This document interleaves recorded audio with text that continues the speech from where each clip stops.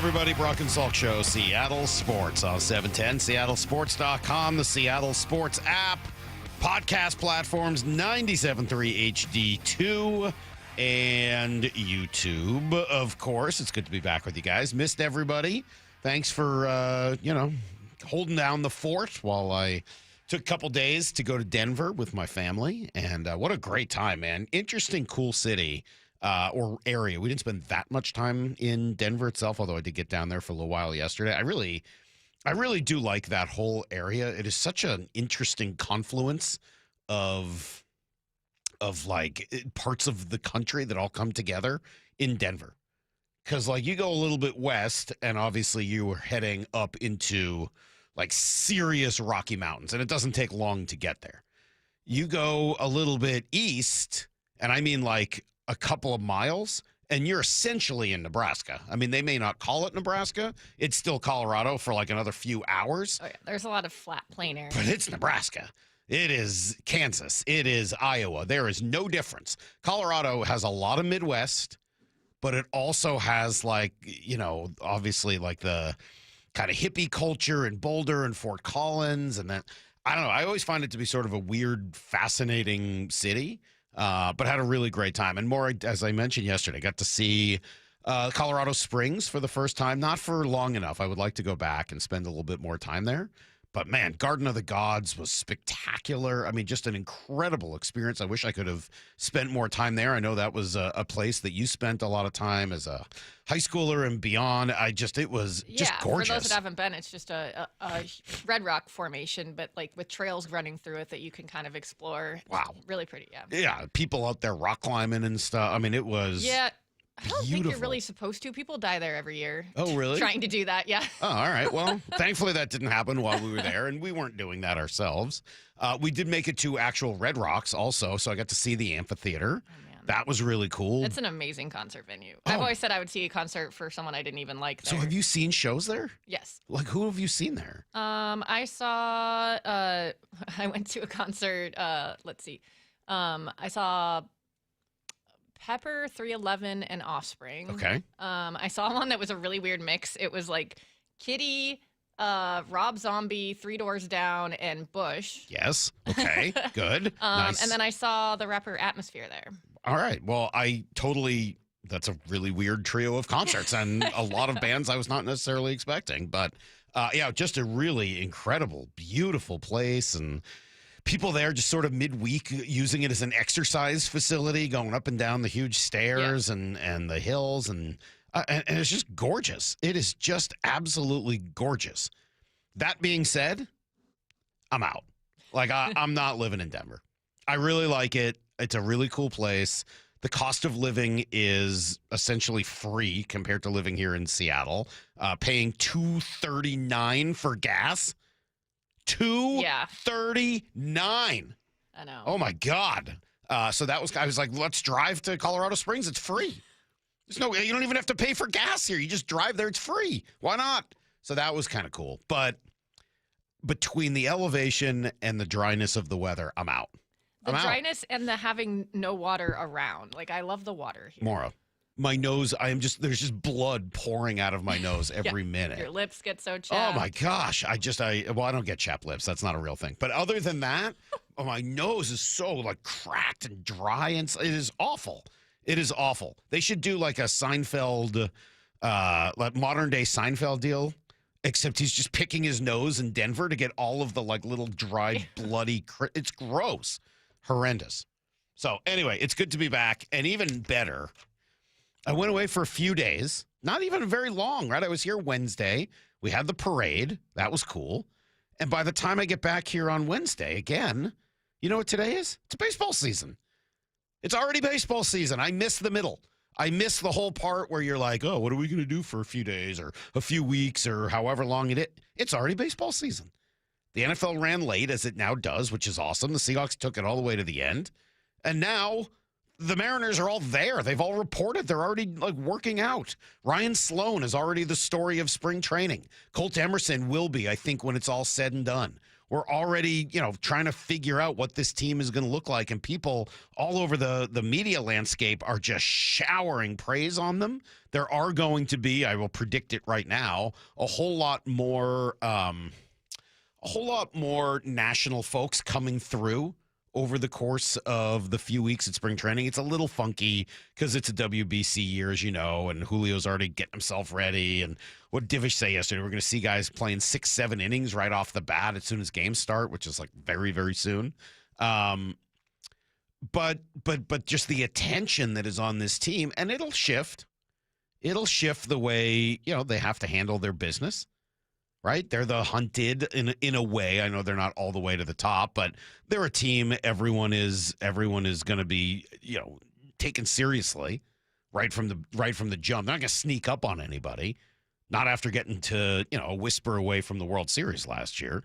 So, everything feels a little bit different. I hope there's a tremendous amount of excitement about this team and where it's going. I think one of the things I like as I start thinking about heading down there, and I'll go down Sunday, and then Maura and Brock and Lyle and I will all be there in various capacities all of next week. I did send you guys the weather report in case you were interested. It looks like it's between 75 and 82 every single day there and sunny, and it's just going to be incredible. Oh, we were talking to Divish about it yesterday. Oof, man. It's going to be 82 Monday. It's going to be a little too hot. I was like, nope. Nope. It's going to be just fine, Ryan.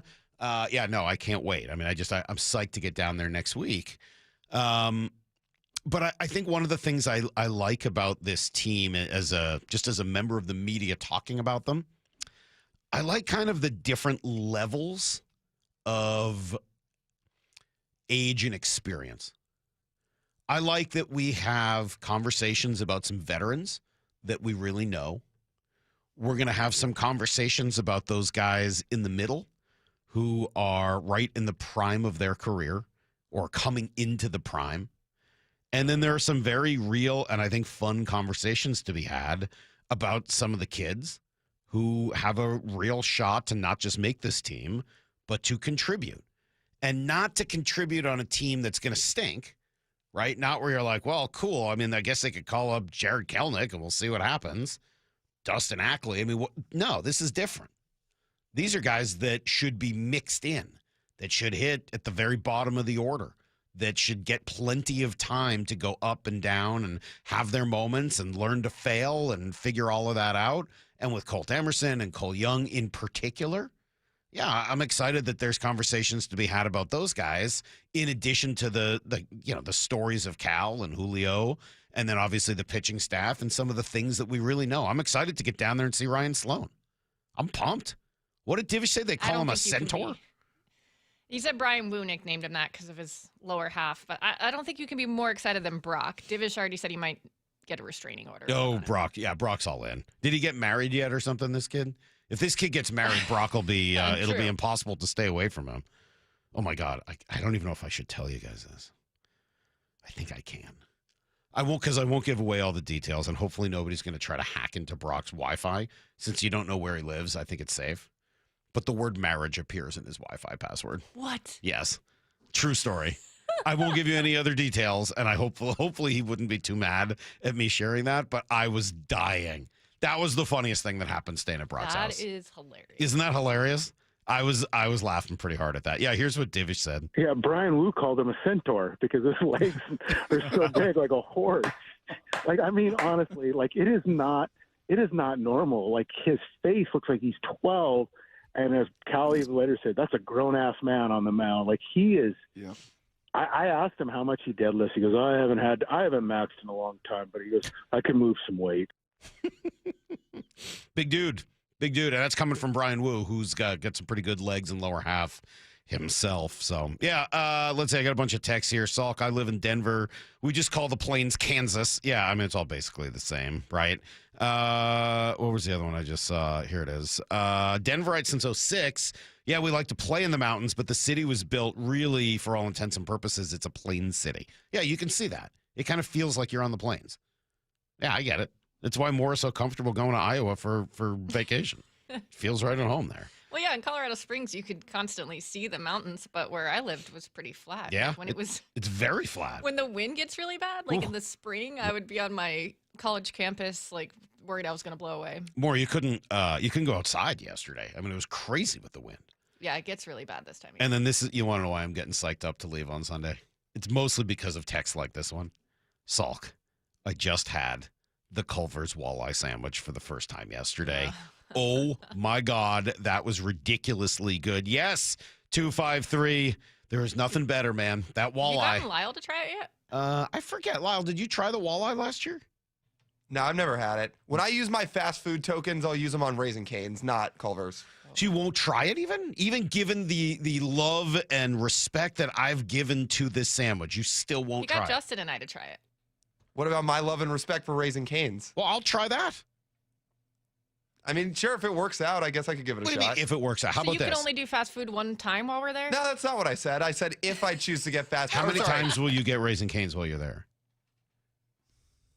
Well, it depends. Some combination of Raising Cane's, In-N-Out, and Leo's. What's Leo's? Okay. Like Leo's Island Barbecue? Oh, yeah, the barbecue. Oh, the barbecue place. Yeah. That place is really good. Okay, well, that's 3. And then we're going to do Culver's one day as well. All right, I'll tell you what. We'll be right back. We'll give you guys everything you need to know next on Brock and Salk.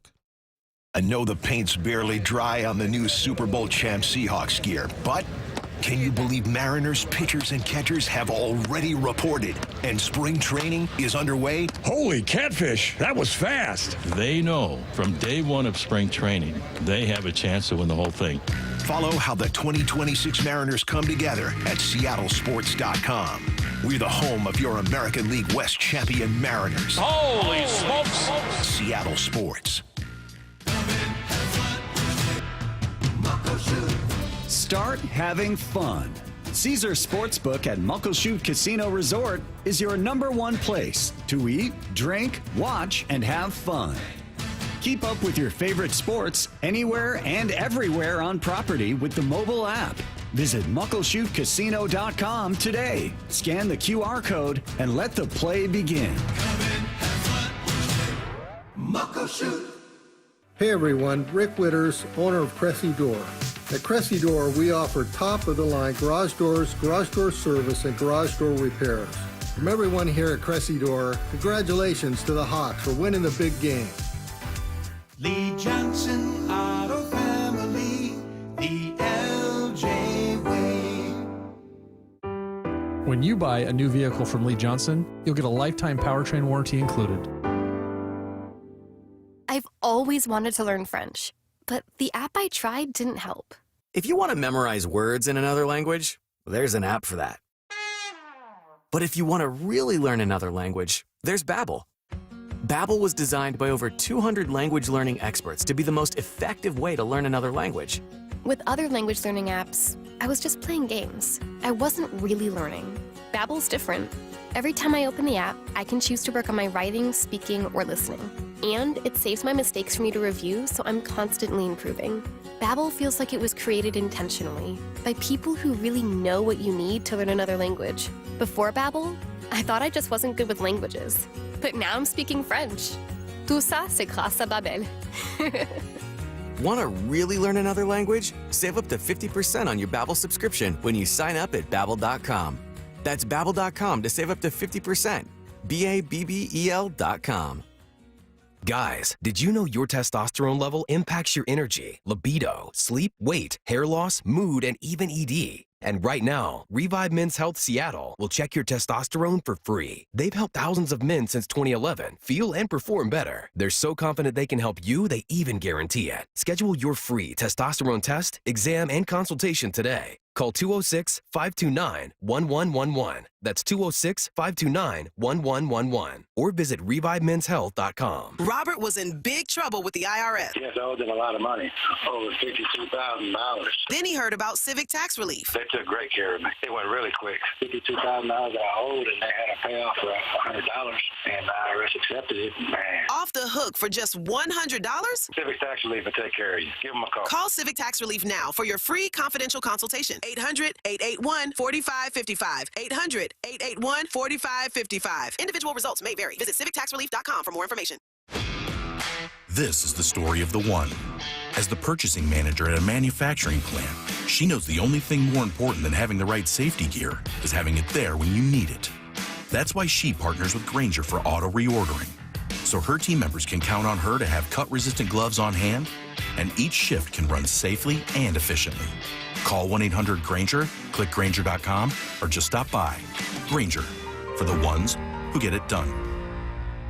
The celebration continues. We never wavered, man. We believed in each other. We loved each other. On the home of your Super Bowl champion Seahawks, Seattle Sports. How can you free your team from time-consuming office tasks? Amazon Business. Smart business buying tools enable buyers to find and purchase items fast so they can focus on strategy and growth. Free up your teams and focus on your future. Learn more at amazonbusiness.com. Are you 50 or older? This news is for you. The CDC recommends you get vaccinated against pneumococcal pneumonia. Even if you're healthy, your age puts you at risk. People 50 or older are over 6 times more likely to be hospitalized with pneumococcal pneumonia compared to adults 18 to 49. Just one shot can help protect you. Learn more and schedule at vaxassist.com. That's VAXassist.com. Sponsored by Pfizer. Get 5 quarts of Syntec Full Synthetic and a MicroGuard Select Oil Filter for just $32.99, plus 2 times points at O'Reilly Auto Parts. Limits apply.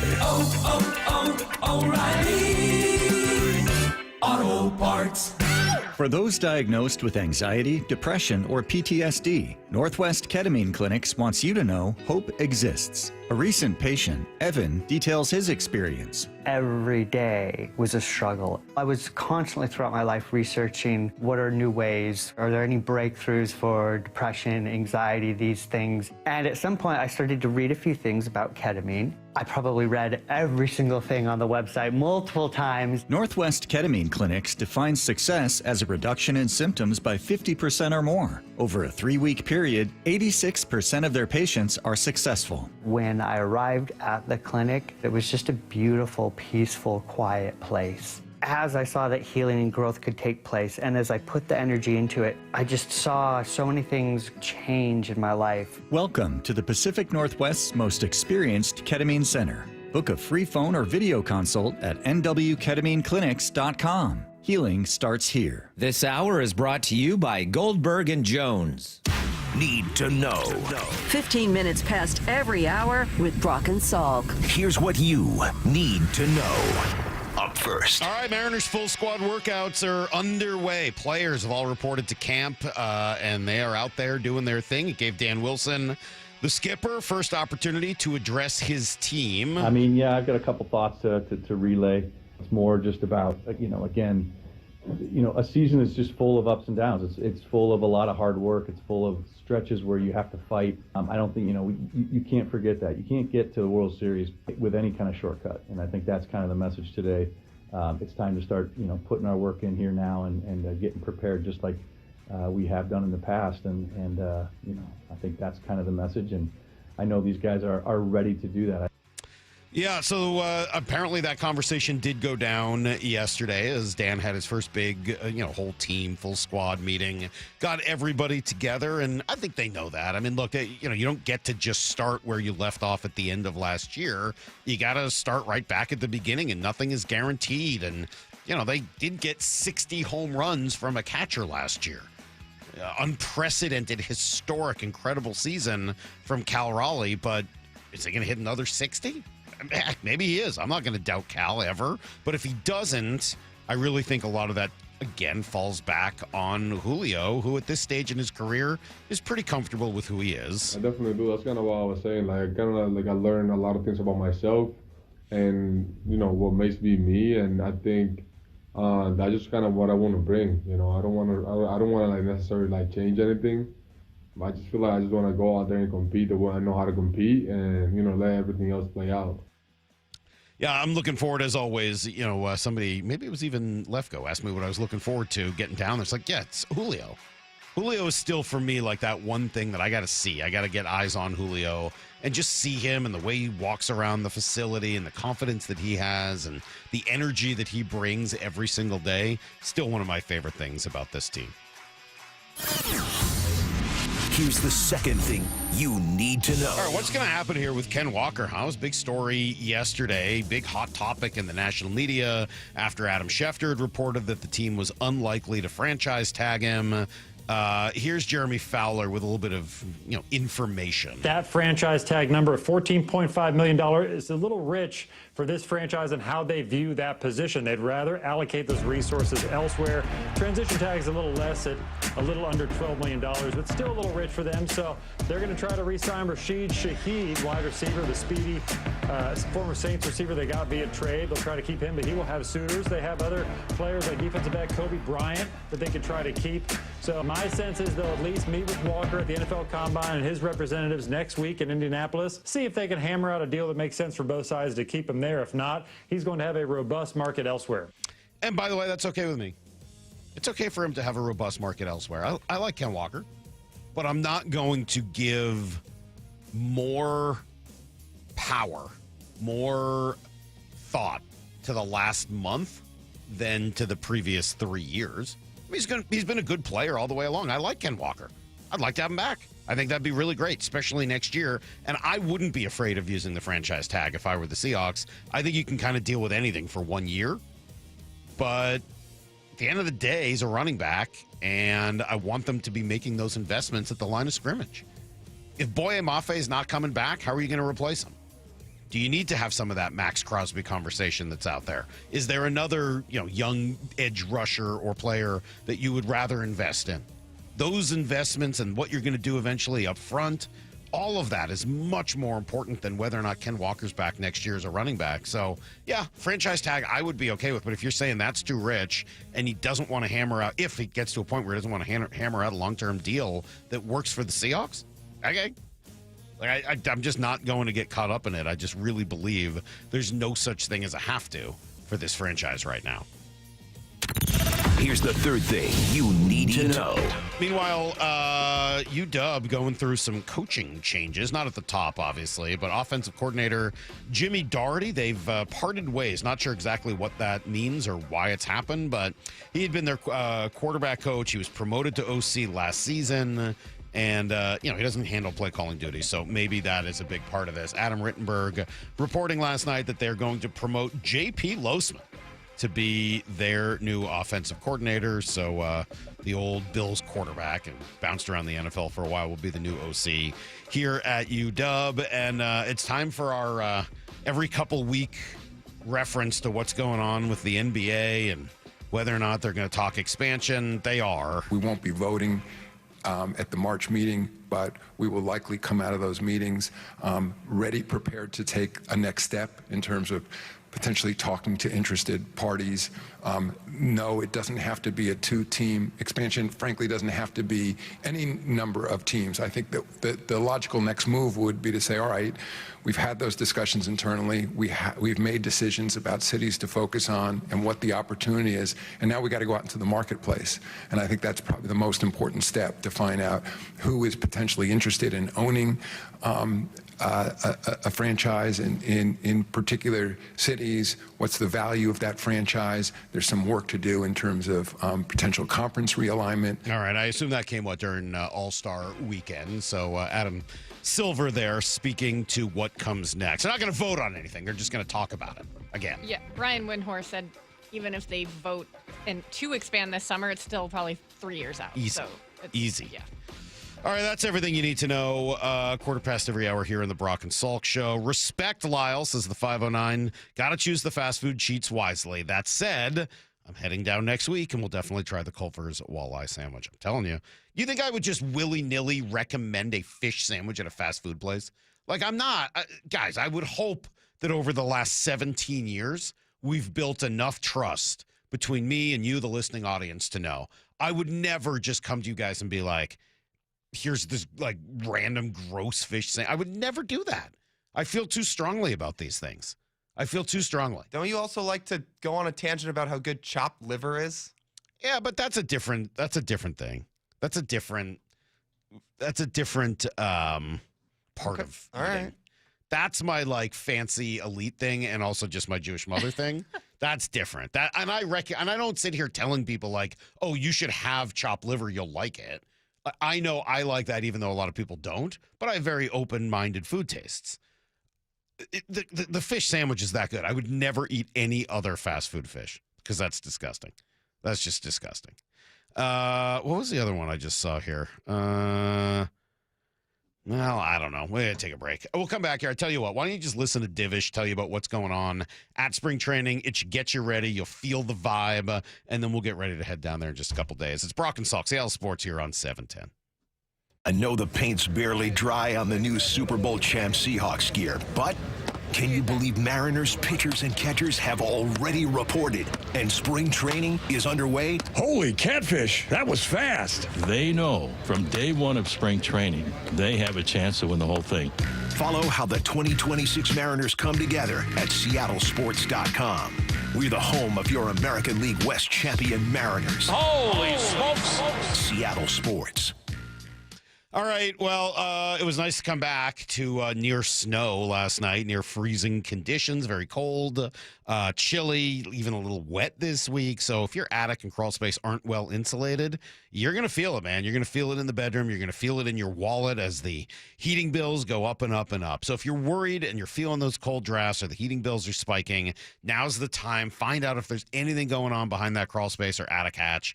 Get Crawl Pros out there, and they will conduct a corner-to-corner inspection of all of those important spaces. Yeah, they go where you don't want to, certainly where I don't want to, and they did a great job at my house making sure everything was locked down. If they also discover that your home is under-insulated or improperly insulated, they can show you all the utility rebates available to get that work done, not just correctly, but also affordably. So if you're a PSE customer and your home was built before 1990, you could get a rebate to cover up to 95% of the cost. If you're worried anything's going on in that crawl space or attic, critters, water intrusion, mold, plumbing, whatever, call Crawl Pros and schedule your free corner-to-corner inspection right now at crawlpros.com.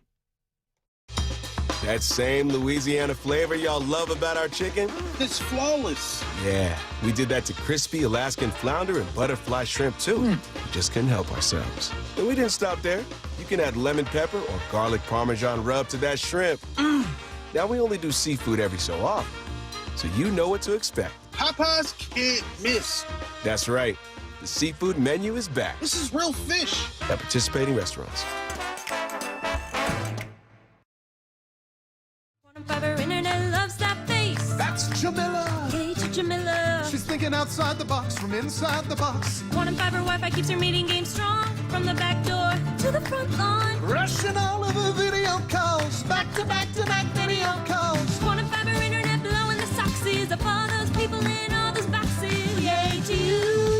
Switch today at quantumfiber.com. Additional pods may be needed to achieve Wi-Fi coverage in some locations. Limited availability. Service in select locations only. The following is a paid advertisement for the Wellness Company. Today we're talking cancer awareness, and I want to bring in someone with a really unique perspective, Dr. Kelly Victory. She's a board-certified emergency medicine physician with over 30 years of experience who serves on the chief medical board for the Wellness Company. And most importantly, she's a cancer survivor. Dr. Victory, thanks so much for being with us. Thanks very much for having me, Michelle. We've been hearing a lot lately about cancer rates rising, especially in younger adults, which is obviously pretty alarming. What are you seeing? Without question, cancer rates are rising across the board. And concerningly, we are seeing more aggressive cancers in people even in their 20s and 30s. That's scary for a lot of people. Is there anything that can be done to help alleviate that fear? And that is what led me to develop the new product Shield, because it is a group of more than 12 well-studied, scientifically proven supplements that help to supercharge your immune system, the first line of defense against cancer. To learn more, visit victoryagainstcancer.com and use promo code SMALLS to save $25 on Shield. Always consult your doctor to determine if this product is right for you. Bonneville, Seattle, and Seattle Sports are looking for organizations that regularly distribute information about employment opportunities to job applicants or have job applicants to refer.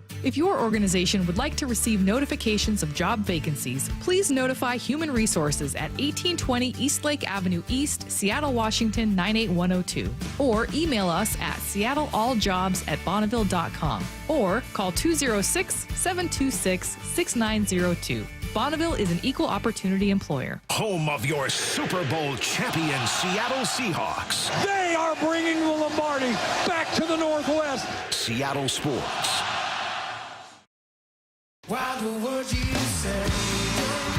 Dave Matthews Band is coming to the Gorge Amphitheater. Friday, September 4th with Stephen Wilson Jr. and Infinity Song. Saturday, September 5th with Watch House and Jonah Kagan. And Sunday, September 6th with Jesse Wells and Sierra Hall. On sale this Friday at 10 a.m. at LiveNation.com. Don't miss Dave Matthews Band Live. Produced by Live Nation. Spring training is here, and Toyota of Kirkland is throwing you nothing but fastballs down the middle. Step up to the plate on a new ride for the upcoming season with their incredible inventory and offers on Toyota favorites like the Prius, Tacoma, Camry, and Corolla. Their all-star team will get you set up with a test drive so you can round the bases and head home with that car the same day. Don't strike out on savings. Swing by Toyota of Kirkland today, just off I-405 on the Totem Lake exit, or visit online at toyotaofkirkland.com. Comcast Business helps turn today's small businesses into engines of modern business. It's how restaurants become reliably up and running neighborhood favorites. How retailers become seamlessly restocking, cyber-securing must-visit shops. And how healthcare offices become the data managing caregivers that we all depend on.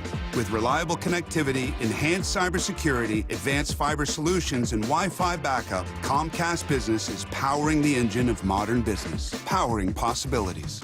Now through March 22nd, switch to Comcast Business and get started with 150 megabit internet plus Security Edge for $59.99 a month for 12 months with a 2-year agreement. Or ask how to lock in your rate for 5 years on a qualifying internet bundle and get a $500 prepaid card when you add 2 lines of mobile. For a limited time only. Call today.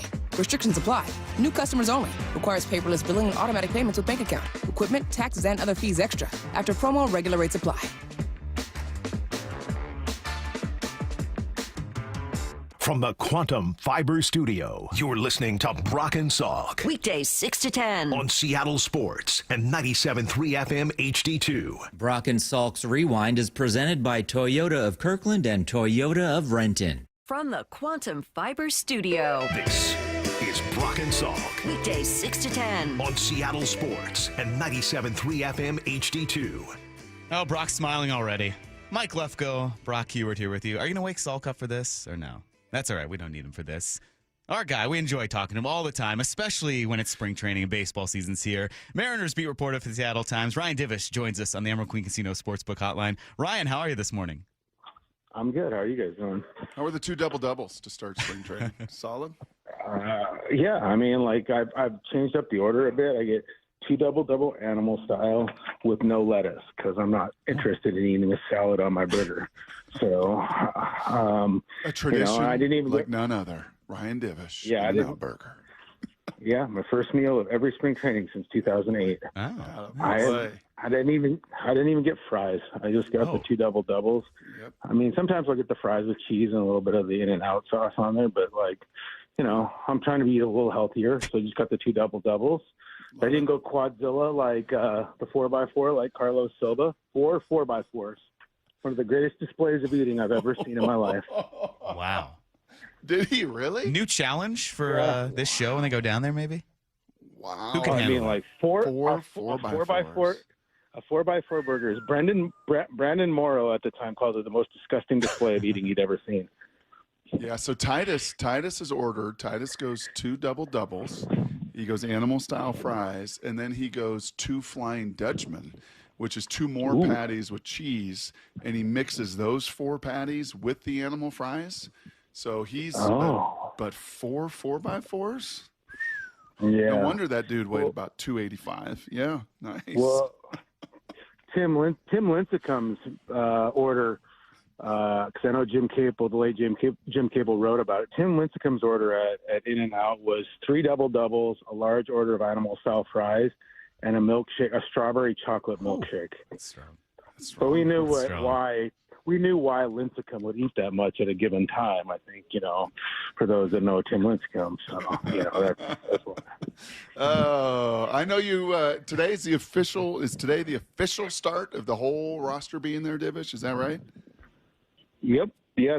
Dan was getting ready to give his speech. He was pacing outside the clubhouse with his notes. He had his dad readers on. He's kind of looking, trying to decide what he was going to say. Like, I don't think this is the most comfortable thing for him. I remember he was like Scott Service because he read all them coaching books and loved all that coaching stuff and leadership stuff. He would work on that stuff all spring and practice it and be ready. I don't think that's Dan's comfort level. I think he knows the importance of it and everything. But you know, and it's different. I'm sure the message is different this year compared to last year. I mean, like last year it was his first spring training. There were some new guys, and there wasn't the expectations that maybe there are. You know, I mean, like I went into last season thinking they could possibly compete for a postseason spot, but I didn't think that they were going to, you know, run away or win the division. Or I didn't think that they were going to get as far as they did in the postseason, just given some of the concerns about the lineup on the daily basis. But you know, this year you look at it, you look at the division, you look at the landscape of the American League, and you look at the fact that they were able to do all that last year with their starting pitching not being that great. Well, then all of a sudden, you know, you think, okay, if they just get, you know, 130 starts from their core 5 guys, they could be really good this year.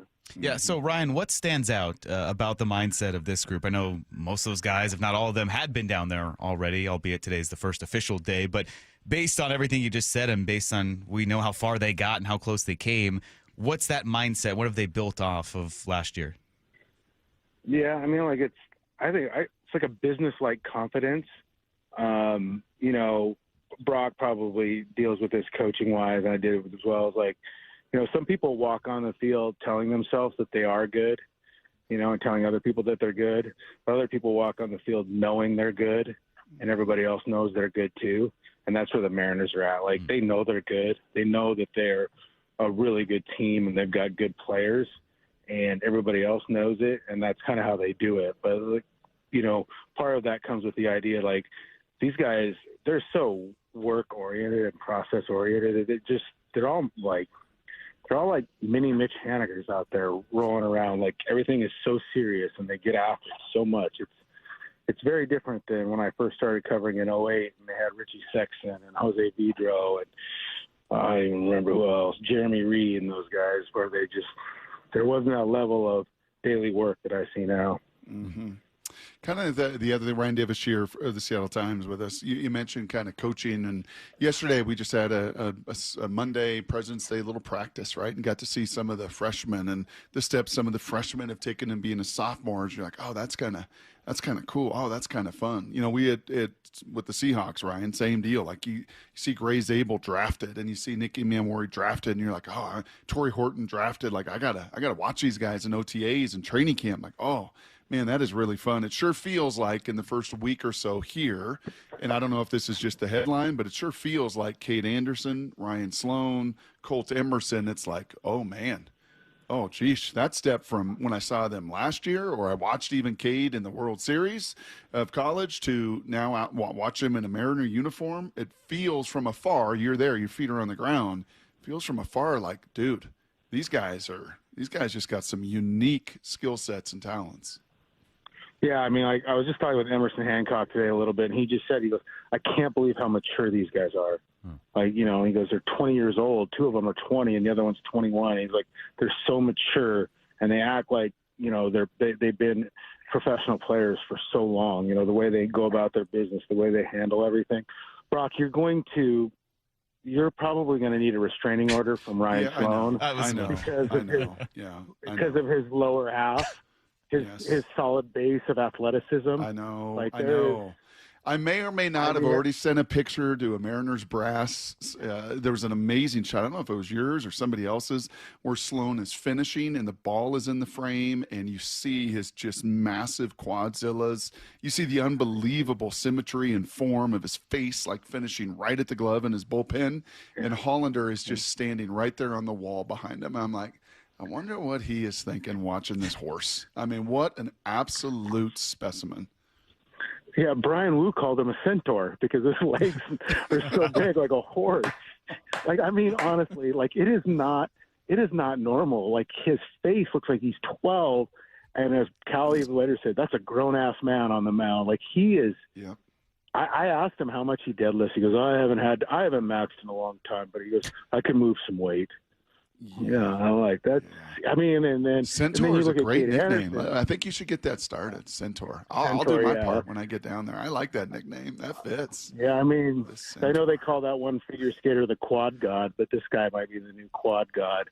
You know, like I don't know, like this, like Anderson is left-handed. He's kind of slight, and I know everybody gives him the Max Fried comparison because of the breaking ball, but man, And I don't know if you remember, but like the efficiency at which way he pounds the strike zone, it reminds me of Cliff Lee so much. Just like attack, and got that kind of feel to him. So yeah, I mean, and then Colt Emerson, I mean, that kid must have come out of the womb like a 30-year-old. I mean, honestly, like he takes everything so seriously, like with the right amount of just kind of perspective. I had somebody, a fan, ask me the other day, "Hey, is Colt like Jared Kelenic?" I go, "No, not in any way." Like we talked to Colt the other day, and when he talked about being 20 years old and being in a good spot no matter where he's at, what happens this spring, like he meant it. Like when with Jared, everything was, there was just this anxiety and this edge of like, I got to get here, I got to be this guy. Like Colt understands the process more. Like this whole, I swear to God, I feel like I'm straight out of an Andy McKay lecture, but talking about the process and process over results and stuff like that. But in a game like baseball where it's so skill oriented, you need to have that mindset. And I think Colt talked about it. Sloan talked about it, having 3 bad starts in a row, something he never had, and getting back to that idea of the process. And I think because like guys like Julio and Cal and Brendan Donovan, who has forearms bigger than Ty France. I mean, his forearms are the size of one of Lefko's thighs. I mean, they're freaking gigantic. And he'll break your hand when you shake his hand. So, like, it's just the way that the mindset around here, it's really different, And I was talking, like we talked with Cal, and he was talking about how Mike McDonald asked them all about their process, and McDonald's a former college baseball player, so he's just enamored with pro baseball players and their process. But it's like, it can be the same. I mean, I always hate the Seahawks and Mariners comparisons to performance. Remember, they always say compete every day for spots. It's different when you have guaranteed contracts. Yep. But the daily preparation for your craft can be the same, and that's what you're seeing is that, like, these guys just get it, and when your best players are your guys that prepare the most and work the hardest, you can't be a rookie or some other kid and think that you can get away with doing what you want to do. So you mentioned Kelenic there. The word that comes to my mind when I think of Jared and some of these guys, and again, you see it, you saw it, I'm sure, even coaching last year and managing, performative. It just felt like at times this is just putting on a like this is the way I'm supposed to act. Like it's a performative rather than just kind of a DNA competitive. Is that a kind of fair way in optics to look at that, you think? Yeah, I think so. I just think, like, how you go about your business and how you do every little thing gets measured and gets analyzed at this level. And, having the right idea of who you are is big. I mean, like we talked to Julio today, and I think the difference that I see in Julio, there's a piece there that I think started at the All-Star break last year, but there's also an identity of who he is as a player, particularly as a hitter, with the work of Edgar, with what, over the years, like, he just kind of knows who he wants to be as a hitter and what he wants to do. In years past, there was always kind of a swing change or a setup change or anything like that. This year he came in just like, this is why I was good last year, and I'm going to keep doing that, and I'm not going to deviate because I figured out what works best for me at the big league level. Could that mean that he has a faster start to the season? I think the Mariners certainly hope so. But I just think he's in a better place than I've ever seen him, like, mentally. Physically he's going to always look great, but, like, mentally he just is, like, at peace with who he is. There's that understanding, and many players will search for this. I mean, I'm sure you did too. Like, understanding who you are as an athlete or a player at the level you're given doesn't always come for everybody, and players search for it all the time, and Julio finding out what kind of hitter he is and what makes him work, he's found it. And I think that clarity is really kind of got him in a good spot.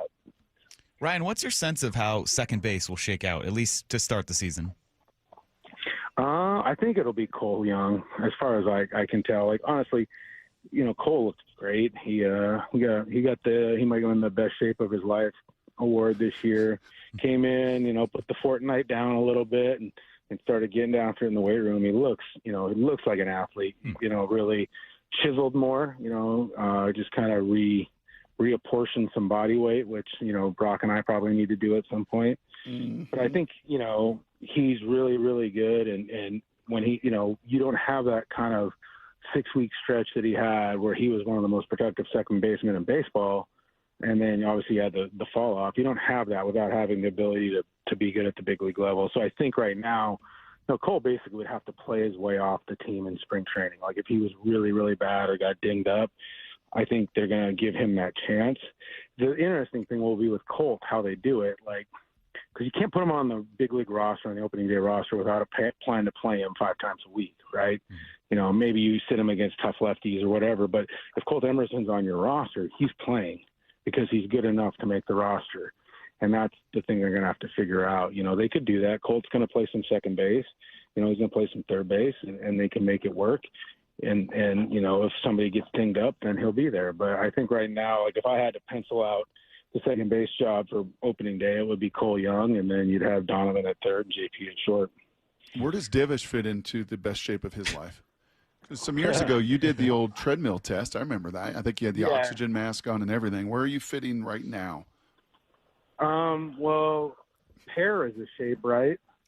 Fire hydrant is a shape. I'm shaped like a fire hydrant right now. I skipped the Super Bowl and went to Hawaii with my fiance before spring training, and I ate a lot of loco moco and spam musubi. So I'm and then I had Leo's. I had Leo's Island Barbecue. Yeah, I had Leo's Island Barbecue, and that. Hey, Ryan Sloan, he took Leo's too. That's how you get quads like that. So, I mean, I think I know you guys are excited. I know Brock, you're excited to get down here, and I can't. It's supposed to be 82 on that Monday, 82 or 84. So I can't wait to see Salk put the just copious amounts of sunblock on, and how it gets trapped in all his fur, so he just looks whiter than he already is. But I think great luck. I think that's one thing you'll notice is just kind of it's a business-like confidence down here, and then obviously, like I said, you're going to be stalking Sloan and some of those guys. I got my plan. I mean, so what role, Divish? What role does the WBC play in this? Does it feel like things are expedited and the urgency is even higher as guys are going to head out in just a couple weeks to play for their country? Yeah, it is, because guys like Cal would be here early, and even Julio, but they're already doing live BPs and seeing pitching and facing pitchers earlier, probably a week earlier than they would before. And, all these guys, what they want to do is have enough enough at bats when they go report, so they feel like they're ready to go play in games where the results count. It's not like going in a Cactus League game where you get your 2 plate appearances, play 4 innings, and then walk off and sign some autographs. Like, these guys are going to have to go play. The other thing, too, is I think, and Julio figured this out last year. I'm sure Cal will learn about it quickly. But, all the stuff that you have to, at your own facility, like how you work, your routine and everything like that, is not the same when you go to the WBC. Yeah, there are going to be lots of coaches and people to help, but, they don't, it's not set up exactly the way everything is at the Mariners. They have the trajectory, they have all this stuff, and they do their early work. Those guys have such a routine about the number of swings they want to get in, all the stuff, the lifting, everything. And so adjusting that to a different facility, different coaches, and some pretty big names and superstars, that's going to be something that they really have to adjust to. But yeah, I think the biggest concern will be pitching. You've got Spire, Bizzardo, and Munoz all going to pitch in the WBC.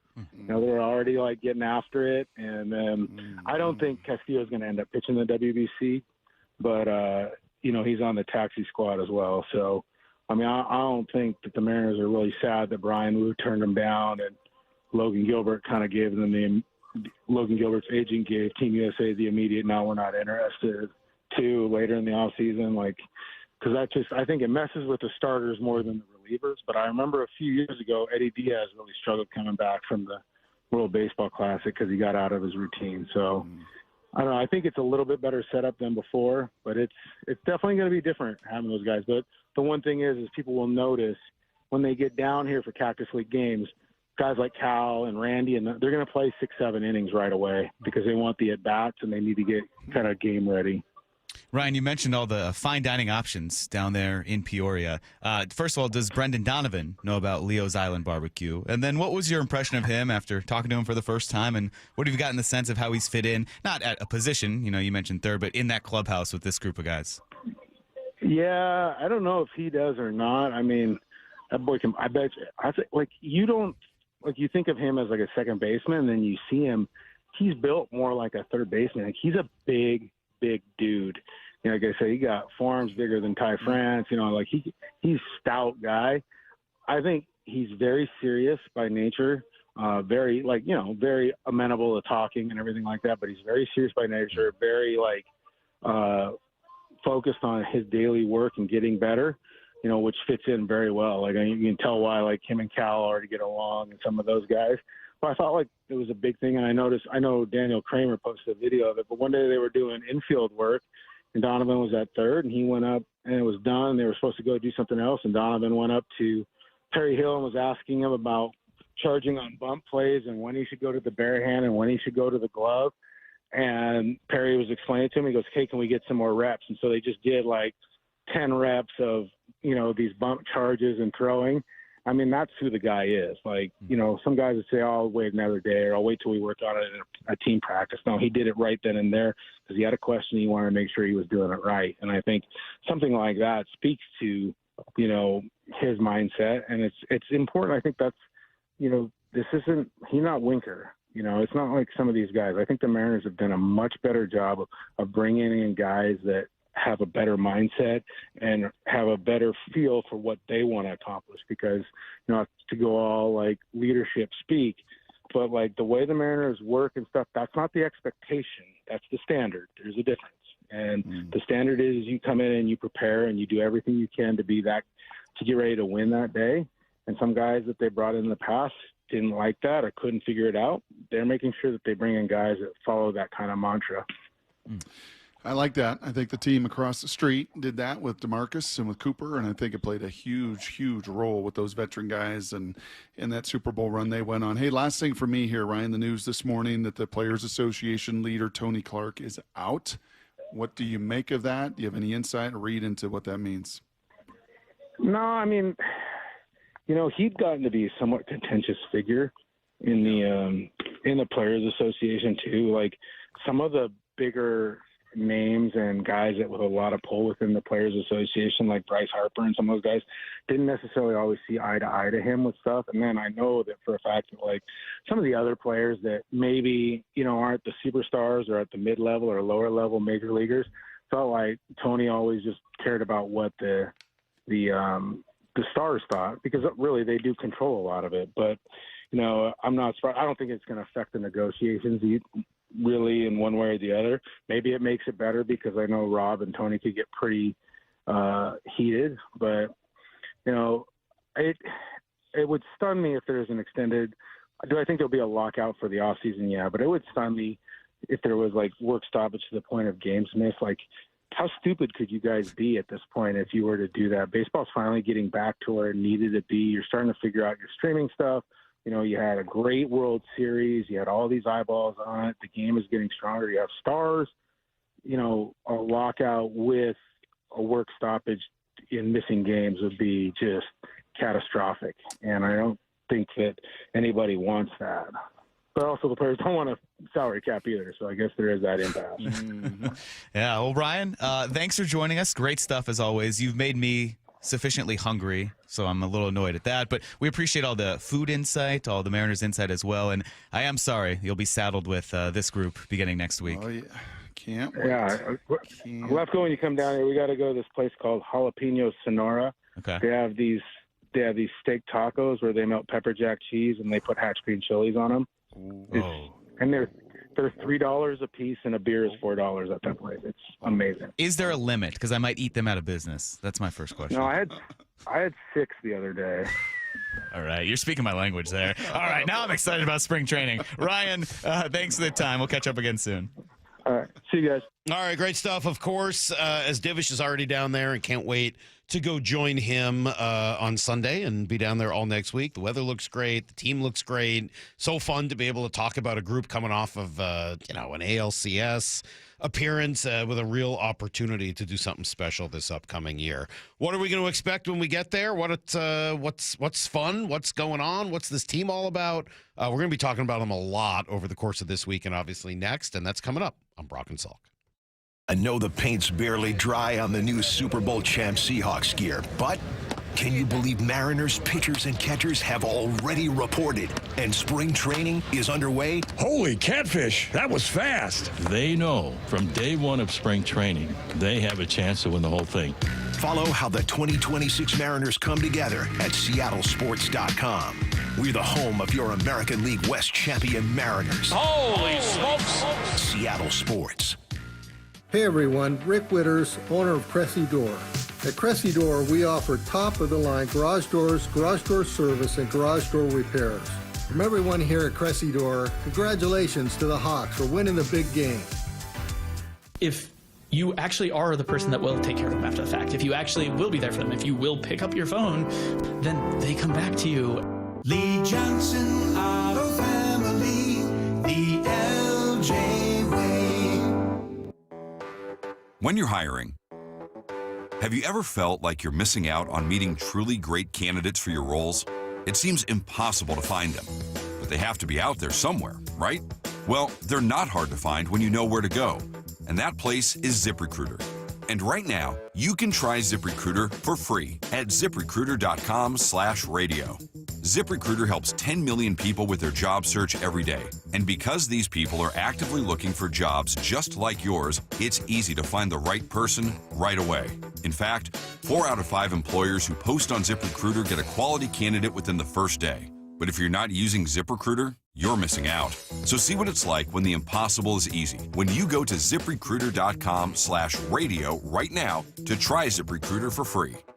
Once again, that's ZipRecruiter.com/radio. ZipRecruiter.com/radio. Never miss out on great candidates with ZipRecruiter. We've all been there. Sleepless nights, mind racing, wondering if your business's security service is really protecting what matters. At Bay Alarm, we can put your security insecurities to bed. Video security, burglar alarms, fire alarms, access control, 24/7 monitoring, and more. Our advanced technology and personalized support ensure you can rest easy, knowing we're here for you, your people, and your business. Visit bayalarm.com to talk to a local security expert. Bay Alarm, we got you. For those diagnosed with anxiety, depression, or PTSD, Northwest Ketamine Clinics wants you to know hope exists. A recent patient, Evan, details his experience. Every day was a struggle. I was constantly throughout my life researching what are new ways, are there any breakthroughs for depression, anxiety, these things. And at some point I started to read a few things about ketamine. I probably read every single thing on the website multiple times. Northwest Ketamine Clinics defines success as a reduction in symptoms by 50% or more. Over a 3-week period, 86% of their patients are successful. When I arrived at the clinic, it was just a beautiful, peaceful, quiet place. As I saw that healing and growth could take place, and as I put the energy into it, I just saw so many things change in my life. Welcome to the Pacific Northwest's most experienced ketamine center. Book a free phone or video consult at nwketamineclinics.com. Healing starts here. From whiplash to herniated discs, there are a few car accident injuries we've all heard of. JP Pendergast with Pendergast Law explains that even the most common injuries differ from one another. Pre-existing conditions, health history, beginning of treatment. There are hundreds of factors that make every person and every injury unique. While these variables aid medical treatment, the strongest case recoveries must also take them into account. Could you explain a little bit more? Our team at Pendergast Law is obsessed with turning over every stone to differentiate each case. This requires thorough investigation, diligent listening, and relentless research. We never pursue cases with a one-size-fits-all approach. We built our success by treating every injury and every case with the individualized attention our clients need and deserve. Pendergast Law's individualized approach to even the most common injuries makes the difference in case outcomes. It's another reason why I can't recommend them enough. If you or a loved one has been injured in a car accident, call Pendergast Law. We can help. When you're vacationing in your RV, there are some things you can always count on. Laying out on a hammock, waking up to birds chirping, and board games with the family. What? It's not cheating. Frank, you're scaring the kids. Oh, come on, guys. We're having fun. It's family time. With Progressive, your RV is protected 24/7, so you're prepared for whatever you don't see coming. Technically, it's a loophole. It's a children's board game. You're a grown man, Frank. Progressive Casualty Insurance Company and affiliates, not available in D.C. Evan Cohen here. In life, as in sports, the pros make it look easy. That's why pro golfers like Jason Day, Ben Griffin, and Patton Kazire trust the pros in lawn care. True Green. They have the experience and expertise to give you a lawn worthy of the PGA Tour. And since True Green does the work for you, you get more free time, or more tee times. So stop stressing over your lawn and start loving it. Sign up now at TrueGreen.com because nobody makes it easier to get a golf course quality lawn than True Green, the official lawn care treatment provider of the PGA Tour. Home of your Super Bowl champion Seahawks, Seattle Sports. They are bringing the Lombardi back to the Northwest. This is the power of 12 is 1, man. KIRO AM Seattle and KIRO FM HD2 Tacoma. This hour of the Brock and Salk Show is powered by Star Rentals, preferred supplier to the West's best contractors. Get in the freaking auto! From the Quantum Fiber Studio, this is Brock and Salk on Seattle Sports. Brock Ewert is my hero. Jay Buhner just punched me in the kidney. We're going to accuse you of manager. It doesn't really work that way, Sherm. This is a show that has my name on it. It kind of does, though. Now here are your hosts, Brock Ewert and Mike Salk. Hello! Well, Brock, it finally happened. After 17 years, the first Salk and Heward family sleepover. Yeah. Never thought it would occur. Never imagined we would be in a situation where we would have a full-on Salk and Heward family sleepover. And that's exactly what we got on Monday night. Amazing. Fascinating. On so many levels. I just need to start here. I think the audience would expect this. I really disappointed you brought sin into my home the way you did. I mean, you brought sin in the form of a tuxedo cake and a caramel cheesecake. Yeah. That's still, like, I had to throw away yesterday. Did you really? Oh, yeah. Because Molly and I just kept mowing it down. Like, this is a doggone Salk. Bringing this sinful, wonderful food and dessert into our home. I can't have it. I can't have it. That tuxedo cake from Costco is legit. It is really good. It's got like mousse and some other stuff in it. And I don't even like cheesecake, and Molly doesn't really either, but that was so good. It's like salted caramel cheesecake. Yeah, it was really good. Yeah, so there you go. Well, I'm sorry for bringing sin into your house. I was worried where you were going with that. I had some questions, but I figured you would. Where you thought that coming from. But it was great. I loved the Heward home. Beautiful, absolutely gorgeous. Molly's done an incredible job with your place. I know you had very little to do with any of it. Very little. Very little. Lyle, you would have appreciated the nice ping pong table setup. That was kind of a little hidden gem in the basement. In the old basement, yeah. The views are great. I thought the entire wall of crosses was impressive. Now, did you think that did or didn't come with the house? One of them is all horseshoes. You are so silly. Those are from all over the country, either gifts that people give us. I think the horseshoes were from Texas. Yeah. So, yeah, Florida, out of the country. I thought it was sort of combining your time with the Indianapolis Colts with some of your, so it wasn't like that. No, it was a good time. It was a wonderful time. Your girls are at a great stage, as I texted you afterwards. Like, what a cool stage. And then the hockey I got to watch was a blast. I got to watch the blowout. Every other game was nail-biting, nerve-wracking intensity, shootouts, and everything else. But, yeah, I don't know how that could have gone much better. And then I got you to finally watch the Miracle documentary. We did watch the Miracle documentary. Brock was fairly insistent that we watch the Miracle documentary. So the whole Salk family gathered. I learned a little bit. So Brock went to go work for a little while. Since I didn't work yesterday, I didn't have to do that. But Brock went and did a little. He's already seen it twice, so he went and did a little work. I sit down with the kids and then Heather and Molly. I didn't realize Molly was a talk through the movie person. I was furious at her. Oh, you were not. I finally had to come down and say, enough. I think get my bath towel. Enough. Okay, let them watch the documentary. If you're going to talk, go in the other room. It and was talk. surprising. She doesn't strike me as a talk through the movie person. No, that was embarrassing. Oh, no, it was very sweet. All right, well, Molly, to be fair, did talk through the whole movie. And I feel fairly safe in saying that because there's no way she's listening to this show. No. She's a wonderful host, but did definitely talk through the whole movie. Movie talker. And then I did tell people, Brock, I hope you're not mad at me. You shared some information with me that I probably should not have made public, and you might need to change it now. But I did mention that your Wi-Fi password involved the word marriage. Oh, nice. Yes. You like that? I thought was hilarious. We were having fun with that. That was my favorite discovery of the weekend, was that your Wi-Fi password involves the word marriage, that it's that important to Still you. celebrated, Salk, nearly 27 years later. As you should be. Celebrated. As you should be. I'm surprised it wasn't Covenant. Maybe that one's coming. I don't know. Maybe now that you have to change Give it. away them all. Sorry. My bad. That's how you get into Brock's email. All right. So speaking of marriage, it came up this morning because I said, just wait till Ryan Sloan gets married. He's going to be your favorite player ever. You're going to love this kid, huh? Yeah. Is that the first thing you got to see when you get down there next week? I don't know. Between him, honestly, and Kade Anderson, I shot a note to one of my Mariners buddies over there. Kade reminds me of, and I may be dead wrong on this. Maybe like, you're an idiot.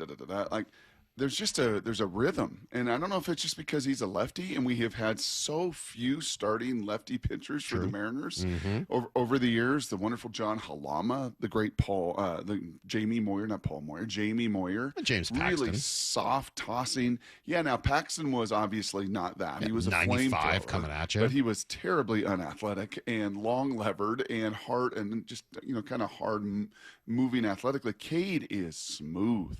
Just kind of reminded me, honestly, of some of the lefty pitchers I grew up watching. Ryan Divish yesterday said Cliff Lee. I see some of that. Tom Glavine, from just the rhythm, I feel some of that. Just kind of like lefties, like Phil Mickelson. When you watch him swing, you're like, gosh, that is just smooth, right? Ken Griffey Jr.'s left-handed swing. Most left-handed swings are like this smooth, almost elegant. Like, gosh, I like watching that. And Kade is a smooth operator that's got some serious stuff to him as well. So, yeah, I think between those two young pitchers, it's almost like, yeah, I know the other five. I know those kind of know what you're getting into. Yeah, I've talked enough of Bryce. I've held his hand awkwardly. I think I know Logan inside and out. Can't wait to talk about his kid. But these two young flamethrowers, one from the right, one from the left, with just guts and coming in here. Well, I will say this: with no fear. Yeah, I'm kind of anxious to watch this. There's reasons to like both of them differently. I sent you guys over this list yesterday, which was from Fangraphs, but this is the Zips projection prospect ranking, so it's going to look a little bit different because this is using Szymborski's Zips projection stuff, and they love Ryan Sloan. Yeah, the model it does not like Kade Anderson as much as the scouts do. But Zips has Ryan Sloan as the 19th rated prospect in baseball. The other grouping, you sort of tend to see him somewhere in the what would you say, Lyle, 60 to 80 range, right? Has sort of been the general spot for Ryan Sloan. Probably a little higher than that, but yeah, I'd say somewhere between 40 to 60, maybe. That's about right. Okay, let's go 40 to 60. They have him in the top 20. Yeah. And by the way, they have Colt Emerson number 3. So, and that's numbers based. That is not, hey, here's what I think, looking at watching them throw or watching them hit or whatever. This is, the Zips projection is based on what other people with those numbers at those various ages and stages have done as they've progressed. Yeah. And so and it also is a very boom or bust related, like the Zips projection likes upside. It likes potential stars. Yep. So to see Colt Emerson at 3 and to see Ryan Sloan at 19, there's some really cool stuff to go down and see at spring training this year. Yeah, and we're a little just prisoner of the moment, at least I can be. You've fought your biases. You've wrote doctrines about them, Salk. You've studied the 9 different biases out there. So I have not. And based on this Seahawks season and watching Nicky Manwari and watching Gray Zabel and watching the youth that have just unique talent make the difference they have, the Colt Emersons, the Ryan Sloans, the Kade Andersons, these young guys are going to be front and center because the other stuff feels fairly given. Even Cal and Julio that are still really young players, Julio in particular, they're young guys, but kind of feel like I know what I'm going to get. I want to see the additions. I want to see those young. But you haven't seen Josh Naylor at spring training and see what that looks like yet. You haven't Different seen jersey a day. It looks like, huh? I mean, he wears the Storm. He wears the Seahawks. He wears reps the Sonics. He's got a lot to Cooper rep. Kupp on yesterday. Like, Yeah. he's a Jersey guy. Yeah, he certainly is. Yeah, and he's like playing that. with Tucker every day. Just like you, Salky. Sneaking Just a different jersey you day. tuck in your jeans every day. It's not no a jeans big either jersey person. No, No, it looks like going to be a lot of shorts next week. I know. Shorts next week. It'd be very nice. Very, very nice. Very nice. Did I see 80s? Did you send me 80s? All right. Coming up here today, Brock, we got a lot going on. At 7:30, we'll talk to Michelle Smallmon from the Unsportsmanlike Show on ESPN Radio. I want to talk to her about kind of the Super Bowl reaction of a few weeks later now. But also, she was so passionate about Brendan Donovan when we asked her off air about it. Pictures of Brendan Donovan, by the way? Yeah. Dude is jacked. Yeah. Which is interesting because he doesn't hit for like a lot of power. So kind of curious to see what that looks like. And we'll talk to her about that as well. And then at 8:30, I don't know, maybe this is a dumb idea. Maybe I shouldn't even bring this up. Maybe this is going to completely backfire on me, and you guys will take this totally the wrong way. Great. But I've spent a lot of time thinking about this particular subject, and I'd like to try to walk through it with you at 8:30, as I think it gives some pretty good context to where the Mariners are at and where they're going. So we'll do that coming up at 8:30. Up next, we'll give you everything you need to know, including the message Dan Wilson gave this team in their first meeting of the year. Stick around. You'll hear that sound next. I know the paint's barely dry on the new Super Bowl champ Seahawks gear, but can you believe Mariners pitchers and catchers have already reported and spring training is underway? Holy catfish, that was fast. They know from day one of spring training, they have a chance to win the whole thing. Follow how the 2026 Mariners come together at seattlesports.com. We're the home of your American League West champion Mariners. Holy smokes. Seattle Sports. All right, guys, Mike Salk here. Championship trophy, of course, is back here in Seattle where it belongs. That big game, that's in the rear view. Now we're talking spring training, the next big moment, opening day, right? Well, you don't make a commitment right now. If you don't, you won't feel your very best by opening day. And people all over the Northwest could lose 20, 30, 40, maybe even 50 pounds by the start of baseball season. It starts by calling Eastside Weight Loss Clinic. 15-minute phone call. That's all it takes to get started. I did it. I lost 10 pounds in a week, 35 pounds in about 8 weeks, and I didn't have to fight for space in the crowded gym. No pills, no injections, none of that fake, bland box meal garbage, nothing like that. Just real food that you buy at the grocery store with great recipes, great coaching, support, accountability, the whole deal. Do it for yourself this year. Book your 15-minute consultation right now at eastsideweightlossclinic.com. That's eastsideweightlossclinic.com. Dr. Ryan Coogan, D.C. Results may vary. I'm Chris Davis, former King County prosecutor and founder of the Davis Law Group in Seattle. If you've been injured in a crash caused by impaired or drunk drivers, there are special considerations that need to be taken to protect your legal rights. Davis Law Group's team of investigators and lawyers know how to properly investigate DUI crashes and identify all parties who might be legally responsible for your injuries and damages. Call Davis Law Group at 206-888-8888 or get my free book at WashingtonAccidentBooks.com. This is a special alert to all Americans who own a vehicle with less than 200,000 miles with an auto warranty about to expire or with no warranty coverage at all. Due to a decline in the economy, CarShield is announcing a low-cost month-to-month vehicle protection plan that is now available to the public to save any driver out-of-pocket expenses on future auto repairs. Call now to find out how you can pay almost nothing for covered auto repairs. Yes, you heard that correctly. Pay almost nothing for covered auto repairs. An open phone line has been established for all drivers to call for a free quick quote. Call 800-793-8074 now. Drivers who are covered will not have to pay for covered repairs again. This protection plan is at an all-time low. Additionally, drivers who activate this vehicle protection today will also receive free roadside assistance, free towing, and car rental options at no additional cost. Call us for your free quick quote today. 800-793-8074. That's 800-793-8074. What do you have to lose? Call 800-793-8074. Again, 800-793-8074. I've always wanted to learn French, but the app I tried didn't help. If you want to memorize words in another language, there's an app for that. But if you want to really learn another language, there's Babbel. Babbel was designed by over 200 language learning experts to be the most effective way to learn another language. With other language learning apps, I was just playing games. I wasn't really learning. Babbel's different. Every time I open the app, I can choose to work on my writing, speaking, or listening. And it saves my mistakes for me to review, so I'm constantly improving. Babbel feels like it was created intentionally by people who really know what you need to learn another language. Before Babbel, I thought I just wasn't good with languages. But now I'm speaking French. Tout ça, c'est grâce à Babbel. Want to really learn another language? Save up to 50% on your Babbel subscription when you sign up at Babbel.com. That's Babbel.com to save up to 50%. Babbel.com.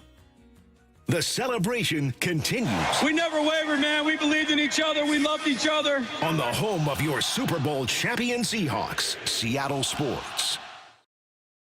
With the new IHOP value menu, $6 is all it takes to go to your happy place, where stacks of pancakes with bacon and eggs are just $6 every day. French toast, sausage, and eggs are, you guessed it, $6. And fluffy omelets come with a side of pancakes and only cost $6. Go to your happy plates every day at IHOP. $7 in some locations. Available every day for a limited time at participating restaurants in the U.S. Hours may vary. No substitutions. Not valid with other discounts or promotions. Prices may vary. This is the story of the one.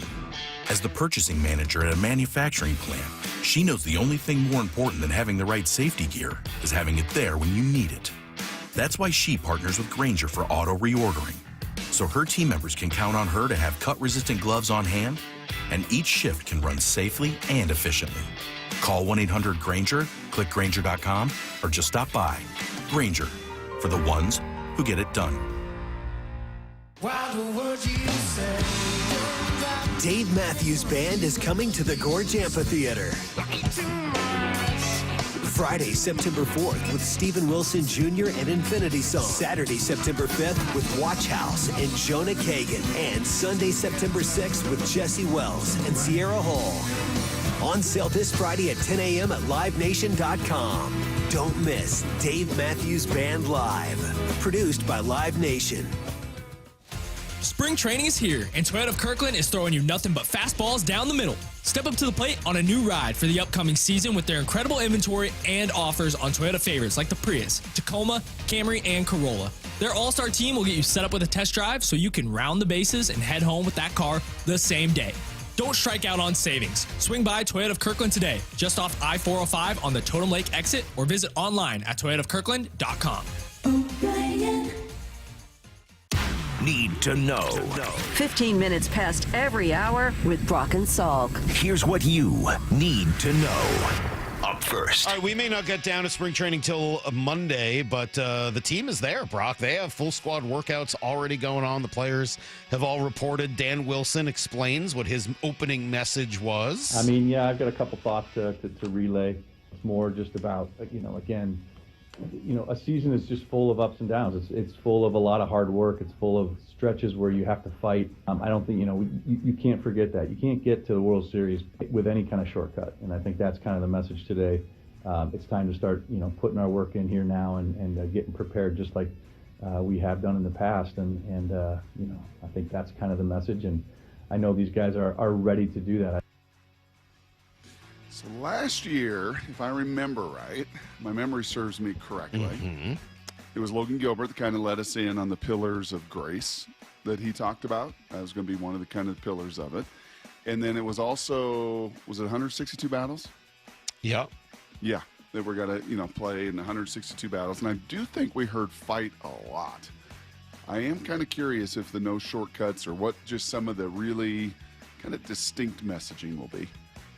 Ryan said, Divish, who joined us yesterday, Salk, he said he saw Dan Pacey outside the clubhouse with his note cards and his glasses halfway down, kind of prepping for that moment. Yeah, not that is his wheelhouse. Scott loved those things, right? He had a lot of notes, read a lot of coaching books, as Divish said, and he was definitely something that for Dan, it just, I don't know if the messaging aspect of it is as big a deal to him as it is to some others. Right. We certainly know the Seahawks messaging really well.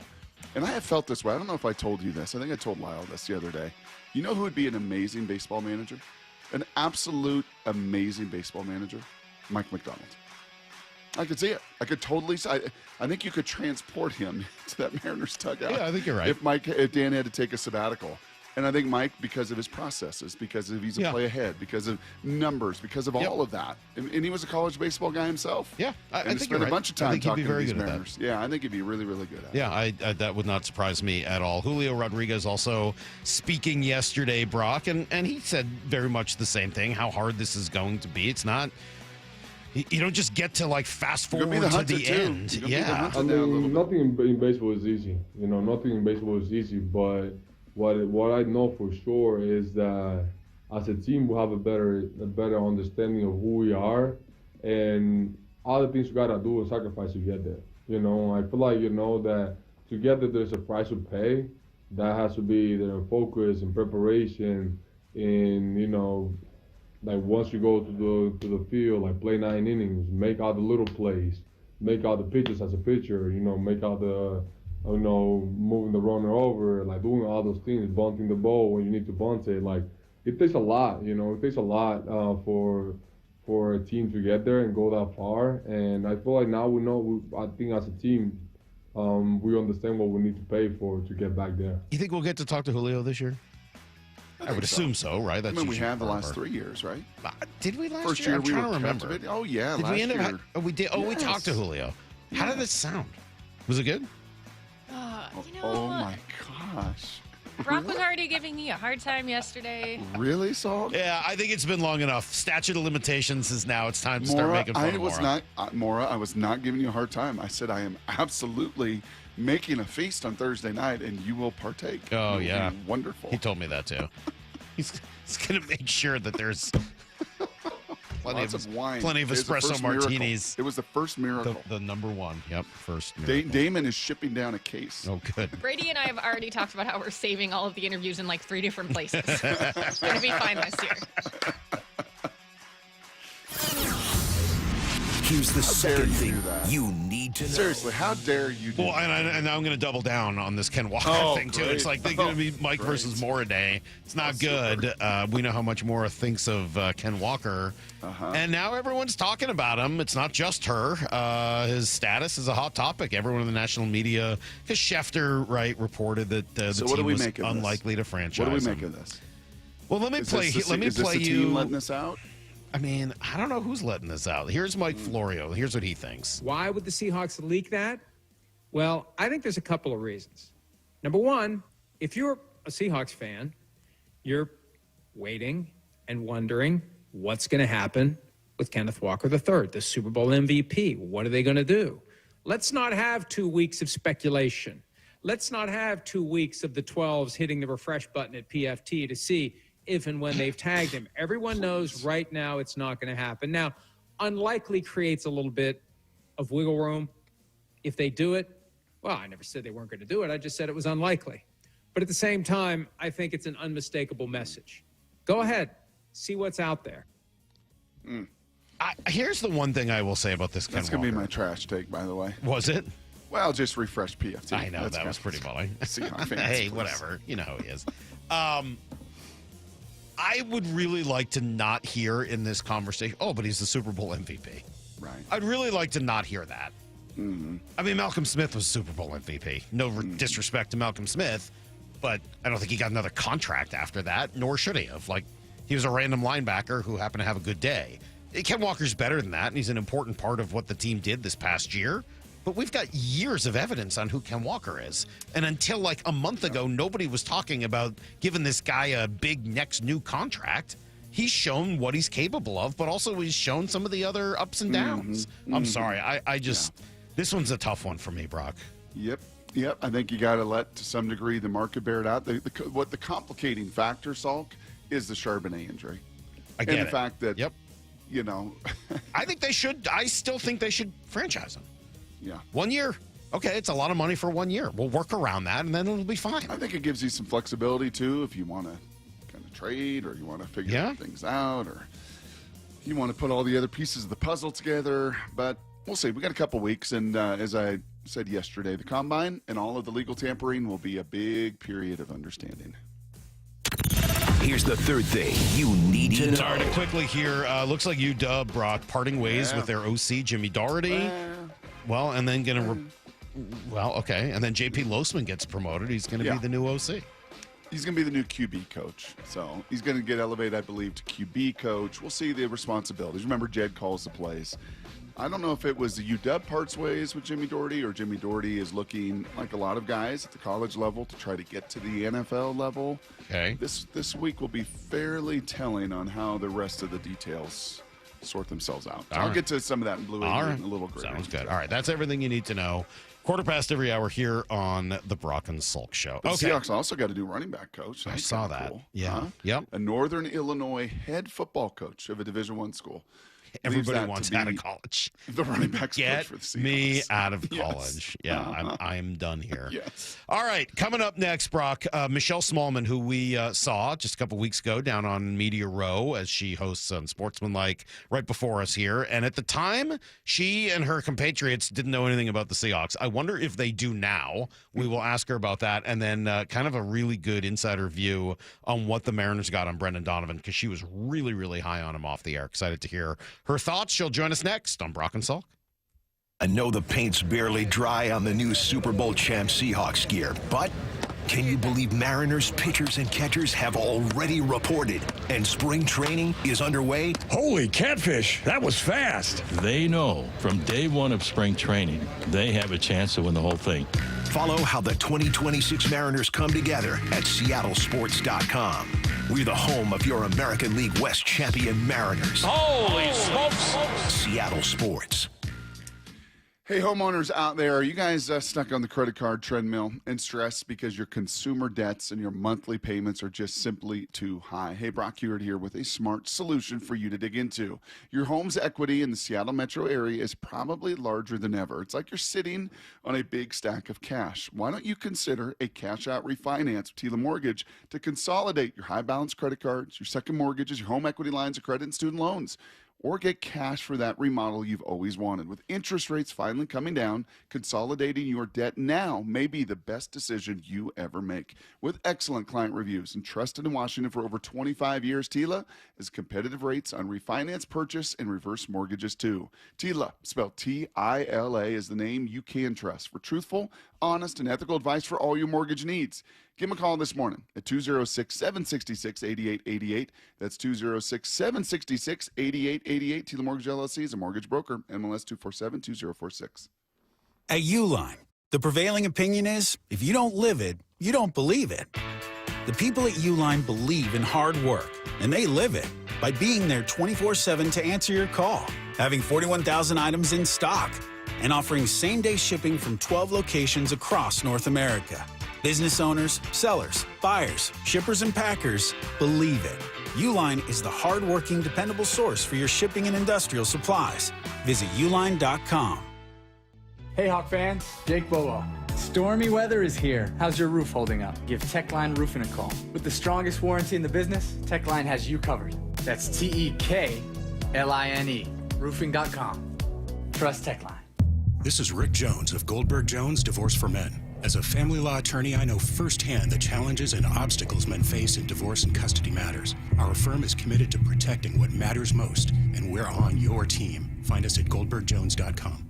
Guys, did you know your testosterone affects everything in your system, including how you feel and perform every day? Right now, Revive Men's Health Seattle will check your testosterone for free. Knowing your T levels is the first step in understanding if you have low T. Your testosterone level impacts your energy, libido, sleep, weight, hair loss, mood, and even ED. Maintaining an appropriate T level can change your whole life. Most men start to see changes in their hormone levels in their 30s. Experience and results matter. So what are you waiting for? Get your T levels checked today by local, experienced, and trusted men's health experts. They've helped thousands of men since 2011. They're so confident they can help you, they even guarantee it. Call Revive today and schedule your free testosterone test, free exam, and free consultation. Call Revive Men's Health at 206-529-1111. That's 206-529-1111. Or visit revivemenshealth.com. 1-877 Cars for Kids. K-A-R-S Cars for Kids. 1-877 Cars for Kids. Donate your car today. Call 877 Cars for Kids to reach a friendly live agent. Donation's super easy, and your car can be picked up as soon as tomorrow. Call us now or go to carsforkids.org. Donate your car today. Did you know you can donate real estate too? Home of your Super Bowl champion Seattle Seahawks. They are bringing the Lombardi back to the Northwest. Seattle Sports. Check engine or ABS light on? Take the guesswork out of your warning lights with O'Reilly Veriscan. It's free. Ask for O'Reilly Veriscan. O'Reilly Auto Parts. Ready to free your team from time-consuming office tasks? Amazon Business empowers leaders with smart business buying tools, leaving time to focus on strategy and growth. Free up your teams and focus on your future at AmazonBusiness.com. This message comes from Viking, committed to exploring the world in comfort. Journey through the heart of Europe on an elegant Viking longship with thoughtful service, destination-focused dining, and cultural enrichment on board and on shore. With small ships that bring travelers closer to the destination, there's more time to explore. And every Viking voyage is all-inclusive, with no children and no casinos. Discover more at Viking.com. Cashback is not available on gas in New Jersey and Wisconsin. Couponing. Wow, you didn't strike me as the coupon type. Just trying to stay ahead of inflation. Gas, groceries, everything. It's all more expensive. I need to save wherever I can. Have you tried Upside yet? Upside? What's that? It's a free app that I use that pays cash back for every gallon of gas I buy. You've got to buy gas to get around anyway. Might as well get paid for it. Come on, does that really add up to anything? I've already made around $200. The extra cash helped pay down my bills, and I even had a little extra left to treat myself. And the Upside app is free? Totally free, and the cash back is real. You can transfer the cash right to your bank account. I'm downloading Upside right now. Download the free Upside app now to earn cash back every time you buy gas. Use promo code ENJOY to get an extra 25 cents per gallon on your first tank. You can cash out anytime right to your bank, to PayPal, or a gift card for Amazon and other brands. Just download the free Upside app and use promo code ENJOY for a 25 cents per gallon bonus on your first tank. That's code ENJOY for a 25 cents per gallon bonus. From the Quantum Fiber Studio. This is Brock and Salk Weekdays 6 to 10. on Seattle Sports and 97.3 FM HD2. All right, baseball season underway, of course, Brock, as we have hit this sweet spot of only like a couple of days in between football and baseball season here in Seattle. Michelle Smallmon, one of the hosts of Unsportsmanlike, which precedes us every morning here on Seattle Sports. And we got a chance to catch up with her on Media Row a couple weeks ago. Good morning, Michelle. How are you? I'm doing well, guys. How are you doing? I'm just imagining, did you and Evan just kind of get in the little RV there after the show was over that Friday morning and head back across the country? How'd all that work out? Ooh, that sounds like my personal nightmare. Me being in an RV with Evan Cohen doing a cross-country road trip. Can you imagine how much complaining he would do? Yes. It would be terrible. Evan on the aux, nightmare fuel. No way. Thankfully, we took separate flights. Well, and now you no longer have to wake up at midnight, essentially, to do your show. I was really feeling bad for you guys all week. Oh, my gosh. You're not kidding. That alarm, or at least my alarm, went off at 12:30 a.m. We had to be to set by 2 a.m. because our show was live at 3 a.m. And every day in New York City, I get up at 4 a.m. There's a huge difference between getting up at 4 a.m. and getting up at 12:30 a.m. I know most people are thinking like, well, you're already kind of nocturnal anyway. It can't be that big of a difference. I think I'm still not fully caught up from what my body endured in San Francisco. I have an Oura ring, and every day I check my sleep score, and the ring is like, it's yelling at me like, what are you doing? Are you going to survive this? But I don't know, for those people who have an Oura ring, sometimes it'll say like, there's signs of something straining your body. Like, pay attention. Something's up with you. And every day in San Francisco, it was like, whoa, something is straining your body. Are you okay? I'm like, actually, I am not. I am not okay, but it was a great time. We feel so fortunate that we got to be there and hang out with great people like you guys. So it was all worth the wear and tear it put on me physically. Did you learn anything about the Seahawks? Because I gotta say, it wasn't you guys. It was just sort of everyone. It was really hard for me and Brock all week, walking around Media Row, talking to people, having different folks on the show, and we were just blown away at how little conversation there was about the Seahawks in particular for a team in the Super Bowl. Do you feel like that will change now that they've actually, won the thing fairly handily? That's fascinating to me because I feel like on our show, we certainly talked about the Seahawks a lot because we thought heading into this that they were by far the superior team. And we went position group by position group and broke it down. Seahawks obviously had the edge. I think the only thing that we really miscalculated is we gave the edge in coaching to Vrabel and McDaniels, simply because McDaniels has been there, done that. He knows what it takes to get the job done in a championship game. But I think the Seahawks proved that just from a tactical standpoint, they had the Patriots number in a big way in the Super Bowl. But I'm interested to hear more about your experience, because obviously we're siloed a little bit and really only can account for what we talk about and what we do. So you're telling me around Media Row, when you guys were bopping around doing interviews with different people, talking to different people across the country, they were not talking about one of the two teams in the Super Bowl and the team that was obviously the better team in the Super Bowl? Well, Michelle, you'll remember my co-host who shares some things with Evan Cohen. They're very similar in some ways. I, too, would not want to be in an RV with him across the country, nor if it's cold on an outdoor set or something like that. I mean, I think they share some of those traits. If you remember, Salk on your guys' set there said, do you even know who Leonard Williams is? And not necessarily to you guys. And Chris Canty got all excited, but that was the point. And when we walked around or we brought guests on, I don't think they could have named 5 or 10 Seahawks on a Super Bowl team. They knew they were good. They were like, oh, yeah, it's a good team. And obviously the Patriots are kind of okay. So there was this thought of like, well, they'll probably win, but I don't really know who they are. And I really hope people start to know that, because I mean, they didn't just win the Super Bowl. They kicked the living you-know-whats out of the Patriots now, to be for fair, 60 they minutes. kind of sequestered us with all the college kids. That's true. And when I think about it now, and I even look at the disrespect we had to face, is we're next to Columbia University, Syracuse University, Northwestern. A bunch of these college. Like, why are we in the college section? Why can't we be with the cool kids by ESPN and McAfee and the rest of them? And now we had to be kind of sequestered with the college kids. So, saying all of that, your biggest takeaway with the Seahawks of 2025, now that the hay's in the barn, and you all will now project ahead to 2026 with these guys, your biggest individual takeaway of the team was what? Well, there were so many, obviously. And I do think that the Seahawks, despite having an excellent record and despite securing the number 1 seed, did fly under the radar for a lot of people, which is shocking, because if we go back to a year ago, I know it was the Kansas City Chiefs as one of the teams in the Super Bowl, but I don't think people weren't talking about the Eagles. I don't think people were disrespecting the Eagles necessarily in the way that you guys are saying that people were disrespecting the Seahawks. But I think overall, just from this season, if I'm doing the diagnosis on what my takeaways were for the Seattle Seahawks, I would say it's probably how impressed I am with Mike Macdonald as a head coach.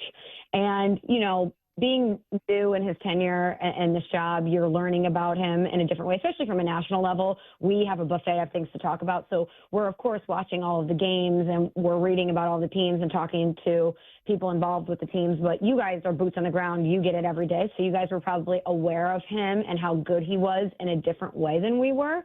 And in speaking to people about him, we've, of course, heard what a brilliant defensive mind he is and how so many people thought that he would be primed for a position like this and thrive once he got it.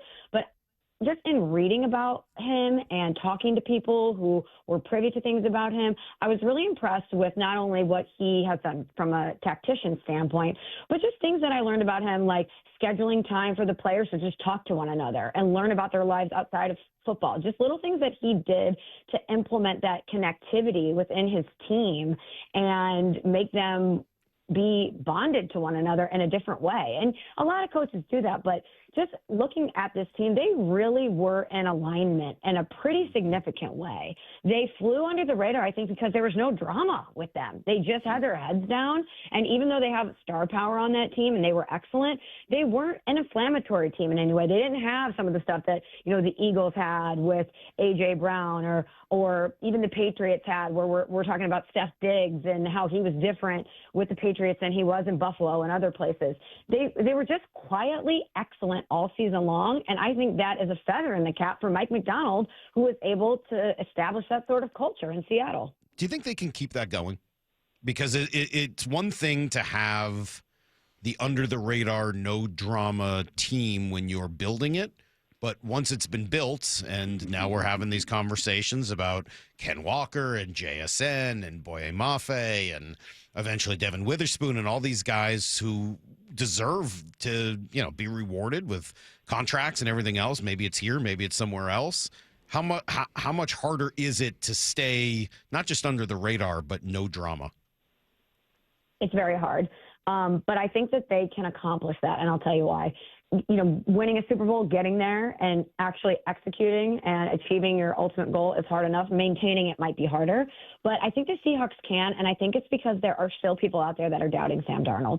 And I don't know if he's going to be under the same pressure and scrutiny as some of these other quarterbacks have been after they win.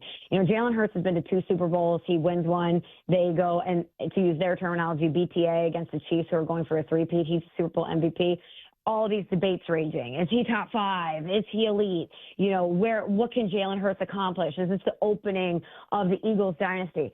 I feel like for a lot of people, not me, because I'm going to give Sam Darnold all the credit in the world, and based on where he was drafted, he has the skill set to be this guy. This is what we always forecasted for him. We just lost sight of it along the way because of the circumstances that he was placed into. But I think for a lot of people, they're like, good for Sam. He got his redemption story, but good for him. I don't think that the average person out there is expecting Sam Darnold to be able to maintain this. They think that even despite him winning 14 games with the Vikings a year before, that this is somewhat of an outlier. So I think that they might be able to fly under the radar in a manner that not a lot of other Super Bowl champions could moving forward. Mm-hmm. I want to take care of your Aura ring. I think that's really important to me. I want to make sure we get you out of here on time and get you your rest. Thank you. And if you thought your Aura ring was bad, imagine what Drake Mays was wearing that sucker in the Super Bowl. It was really, really bad. He was in total duress.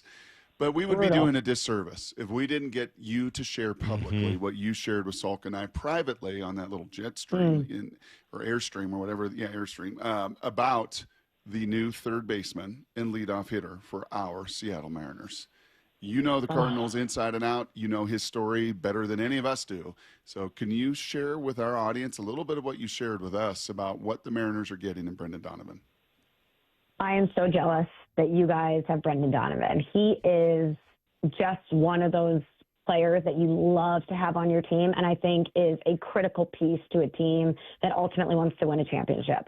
So I was very bummed to see him leave St. Louis, even though it felt inevitable because of the direction that the organization finds themselves in now, which is just a travesty. It's the first time in my entire life that the Cardinals are not going to be good and aren't going to be relevant. So obviously, while they're undergoing this rebuild, moving on from a valuable piece like Brendan Donovan hurts in the immediacy, probably better for them long term, but I say that he's the type of guy that has St. Louis Cardinals DNA, which is why it's so hard to watch him walk. But let me explain, because I think that for a lot of people listening to this, they'll understand why I say that and why it's a positive.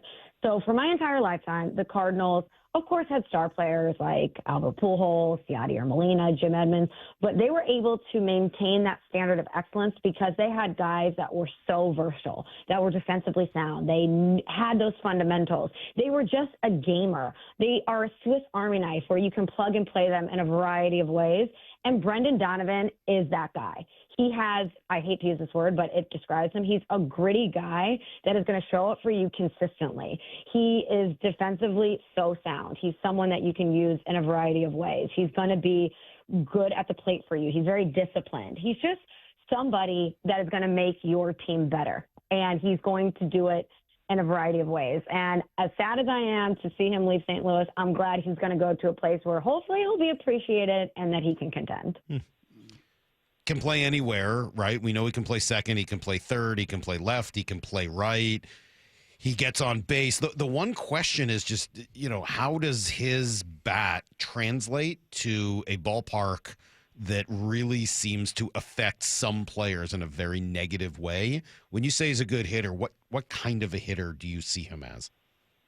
So I use the word discipline because I feel like he's really good at grinding out at-bats. He's a very smart player in that way. So I don't know specifically how it's going to translate in that ballpark. That's TBD, obviously. But I think if you're trying to utilize him in a lineup ahead of J-Rod or the big dumper and Kyle Raleigh, that he's the type of guy that can be frustrating to pitchers and win those battles and get on base. I think he's somebody that will be able to work the count, like I said, going back to that word discipline, and he'll put himself in a position where he'll find himself on base, and those guys can come in and hopefully execute with runners in scoring position. Last thing for me here, Michelle, I don't know if you remember, and it is, as you said, you were up at 12 a.m. at San Francisco, West Coast. Do you remember Salk's prediction take as we kind of walked off the set. Do you remember? I don't even know if I remember it. Do you remember what? I don't think he gave an exact score, but do you remember like when we left in a whirlwind? Do you remember what Salk's feelings were about the Super Bowl and what was going to transpire? If I remember correctly, I do think I remember you saying that the Seahawks were going to win and win big. Is that correct? Win big. Blowout. I mean, BTA. Like win. Yes, and win you were big. very confident in the Seahawks. So did Evan ever give Salk his flowers? Because those two are very like-minded. Did he ever say, golly, you know what? That furry, hairy little guy that jumped into our little RV. That's unnecessary. He was so spot on.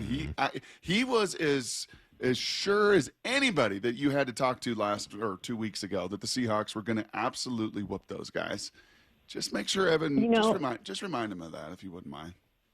I will remind him, and upon further review, I don't think Evan gave him his flowers. Well, I texted him. I think that's something that we need to do once Evan returns from vacation. I did text him Monday morning driving to work and was like, yeah, dude, it's a blowout. And I heard a little like, Brock and Salk tried to tell us. So there was sort of a begrudging, poor Evan, Patriots fan who's not even from New England. I mean, like, he's just kind of, weird. He takes weeks of vacation too, does he? Oh, interesting. Oh, very good. Yeah, I think Evan and I have a lot in common. He is in the Florida sunshine right now, living the life of luxury. He's going to come back tanned and ready to go. Nice. Thanks, Michelle. We appreciate it. Continued great success. So I've said it before on your show. I've said it on this show. I love what you guys are doing in the morning on Sportsmanlike. I love that they hired radio people to do a radio show, and I think it really comes through. So continued success. Oh, thank you so much. And we obviously love what you guys are doing, too. Mutual Admiration Society here. And thanks for having me. And begrudgingly, I say, enjoy Brendan Donovan. He will put a smile on your face. That's awesome. So enjoy him. Cool. There you go. The great Michelle Smallmon from Unsportsmanlike, where she hosts with Evan Cohen and Chris Canty. And they've been on, a little over a year, maybe 2 years now? A couple years. Yeah, like just kind of really, and look, you and I know it takes a while to really get chemistry and to figure out all of that stuff. They're just, I think, starting to hit their stride. And she's great. I talked to Michelle years ago just to get some advice and thoughts from her when she was in St. Louis and wondered if she might even be a fit here in Seattle. She ended up obviously going national soon after that, and she just... Yep. She's good. He's really good, too, in his own unique way. Maybe he's too much like me for me to give him too much credit. Brock, let's do some Blue 88. This is Brock and Salk's Blue 88, powered by Xfinity. We're going to go red, right, tight, close, sprint left, G, U corner, halfback, flat, on one. Ready? Brock Heward tackles 3 football questions as only he can. Blue 88. Now here's your hosts, Brock Heward and Mike Salk. And I love that point about grinding out at bats in front of Julio and Cal and Naylor. Yep. I'm going to come back to that later. That is... Because that's not just what he does to get on base. It's what he does to put those impact the guys behind. That's right. Taking all those pitches, exhausting, grinding, all of it, and then, okay, bang. Cal Raleigh's up next. Julio's up next, however you decide to play it. Mm-hmm. That's important. All right, Brock, Matt Mayoko is a writer in San Francisco, and he's talking here. Who was he on with? We remember? Bump and Stace. Bump and Stace. Okay, thank you. Sorry, I was, as you know, out a little bit. Here is Matt Mayoko on reuniting Sam Darnold with JSN and all of that being a big reason why Fleury wanted to come to Seattle. Personnel-wise, I mean, he knows Sam Darnold. You know, they were together with the 49ers in 2023, and I can tell you that there is not one person in the organization who has a bad thought about Sam Darnold based on how he handled that one season. You know, the thing that when I look at the 49ers offense, I think that one of the major things that they were lacking this last season was just a reliable, easy target, a pitch and catch kind of target that Seattle has with Jackson Smith and Jigba. So is that why he wanted to come to Seattle? Yeah, I kind of disagree with that. I mean, those are on the list, quite honestly. Like, you kind of make a list if you're Brian Fleury and you're interviewing for the job of, man, there's a lot of, pros and cons here. There's a lot of pros. There's a lot of reasons I want to go work for the Super Bowl champs. I think at the top of the list is going to be Mike McDonald. And as Michelle was speaking there, Salk, I think it was in Super Bowl week, we asked the question of whose Q rating could be the most impacted for the Seahawks. And it was obviously Sam 1. I believe I had Mike McDonald maybe 2, or did I have Mike 1? Mike McDonald was 1 for me. Was he? Yeah, I thought he would be the breakout star of the Super Bowl. And I think, as Michelle said, like her biggest takeaway was him. Yeah. And I think he's way up there. I think K9 was on our list as well. Sam was on our list. But quite honestly, for I think a Brian Fleury, who's as well-rounded, Salk, you look at his resume, and we went in great depth yesterday with Lefko about this, his background, it is holistic, doesn't even do it justice. I mean, he's coached almost every position group, offense, defense, special teams, in his 20 years of coaching. I think for him to work with this young O-line and to have these guys for years has got to be one of the most appealing. 2 great tackles, a great left guard, all rookie team guard. I mean, a very capable group there, because that's where it starts. That's what gave Sam the chance to do what he did, JSN to do what he did. That group is, they're independent. They got to do their jobs. Everybody else is dependent around them. I think for him, I would put Mike McDonald 1 with the same holistic approach, and then I'd actually put that young O-line and Sam Darnold ahead of a JSN in that conversation. All right, question number 2. So what does Jedd Fisch do now? Offensive coordinator left. I don't know whether he left. He was. It seems to be a little unclear how it all went down. But what does he do now with the offense? So my instinct is that Jimmy Doherty wants to get to the NFL. The same reason that the Northern Illinois head football coach is now your Seattle Seahawks running back coach. Because the same reason that Mark Hafley or Jeff Hafley left Boston College to be a D coordinator, now eventually the Dolphins head coach. Like, these guys want out of the chaos of college football because it's unsustainable. It makes zero sense. They spend ungodly amount of hours talking to 16, 17, and 18-year-olds, let alone in the portal. There is no time. There is no rhythm. There is no schedule. It's a total disaster. So I think Jimmy Doherty wants to find himself and get himself out of this and get to the NFL. That's my gut. That's my instinct. We'll see this week if that door opens and exactly where that is for Jimmy. Great guy, by the way. One of my favorites on that staff. So that's Jimmy Doherty. On the flip side, I think for Jed, this will be interesting because JP Losman's going to move up to QB coach. And will he bring somebody outside of his box? So he is in this pro style, Shanahan, LaFleur, McVay. Like, he runs similar pro style concepts. And in Damon Williams, he's got not necessarily the most prototypical NFL QB. He's got a guy that can run and RPO you to death. So I will be very curious here to see. Already Matt Cavanaugh was mentioned. If you remember that name, Salk, he was a long time older NFL guy. Yeah. And, I remember him as a backup quarterback. Yeah. I remember him at the Combine interviewing me. He was both the Patriots and Giants. I feel like he was a Parcells guy. I think he was. But long time NFL pedigree and background. And maybe he stays inside his box and brings someone like that. Or he goes outside of it and brings somebody from a little bit more of the QB run, RPO. So I'll be kind of curious to see what Jed does here. But I think for Jimmy, it was clear he wants to get out of the chaos of college football and get to the NFL. All right, question number 3. So just thinking back on Sam Darnold and a guy that we always sort of know is out there, but we admittedly have never talked enough about, and that's Leslie Frazier. What did Leslie see way back when that really made an impact on this team? Yeah, this is 3 guys, okay? So this is alignment that Michelle was talking about. This was Mike McDonald. When you ask him, like, when did you know with Sam? This is John Schneider, who said very openly on the set of The Insiders there the couple days before the Super Bowl when he knew. And then add Leslie Frazier as well. These 3 guys who all knew, like, ooh, this is different with Sam. And it started way back when. Here was Leslie Frazier yesterday. Once we started our off-season program that April, it's almost April again, but once we started the off-season program, he got around our players and they were able to develop some camaraderie. And as coaches, we were all looking just to see what type of leader he would be. And man, it was just so impressive, Ron, to see the way he would be the first in everything that we were doing, waiting for his moment to speak, wasn't trying to, come in and say, well, hey, I'm the quarterback. Look at me. It wasn't that. He was very humble, but yet extremely hardworking and just a guy who was just one of the guys. He didn't try to stand out. He didn't try to put himself in a different role. So he was everything that we were kind of looking for in a leader. And I think for our players, it was easy from a transition standpoint to follow his lead. Sounds just like Gino.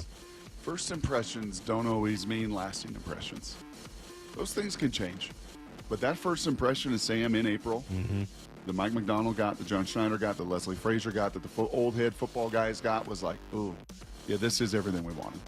This is the humble guy. This is the guy that's using his scars and his experience to not be bitter and to not be selfish, but to actually be humble and pick everybody else up. They knew it in April, Salk. They got that sense right away when OTAs started. I think they would say the same thing about Gray Zabel. I think they knew then, like, yeah, this dude's going to be a rock. He's going to be bedrock. And first impressions will hopefully turn into lasting impressions for these Seahawks. All right, there you go. That is today's Blue 88 every morning at 7:45. Okay, 8:30, I got a lot of baseball to talk. Like kind of a deeper 25-minute baseball conversation, what the Mariners are trying to accomplish, and just a different way, I think, of looking at what the team has done here over the last couple of years and how it now will affect them into the future. So if you like baseball, I think you'll enjoy the conversation at 8:30. Hopefully it's not a mistake that. And Lyle did some good research, by the way. I know. I appreciate it. Thank you, Lyle. Yeah. Thanks for helping me out last night as I was on the plane. It's great research, and I think it fits very well with the point I'm going to try to make at 8:30. So a lot of baseball to come at 8:30. Spend a couple more minutes talking football first, Brock. I wanna talk a little bit more about K9, and I just it's starting. It's starting. It's starting, and it's next on Brock and Salk. I know the paint's barely dry on the new Super Bowl champ Seahawks gear, but can you believe Mariners pitchers and catchers have already reported and spring training is underway? Holy catfish, that was fast. They know from day one of spring training, they have a chance to win the whole thing. Follow how the 2026 Mariners come together at seattlesports.com. We're the home of your American League West champion Mariners. Holy smokes! Seattle Sports. Life's expensive enough, isn't it?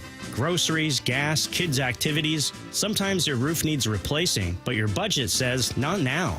Hi, I'm Justin Shirley, CEO of State Roofing and Exteriors. We want to help with an offer to lift that weight off your shoulders. Get 0 down, 0 payments, and 0 interest for up to 24 months. Or save up to $3,000 on a new roof today. Call 866-ROOF-ROOF or visit stateroofing.com.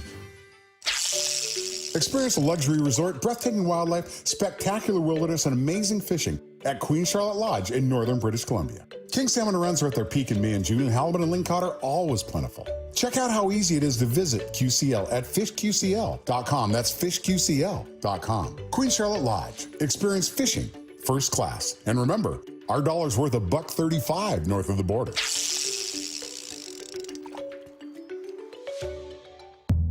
In October baseball, every pitch matters and every decision is magnified. In the postseason, teams don't rely on hope. They rely on preparation and experience.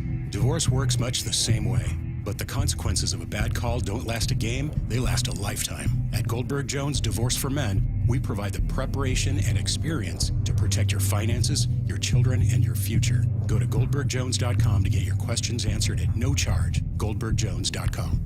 Imagine finding your dream home and moving in right away. No waiting to sell your old place first. Sounds perfect, right? That's exactly what Orchard's Move First, Sell Later program lets you do. Buy your new home now and sell the old one later. Here's how it works. Orchard gives you cash so you can buy and move into your new home first on your timeline. No waiting, no showings, no double moves. Then the Orchard experts take it from there. They handle repairs on your old home for you so you attract the right buyers. Once they're done, a local Orchard agent lists and sells your home for top dollar. Orchard's Move First program gives you the freedom to buy and move into your new home first and sell your old home later. Buy before you sell and get top dollar for your home with Orchard. Ready to find out how much your home is worth? Visit orchard.com to get your free home valuation. That's orchard.com. Trust is everything. Earning it takes years. Losing it takes 5 seconds. Lee Johnson Auto Family. Hey everyone, Rick Witters, owner of Cressy Door. At Cressy Door, we offer top-of-the-line garage doors, garage door service, and garage door repairs. From everyone here at Cressy Door, congratulations to the Hawks for winning the big game.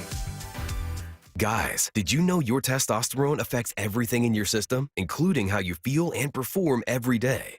Right now, Revive Men's Health Seattle will check your testosterone for free. Knowing your T levels is the first step in understanding if you have low T. Your testosterone level impacts your energy, libido, sleep, weight, hair loss, mood, and even ED. Maintaining an appropriate T level can change your whole life. Most men start to see changes in their hormone levels in their 30s. Experience and results matter. So what are you waiting for? Get your T levels checked today by local, experienced, and trusted men's health experts. They've helped thousands of men since 2011. They're so confident they can help you, they even guarantee it. Call Revive today and schedule your free testosterone test, free exam, and free consultation. Call Revive Men's Health at 206-529-1111. That's 206-529-1111. Or visit ReviveMen'sHealth.com. Cashback is not available on gas in New Jersey and Wisconsin. Couponing. Wow, you didn't strike me as the coupon type. Just trying to stay ahead of inflation. Gas, groceries, everything. It's all more expensive. I need to save wherever I can. Have you tried Upside yet? Upside? What's that? It's a free app that I use that pays cash back for every gallon of gas I buy. You've got to buy gas to get around anyway. Might as well get paid for it. Come on, does that really add up to anything? I've already made around $200. The extra cash helped pay down my bills, and I even had a little extra left to treat myself. And the Upside app is free? Totally free, and the cash back is real. You can transfer the cash right to your bank account. I'm downloading Upside right now. Download the free Upside app now to earn cash back every time you buy gas. Use promo code ENJOY to get an extra 25 cents per gallon on your first tank. You can cash out anytime right to your bank, to PayPal, or a gift card for Amazon and other brands. Just download the free Upside app and use promo code ENJOY for a 25 cents per gallon bonus on your first tank. That's code ENJOY for a 25 cents per gallon bonus.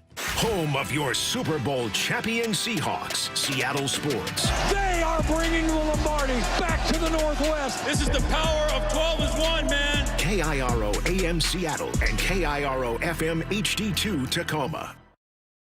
Get his freaking auto! From the Quantum Fiber Studio, this is Brock and Salk on Seattle Sports. I don't read the internet, guys. Take the bull by the hands. And Brooke you are.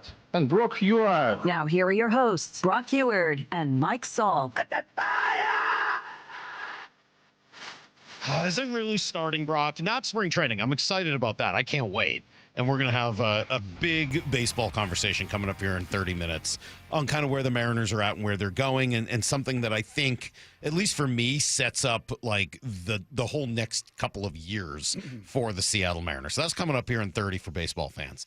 But it is already starting in for the Seahawks, and that is these conversations around who you got to keep and who you can possibly let go and what free agency is going to look like. Franchise tags can already be placed on players if that's a direction you want to go.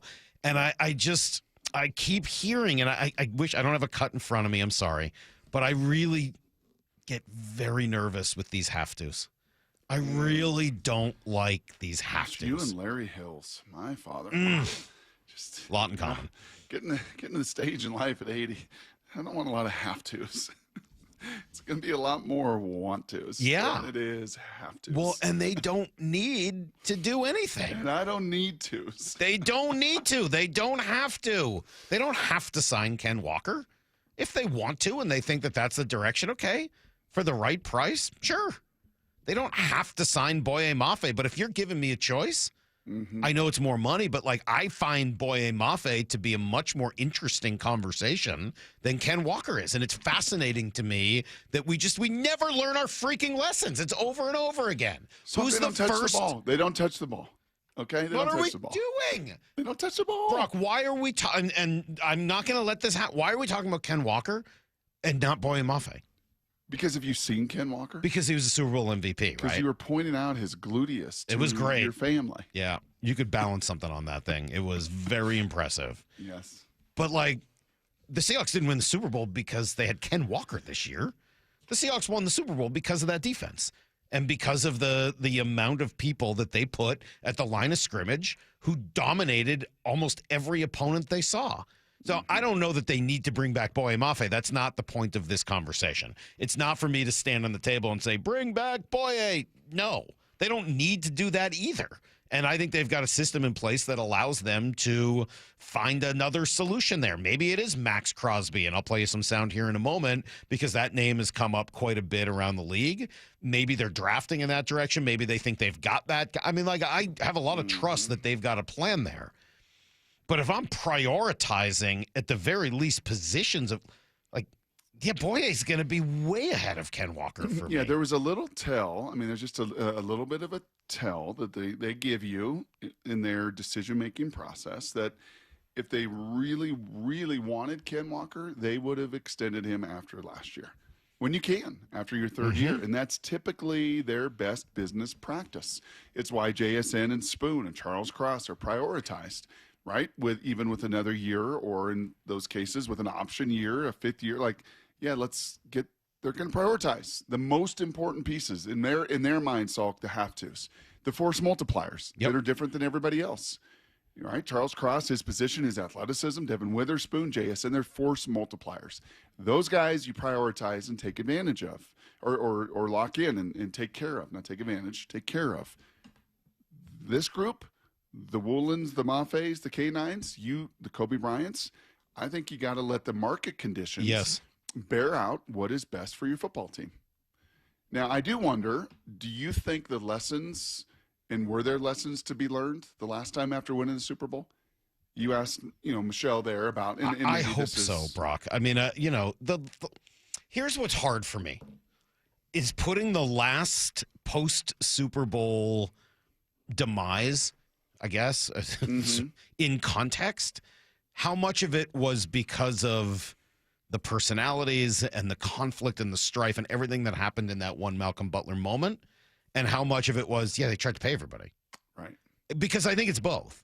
Yep. I mean, I'm not going to sit here and discount the effect of what happened in that moment. Those guys are still so mad about it, they can barely function. Like, it is, like, it's devastating, and it absolutely tore the team apart over the next few years. I think that much is pretty clear now. But you can't pay everybody. Nope. You just can't.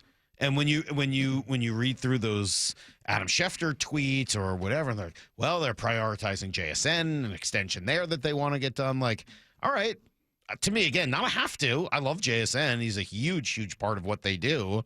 I do get a little nervous. Somebody asked me earlier today, like, are you still going to say you shouldn't pay a wide receiver top money? Yeah, I am. Sorry. I love JSN, but yes, I'm still going to say that. Of course I am. It's at the line of scrimmage, man. That's where the game is won and lost. That's not to say that you don't want to bring back JSN. Of course I do. Can I hear our buddy Colin Coward on this cut number 7? Yeah. Can I hear what Colin's got to say? Because Colin's a little plugged in every once in a while. He hears from some different Here's the argument to let Ken Walker go. There's a very rational argument to let him go. A, data says don't sign running backs to a second big deal. B, he can't catch the ball to the backfield or pass block.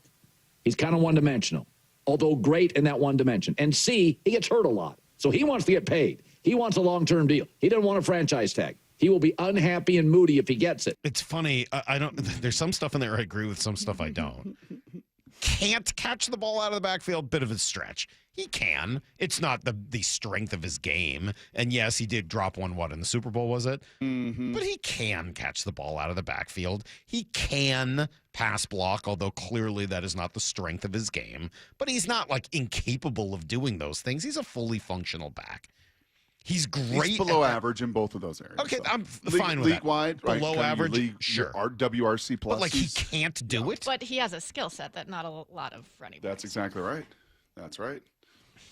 So he's WRC plus and negative. He's in the 90s. There are a lot of really good running backs now. I don't understand why you've never been able to admit that. Because there are a lot of other really good running backs. The view of him is that he's extremely athletically gifted. He is. Of course he is. So are a lot of running backs. Can I throw out a couple names for you while we're talking about the idea of bringing or not bringing him back? Do you like the idea of, I'll say, Javonte Williams, Rico Dowdle, Breece Hall, or I'll even throw in a flyer on Najee Harris better? Because those are the other free agent running backs. The other guys besides Najee had all at 1,000-yard seasons, but I don't know what their price is going to be. Williams, ETN, again, Dowdle. You like any of those guys better? I think they're all about the same. Yeah. Yeah, I think a bunch of them are kind of beat up and have some, just what happens, the wear and tear with running backs. To his point about data will tell you that, man, your best years as a running back are like age 22 to 27. Mm-hmm. So Ken's got a couple more years where he's going to be more explosive than all those guys. And I can actually make you an argument that whereas I don't have any interest in paying a running back, or at least not a lot of interest, I wouldn't be too mad if they drafted one. Mm-hmm. And I know that people, they only have 3 or 4 draft picks. They're like, yeah, but running backs are important. Like, I think there's a value to the running back position. I think that kind of got away from people over the last decade or so. There's value to the running back position. I'm not looking to spend a first-round pick on it. It's not a great running back class. The top Even two, if you use a second rounder, the top 2 running backs actually are going to be both out of Notre Dame, and Jeremiah Love's going to go high. Right. No, I get it. But that's why I like the franchise tag. Yeah. You can spend 1 year on it. And I know people are again like, yeah, it's too much money for him. Yes, okay.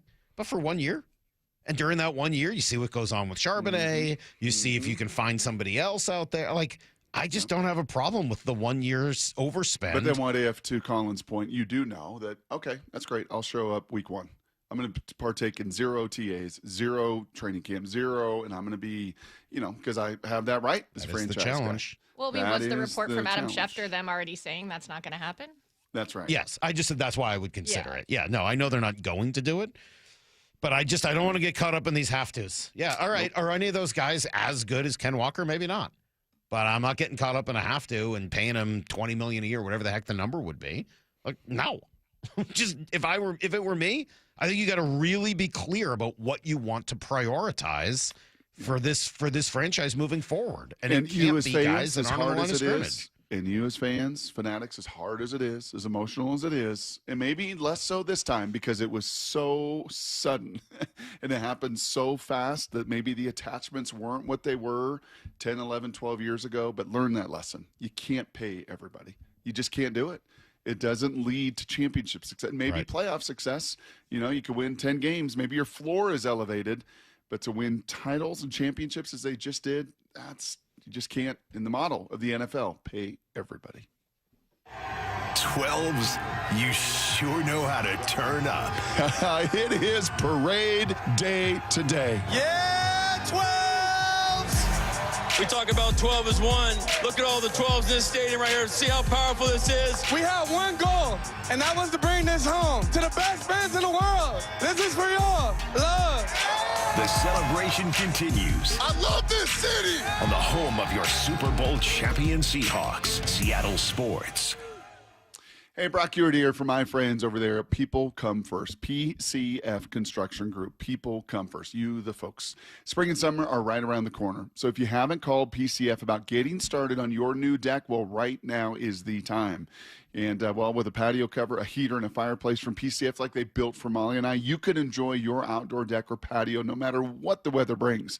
And right now, you can get up to $6,000 off your entire project, plus no payments, no interest until 2027. Save an additional $1,500 when you bundle your deck and patio cover as we did. Some restrictions do apply, but do what Molly and I did years ago, and so thankful we did. Contact PCF for all the details and start your planning and designing your dream deck right now so you're ready to build in the spring. Planning and permits can take a little time, so please don't wait. Get started today. Get all the project ideas, browse their photos, and find all the offer details at PCFgroup.com. That's PCFgroup.com. Making your outdoor space with People Come First.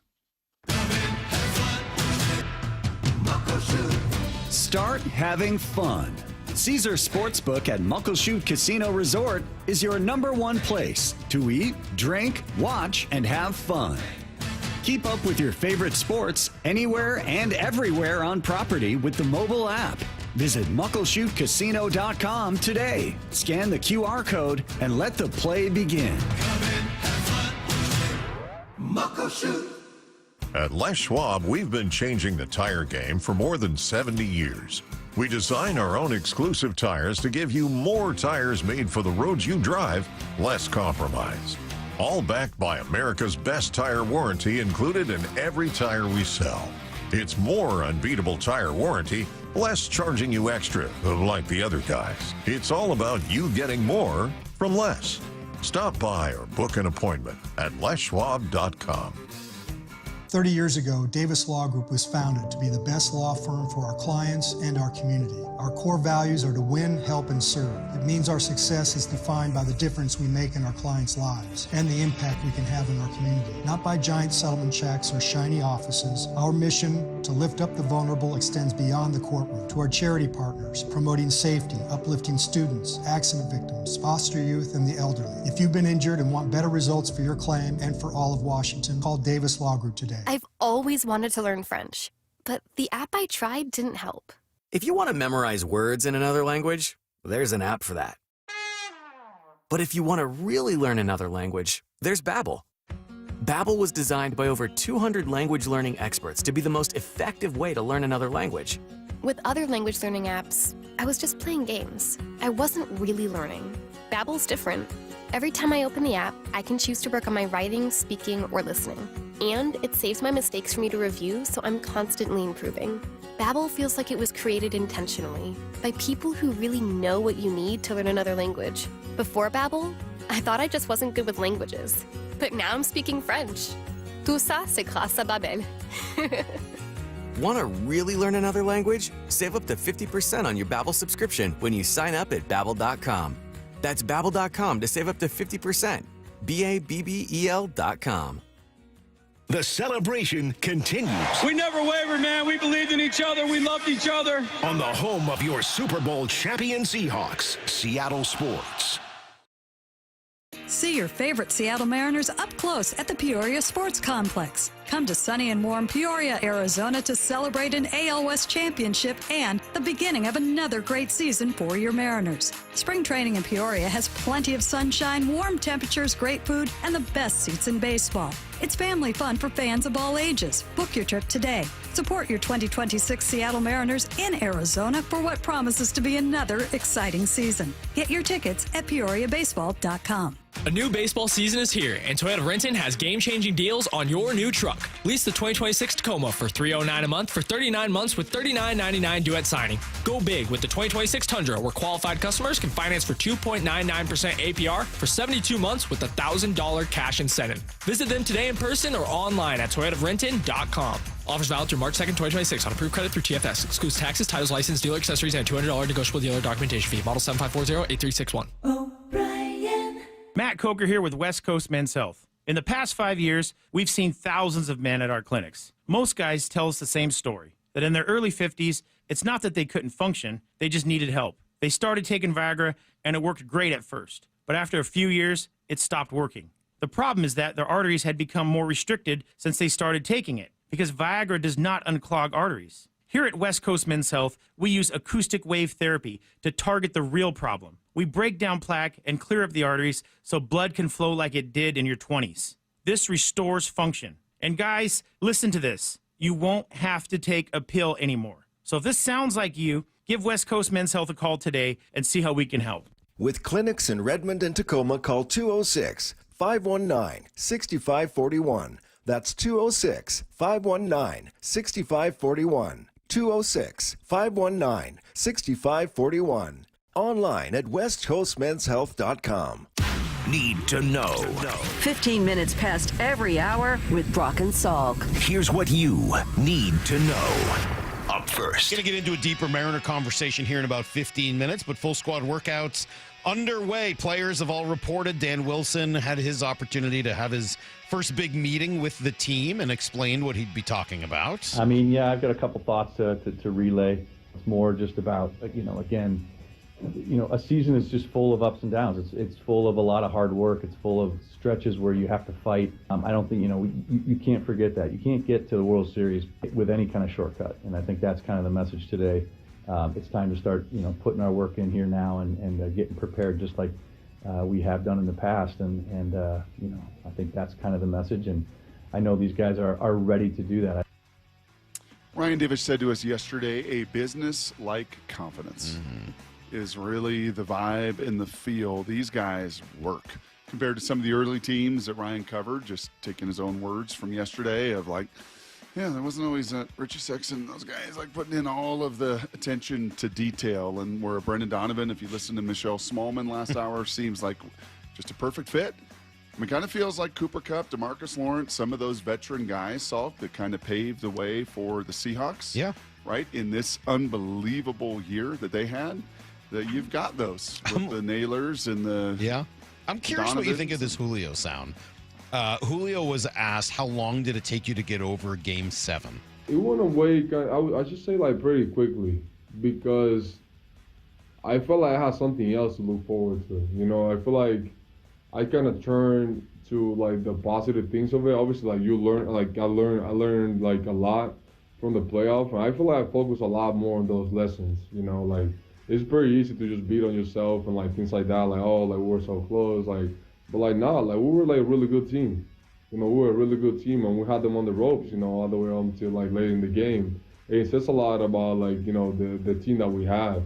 So I feel like for me, like, I really, you know, after, like, I had, like, a little moment in the clubhouse and, like, let my emotions out a little bit. I feel like that's what, like, came to me, you know. I feel like I'm a big competitor, and, like, I even though I allow myself to feel things at the same time, like, I try to get the best out of the situation, and, you know, definitely, like, turn my eyes to this season. That feels like a locker room in 2012 in the divisional loss in Atlanta. That's what that feels like. That feels like Russell Wilson and those guys knowing that, yep, this loss is going to be fuel for our title next year. And I'm going to let out a little emotion, but, man, there is so much to look forward to. And with Julio, he lets out that guttural roar that we all heard. And, okay, yeah, yep, now it's behind us. And now we know.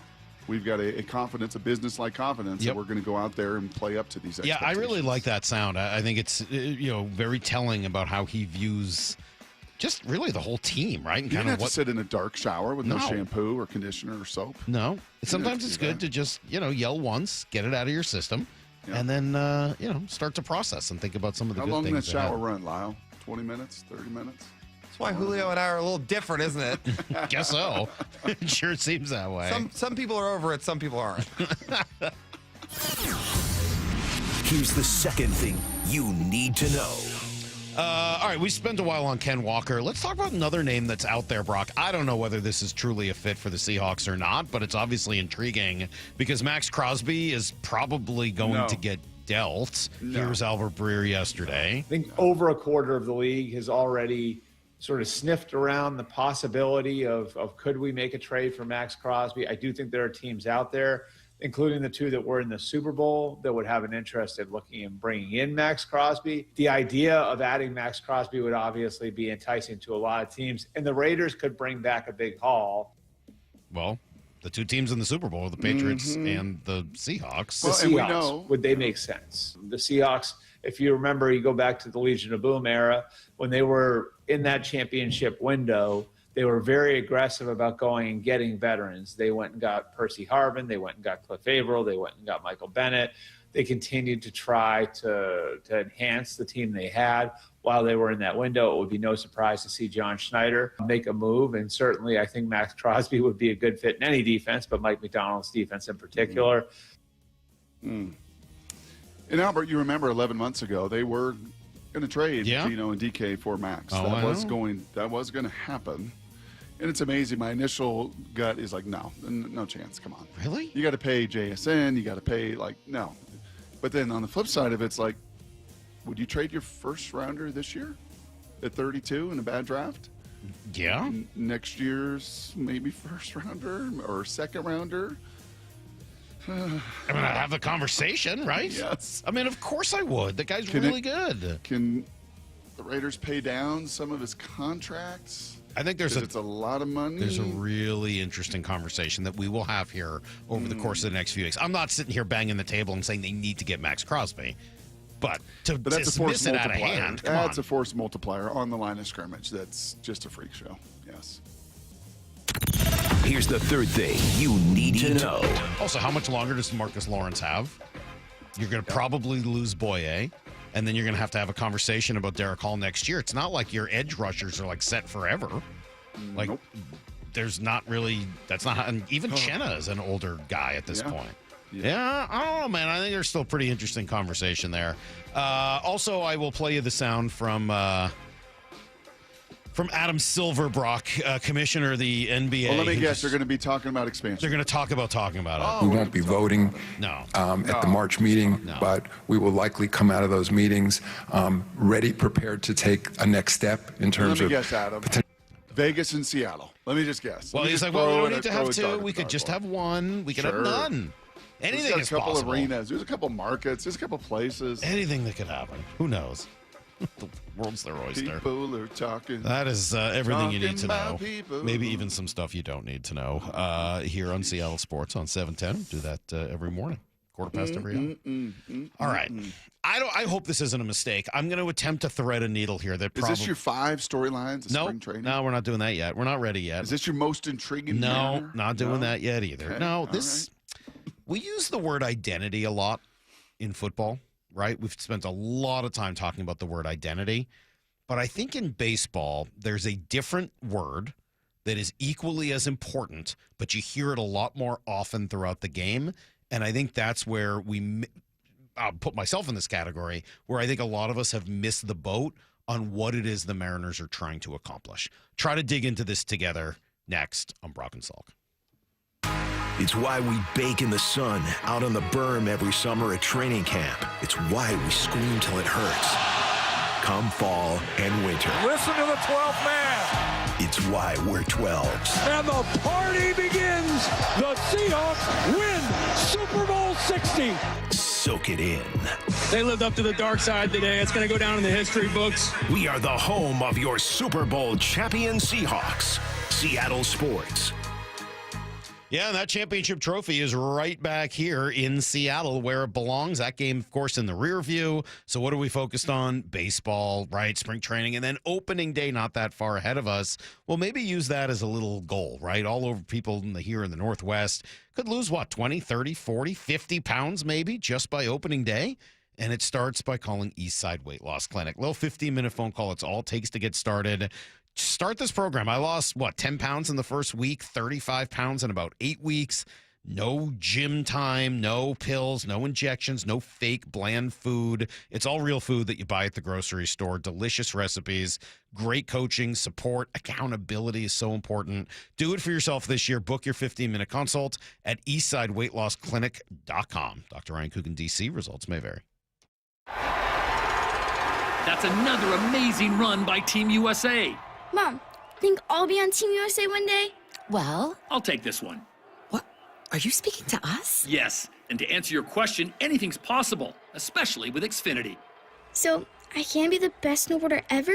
Well, I can't guarantee that, but Xfinity can guarantee that your internet price won't change for 5 years. Okay. What if I practice every day? Then maybe you'll be snowboarding for Team USA at the next Olympic Winter Games. And Mom, you'll still be paying the same price for Wi-Fi. Ooh, really stuck the landing there. It's the Xfinity Gold Medal Celebration. Now through February 22nd, get our best price on gig Wi-Fi for 5 years guaranteed, just $50 a month. Plus, get Peacock Premium included for 2 years. That's a $10.99 value per month. Xfinity. Imagine that. Proud partner of Team USA. Restrictions apply. Requires paperless billing and auto pay with stored bank account. Taxes and fees extra. Actual speeds vary. Finding great candidates to hire can be like, well, trying to find a needle in a haystack. Sure, you can post your job to some job board, but then all you can do is hope the right person comes along, which is why you should try ZipRecruiter for free at ZipRecruiter.com/radio. ZipRecruiter doesn't depend on candidates finding you. It finds them for you. Its powerful technology identifies people with the right experience and actively invites them to apply to your job. You get qualified candidates fast. So while other companies might deliver a lot of hay, ZipRecruiter finds you what you're looking for. The needle in the haystack. See why 4 out of 5 employers who post a job on ZipRecruiter get a quality candidate within the first day. ZipRecruiter, the smartest way to hire. And right now, you can try ZipRecruiter for free. That's right, free at ZipRecruiter.com/radio. That's ZipRecruiter.com/radio. ZipRecruiter.com/radio. ZipRecruiter. Dealing with divorce and custody issues can be terrifying and very lonely, but you don't need to face it alone. Goldberg Jones has been helping Northwest husbands and fathers for more than 30 years. Thousands of men have put their trust in us. You can too. Learn more at goldbergjones.com. We've all been there, sleepless nights, wondering if your business's security service is really protecting what matters. At Bay Alarm, we can put your security insecurities to bed. Our advanced technology and personalized support ensure you can rest easy knowing we're here for you. BayAlarm.com. Home of your Super Bowl champion Seattle Seahawks. They are bringing the Lombardi back to the Northwest. Seattle Sports. How can you grow your business from idea to industry leader? With smart business buying tools and technology from Amazon Business. From fast, free shipping to in-depth buying insights and automated purchase approvals, we deliver everything you need. Go to AmazonBusiness.com for support. Power outages are happening more often and lasting longer than ever before. A backup generator is a very smart move, but gas generators, they're loud, heavy, and emit harmful exhaust. The Grid Doctor 3300 solar generator from My Patriot Supply is different. It's portable, silent, and safe to use indoors. And when you order a Grid Doctor 3300 from MyPatriotSupply.com, they'll include over $800 in preparedness supplies absolutely free. Go to MyPatriotSupply.com now and get prepared. That's MyPatriotSupply.com. Right now, save $16 on a pair of Rain-X Rugged XL wiper blades, plus get 2 times O rewards points only at O'Reilly Auto Parts. O'Reilly Auto Parts. Guys, did you know your testosterone affects everything in your system, including how you feel and perform every day?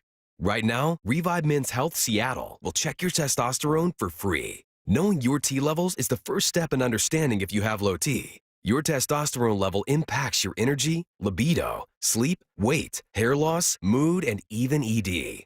Maintaining an appropriate T level can change your whole life. Most men start to see changes in their hormone levels in their 30s. Experience and results matter. So what are you waiting for? Get your T levels checked today by local, experienced, and trusted men's health experts. They've helped thousands of men since 2011. They're so confident they can help you, they even guarantee it.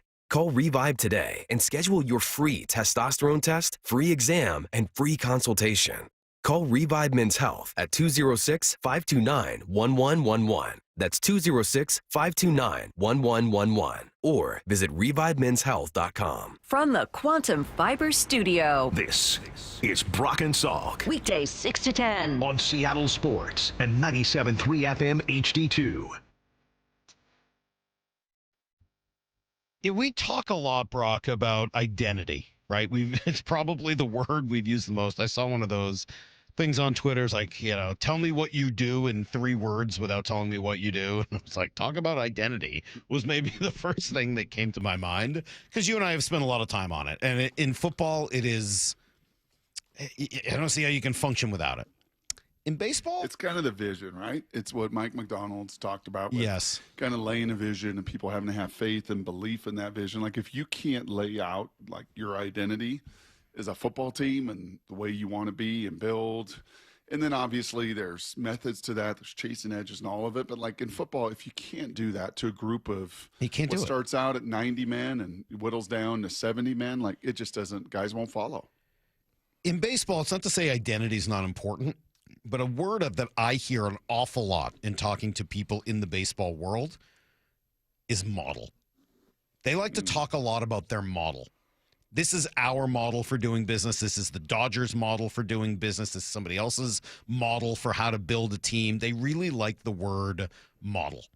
And they build these models and really try to run through a lot of simulations on how things will work. A lot of baseball is built off of modeling, right? That's why we talk about the ZiPS projections. Is it perfect? No, of course not. It's not like it perfectly mimics or predicts everything that's going to occur, but it's the idea that, hey, let's model this and see what the best plan is for a game that almost more than any other, you have to trust process over results and then try to play the odds and the percentages in order to get yourself to where you want to go, right? It's why we talk about earned run average, batting average, slugging percentage. All of these things are about trying to play the odds in order to give yourself the best chance to win. So that's sort of the backdrop to this conversation. Mm-hmm. I'm now going to do something that I generally regret every time I do it, which is that I'm going to bring up money. And I know that everyone will then want to have a conversation about ownership and spending and this and that. That's not the why I'm going to bring up money. That's not why. I'm going to bring it up because I think it helps describe and helps inform the model the Mariners seem to be, at least to my eye, trying to utilize. The Mariners are, if I understand right, roughly the 15th largest market in the sport, Seattle. That includes 2 teams in New York, 2 teams in Chicago, 2 teams in L.A., right? So you have to kind of look at it that way, but they are roughly the middle in terms of market size. Can I pause you right there for just a second? Yep. Why is baseball the only sport that talks about market? Because baseball is the only sport without a salary cap. Okay, so those 2 things are tied together. And because, well, we don't talk, because it's also the one where local revenue is still the predominant way of bringing money into your franchise. Yeah, and I don't ask that question like in a sassy way. No, I know. More of an instructive But the NFL way. doesn't matter. Everybody shares the revenue evenly, so whatever. And then you got a salary cap. So it doesn't matter what market you're in. You're still getting the same 1/32nd share of the gigantic national television contracts, which is where 90, I don't know the exact number, but a ton of the money comes in.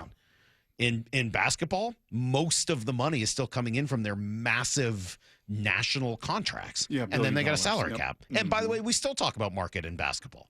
A little bit. At least we were 10 years ago. Yeah, for where the stars want to play. Yeah, so we were talking about it. So yeah, I think but in baseball, it's massively important.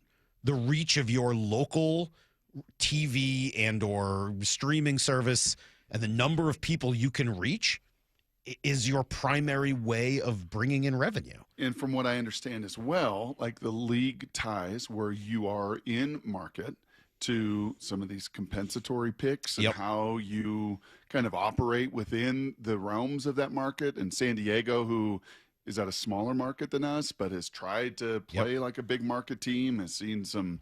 Well, we're going to get to them. They're part of this conversation. Okay, Brock, all those things are very important parts of it. But let me dig into the actual point here. Just stay with me. We're the 15th biggest market here, roughly, and the Mariners have had roughly the middle of the road in terms of payroll, 14, 15, 16, somewhere in that range. Their payroll has been roughly commensurate with their market size. So now take yourself away from ownership, take yourself away from thinking about how much money is being spent, and put yourself in the shoes of Jerry DiPoto or Justin Hollander, anybody in the baseball operations department. You're given a budget that is roughly in the middle. And you've got to come up with a model. You've got to come up with a plan to win the West and eventually to win the World Series. So you look around baseball, right? And say, okay, what are the other models I can borrow from? Well, one model, and it's a very popular one amongst certain people, is the Dodgers, the Mets, the Yankees, the Blue Jays. We'll throw a few other teams on there. They have the means, they have the resources, they have the market size, they have the television deals, they have some guarantees, and they can concentrate on free agency. They can really spend a lot of money in free agency on big name players and bring them in to augment and even be the core nucleus of their team. They still draft, they still develop, they still trade. It's not to say they don't do the other things, but they have just oodles and oodles of money, and they spend it at a staggering rate, and it has worked for some, less for others, right? That's model one. Mm-hmm. You also have, at the bottom, the Rays, and I would probably put the Brewers, and there's probably a few other teams you could add in there. I think it's the A's model. I don't know how well they're doing it, but their success has come from drafting and then trading for even younger talent as soon as that talent gets to a point where it has more value somewhere else, right? It is a constant churn. It is, you have no loyalty to your player whatsoever. They are entirely an asset, entirely just a widget that you are creating and then shipping off to try to bring in 3 other widgets that might have more value later. And right? if they were the Seahawks, they are not paying Woolen, Mafe, K9. They would have traded. They would have traded those guys all 2 years ago. That's right. I mean, like, they never even would have gotten to this point. It is just a constant churn, and it's what they have to do because the money they're spending pales in comparison, not just to the big dogs at the top, but really even the teams in the middle. They just don't have or refuse to have the money to spend on fielding a competitive team any other way. So this is the plan they've come up with. All right, so that probably takes out, I don't know, 8 teams, 10 teams at the top, 5 or so teams at the bottom, maybe a few more, and you're left with this big group in the middle. So what do you do if you're in the middle to try to win World Series? And in baseball, you never want to be betwixt and between. Well, but there are different there are different strategies for being in the middle. The Padres, you mentioned, the Rangers, Brock, the Diamondbacks. Lyle, you could probably augment this with a couple other names, are teams that have tried going all in for short windows, right? The Rangers are the best example because it worked. They went all in. They spent a ton of money on Semien and Seager, right, and a couple other big names all at once, and they really juiced up their payroll for a couple of years. They won a World Series, and now they're divesting themselves of all of it, and they came crashing back down to earth. The Padres have tried this. It hasn't really worked for them, and there's a belief that that will eventually happen to them as well. The Diamondbacks went kind of crazy for a year or two, and now it's, I'm not sure we're going to be able to keep all these guys around. That has been one of the options.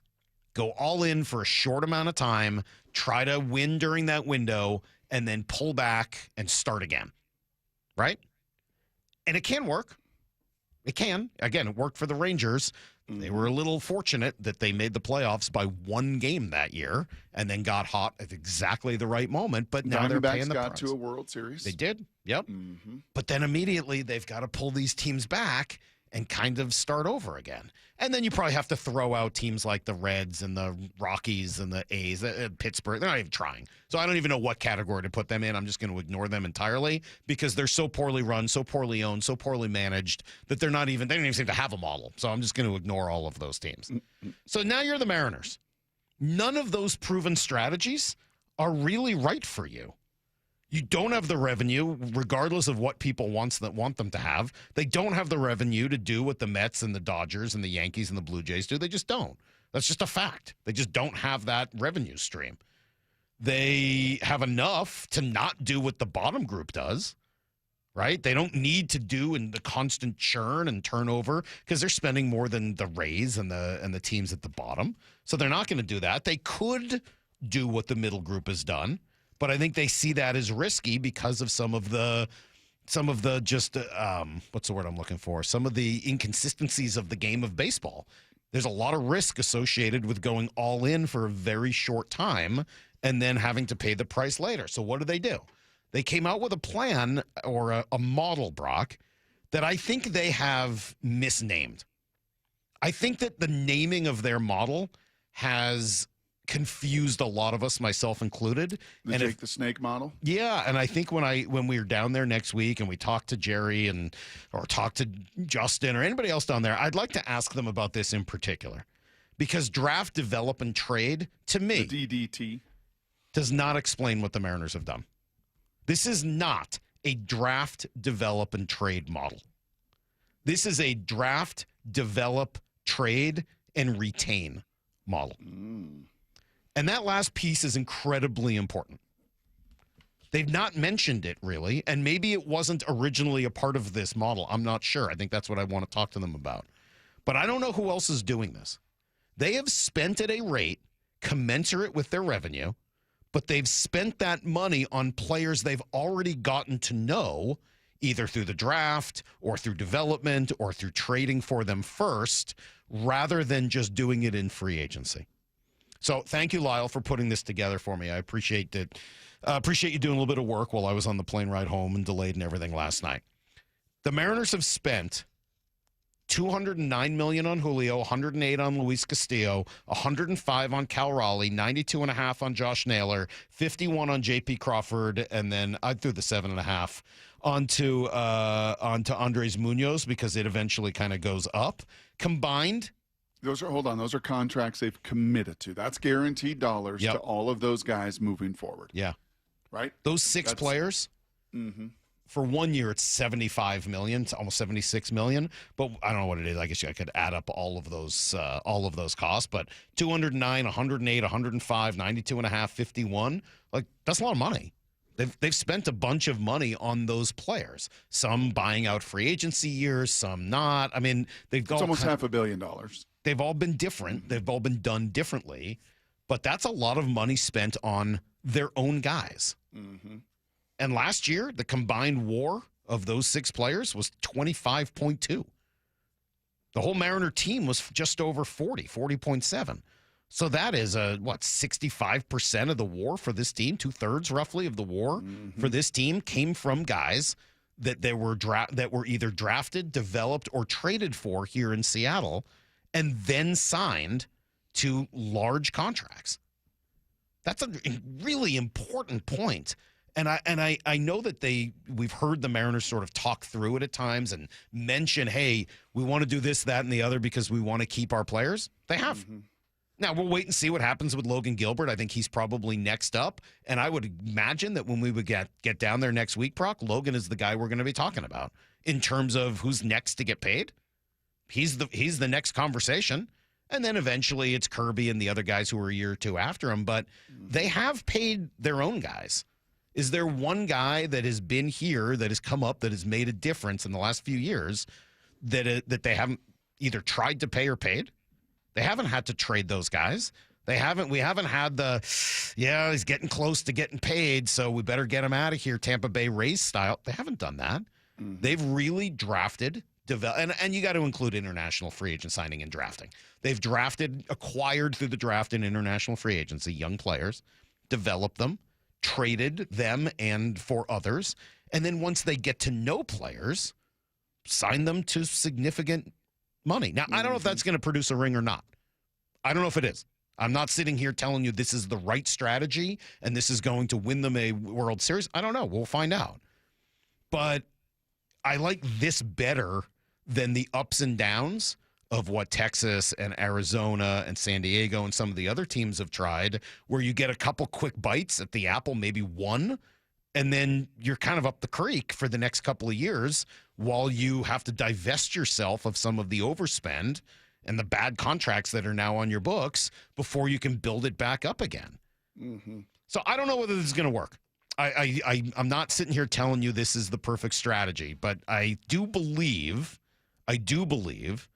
that it is a good long-term strategy because it gives you multiple bites at the apple. Well, raises your floor and gives you sustained success. It does. And gives you sustained opportunity. It also has the additional benefits. Here's 2 other additional benefits. It gives you, the fan, an opportunity to get attached to and then keep your favorite players around for a long time. Something that baseball has always kind of struggled with. How does this game allow you to, in the era of free agency, maintain that relationship with your player, with your favorites? Well, Cal's not going anywhere. Julio's not going anywhere. Naylor's not going anywhere. Like, these guys that they've made commitments to, they're not going anywhere. We're getting to see quite a bit of, the pitchers, the young guys, in 5, 6 years, and maybe even more than that, because I do have the feeling that Logan will eventually sign here. So, that is that's not something to sneeze at. You don't get that in Tampa. You don't get that in other places. And in New York and L.A. and some of the other spots, you're sitting around waiting for those guys' contracts to end at times, which the Mariners can't afford to do. So that was one additional benefit. The other additional benefit to me is I do think it starts to change the perception of your franchise. Regardless of whether Mariners fans or anybody else wants to admit it, the national view of this franchise in the game until the last few years was pretty negative. It wasn't a highly respected program going back to Jack Zarensic. And, oh, by the way, I had a dream that they rehired Jack Zarensic. Oh, my gosh. They did. High school scouting. They did. Is it true? No. I swear to God, that was in my dream. Now I'm worried that it really happened. Going back a few years, the relationship, the reputation of the Mariners was not great. Right? It wasn't a destination. It wasn't a brand that people were like, I got to go be there. It was a brand that Cliff Lee said, yeah, I'll pay my dues here, and then I'm going to head on out. Because there's nothing here. It's too far removed. There was no culture. There was no standard. There was no pathway to getting paid here. And so because of it, there was no consistency, Brock. So does this eventually, when you end up going through this draft, develop, trade, and retain, do we get back to a world where your stars stick around, retire here, maybe then stick around the Seattle area because they have actual ties to it? Are we looking at a situation in 10 years, I don't know what the right number is, where Cal and Julio and Naylor and some of these guys are all living in Seattle the way Buhner and Dan Wilson and Edgar did for a long, long time because they actually developed roots, and then you start to really build something in Seattle that is truly important. Well, based on the tax system, it might be more North Bend. All right, Seattle, maybe. But yeah. You get the point. Possibly, yes. I think three things come to my mind. Number one, I think this is a very healthy clubhouse dynamic. When in any business, your employees play well, perform well, make you money, fill your stands, fill your coffers, you want to reward them. I think that is a healthy model for any employer to take care of your employees. That they don't just feel like I'm working for my next job, I'm just checking in, I'm checking out. I think that is a very, very healthy dynamic. And I think we have seen that in this town and in this market with multiple sports teams. The Storm, one of the most successful, doing the same with Lauren and Sue and keeping your stars around, rewarding them for what they earn. Number two, this kind of feels a little old school. As you're talking, in my mind is racing and Rolodexing all of the teams presently. I'm thinking, this has like a St. Louis Cardinals and Atlanta Braves. This has like a model of the 80s and 90s where they did largely keep their stars, where they developed, and as Michelle Smallmon was talking about, and then you find ways to integrate new kids into that process, right? And we're seeing that with Colt Emerson and Cole Young, and we saw I do think that it is overall a model that has potential. That's not a guarantee that it works, believe me. And I'm enjoying a lot of the texts that are coming in on all sides of this. Yes. This one from Kevin in Bellingham, I think, is very important. And he put his name on it, did he? Yeah, he did. Well, and I hope I made reference to it because it's an important part of this. He says they also make sure to invest in good dudes. Yeah. And that is the idea of the, retain rather than sign from the outside. Know your own. You know who you've got. That's right. Right? When they decided they had to. I mean, they even went so far as to say, we have to invest in Josh Naylor. We have to. They didn't. They knew him. They knew him. They got to know him. They knew who he was and why they wanted him and how he fit with all the other guys. Because when you don't have Dodgers, Mets money, you can't take the risk. Can't make a mistake. You can't make mistakes and have a guy come in for $150, $250, $350, $450 million and be the wrong guy. You can't have it. And flush your culture down the toilet. That's right. Last thing, what do they say about imitation? It is the fondest form of flattery. Sincerest, I believe. Sincerest and fondest. You know who else is kind of following this model, surprisingly, is right in your own division, a team you're competing with and have competed with. Because the A's, as they actually transition eventually, I don't know, when is it, 2092 they go to Vegas? When they actually transition there, you've seen what they've done. They re-signed Rooker, or was that his name, the power hitting guy. They re-signed Soderbergh. They re-signed Jacob Wilson. Yep. They have actually developed two of those three guys, and then they've re-signed them here in the same period as you have. I think kind of looking at that model going, that actually makes a little bit of sense right there. Buying out arbitration years, guys that want to be here, guys that eventually when we get to Vegas will be A's and have been A's for, the majority in the course of their career and growing up in the system. Incubating that culture. I would probably look to two other teams a little more than the A's in terms of the model the Mariners have followed. Yeah. Because I think there are two models for this. Do you know what I'm talking about? I'm curious. Atlanta and Houston. That's more the model that you're talking about. I had a feeling Atlanta would be on there. I wasn't sure about the Houston one. They did, you're right, retain a lot of those guys. A ton of them. Now, Houston has the benefit of being also a giant market. I mean, Houston's a huge city. Much bigger media market than Seattle. But are their revenue streams, are their revenues as good? They don't have what the Yankees and Dodgers. No, they don't quite have that. Right. No. So all I'm saying here is that is definitely the model the Mariners have most modeled the closest. It's what Houston and Atlanta have done because those guys have retained a ton of their own players. Mm-hmm. The other side of that, too, is those are two teams who have consistently sat in the top 10 in payroll for a while. So I hope if this is truly the Mariners' plan, I hope that continues. I hope they find a way to keep Logan Gilbert, who I'm sure is looking at that Dylan Cease contract this winter and says to himself, well, could I get something like that? And if the Mariners deem it's worth it, I hope they keep him around. And that will be an interesting question to find out whether or not how pitchers fit into this model. What was that number, Lyle? Do you remember? What did Cease get? Dylan Cease, 7 years, $210 million. Be curious. It's a lot of money to spend on pitching after you've already used up 5 or 6 years of it, right? And so I'm not trying to speak for the Mariners. I don't know exactly what their model says. The only starting pitcher on that list of guys they've retained is Luis Castillo, and I think it would be an interesting debate as to whether or not they feel like that's paid off, the amount of money they've given to him. So I don't know what that looks like for Logan or for George or those guys down the line. If they let one of those guys go or trade them, please don't come back here and tell me, like, Salk, you said they were going to re-sign all their own guys. Like, it doesn't work that way. Some guys just want to get to free agency and there's nothing you can do. And sometimes you just don't believe that the bet on that guy long-term is the right bet. Or maybe your guys and Kade Anderson and Ryan Sloan. Maybe. But the Mariners have very consistently said we like and will want to pay and try to pay our own guys. They're not going to go out and try to pay Ian Snell a couple of years ago, or Blake Snell, excuse me. They're not going to go out there and try to pay Blake Snell. They're going to pay their own guy who they've gotten to know, who they have the medicals on, who they've seen grow up. So, look, I don't know what this ends up, kind of leading to, but I do like that it does feel like a model, an actual model that is theirs, and maybe shared to a degree by the Braves or the Astros or a couple other teams, but is distinct from what you're seeing from the Mets and Dodgers, distinct from what you're seeing from the Rays and Brewers, and I think distinct from what you're seeing from the Diamondbacks and Rangers and a couple of the other teams in the middle. And it makes me pretty excited to get down to spring training on Monday and see where this whole thing goes.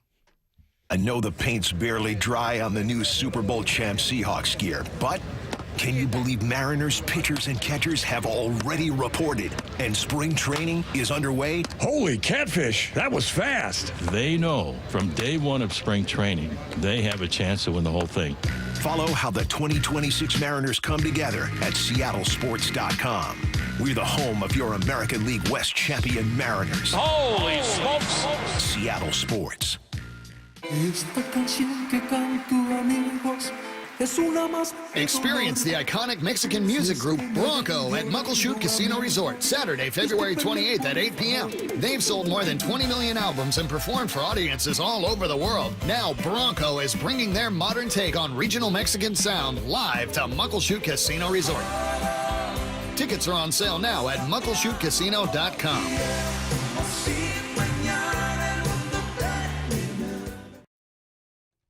All right, well, it is certainly a wake-up call getting back home last night. It's wet, it's cold, and everything's just kind of freezing and miserable around here right now. Well, at home, it shouldn't feel that way. It should feel nice and cozy. And if your attic and crawl space are properly insulated, you're not going to feel any of that draft in your house, nor in your wallet as those heating bills start to kick up, right?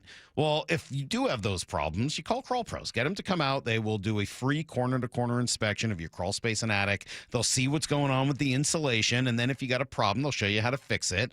They'll also, though, show you about whatever utility rebates are available. So if you're a PSE customer and your home was built before 1990, you could receive a rebate to cover up to 95% of the cost of the insulation job, okay? That's a huge, huge deal. If you're worried anything's going on in your crawl space or your attic, critters, water intrusion, mold, plumbing, whatever, call Crawl Pros. Schedule your free corner-to-corner inspection right now at crawlpros.com.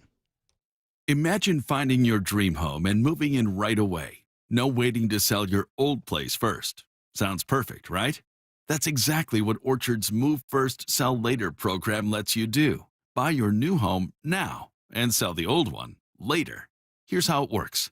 Orchard gives you cash so you can buy and move into your new home first on your timeline. No waiting, no showings, no double moves.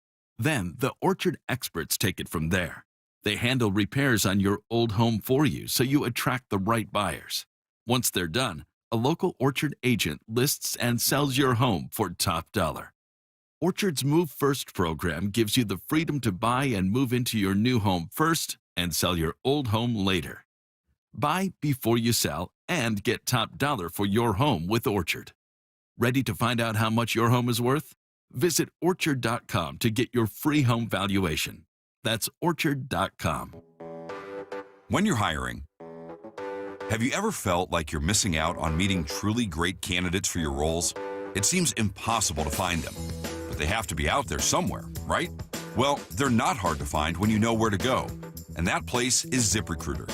And right now, you can try ZipRecruiter for free at ZipRecruiter.com/radio. ZipRecruiter helps 10 million people with their job search every day. And because these people are actively looking for jobs just like yours, it's easy to find the right person right away.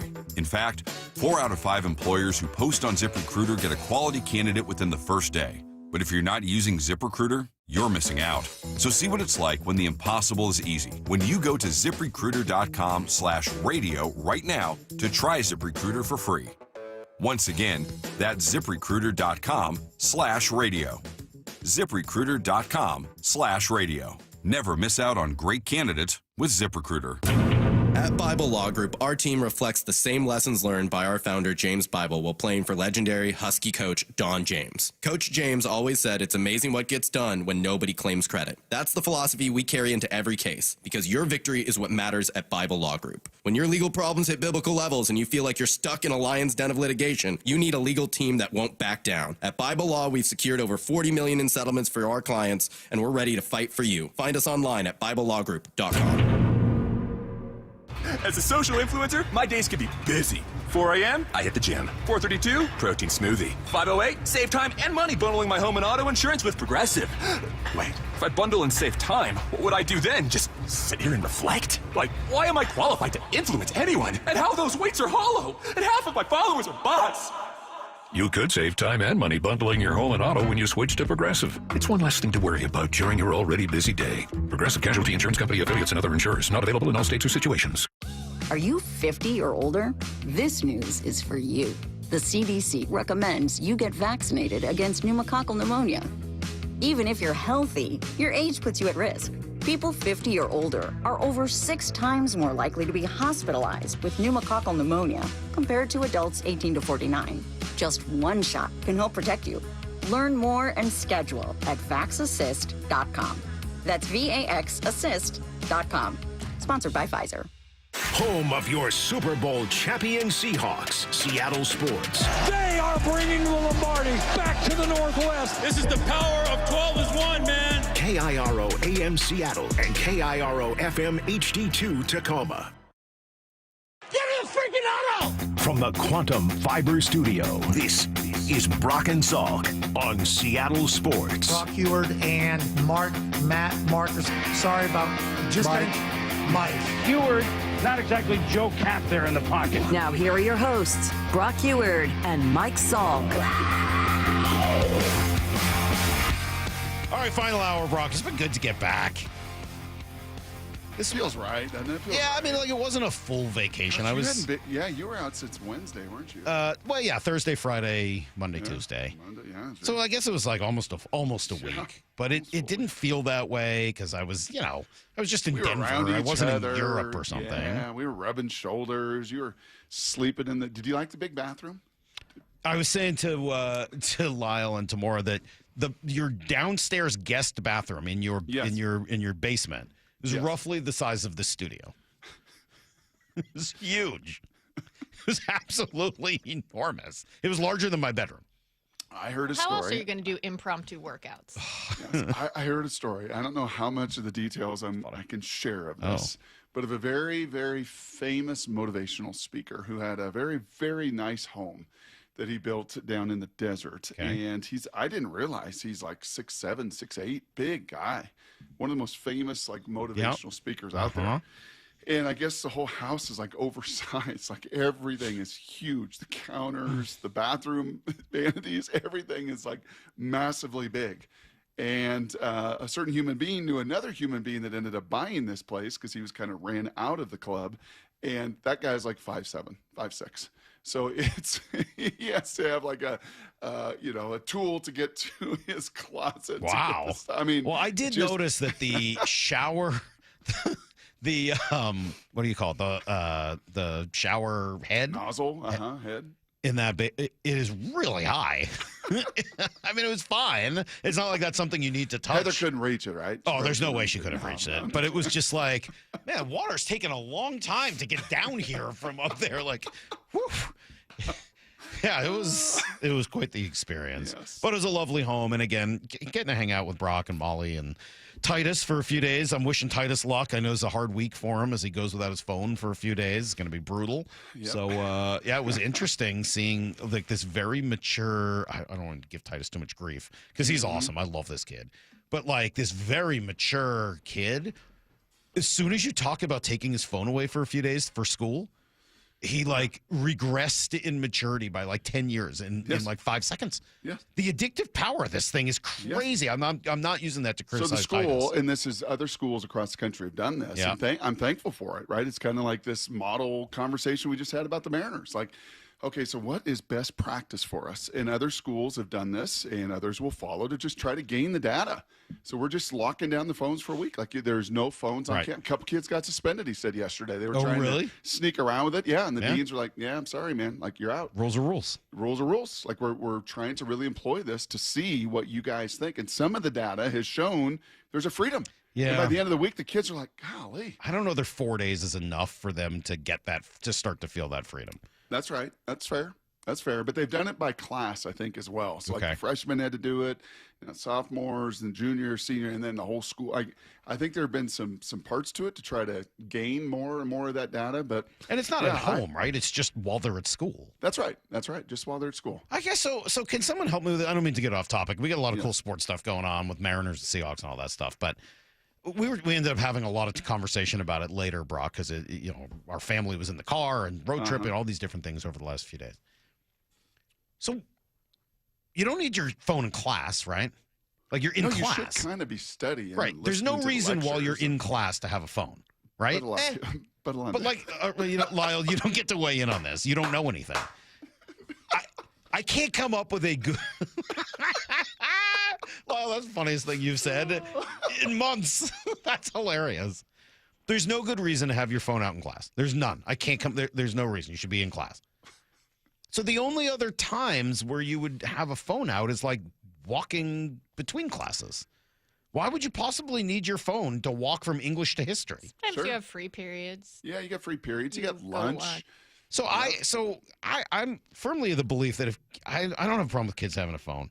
And if you end up leaving campus or whatever, like, yeah, you should have your phone. It's safe. It's easy. Like, I got no problems with that. Why would you need your phone to walk from one class to another? Talk to the people next to you. Who else do you even know? Everyone else you know is in school.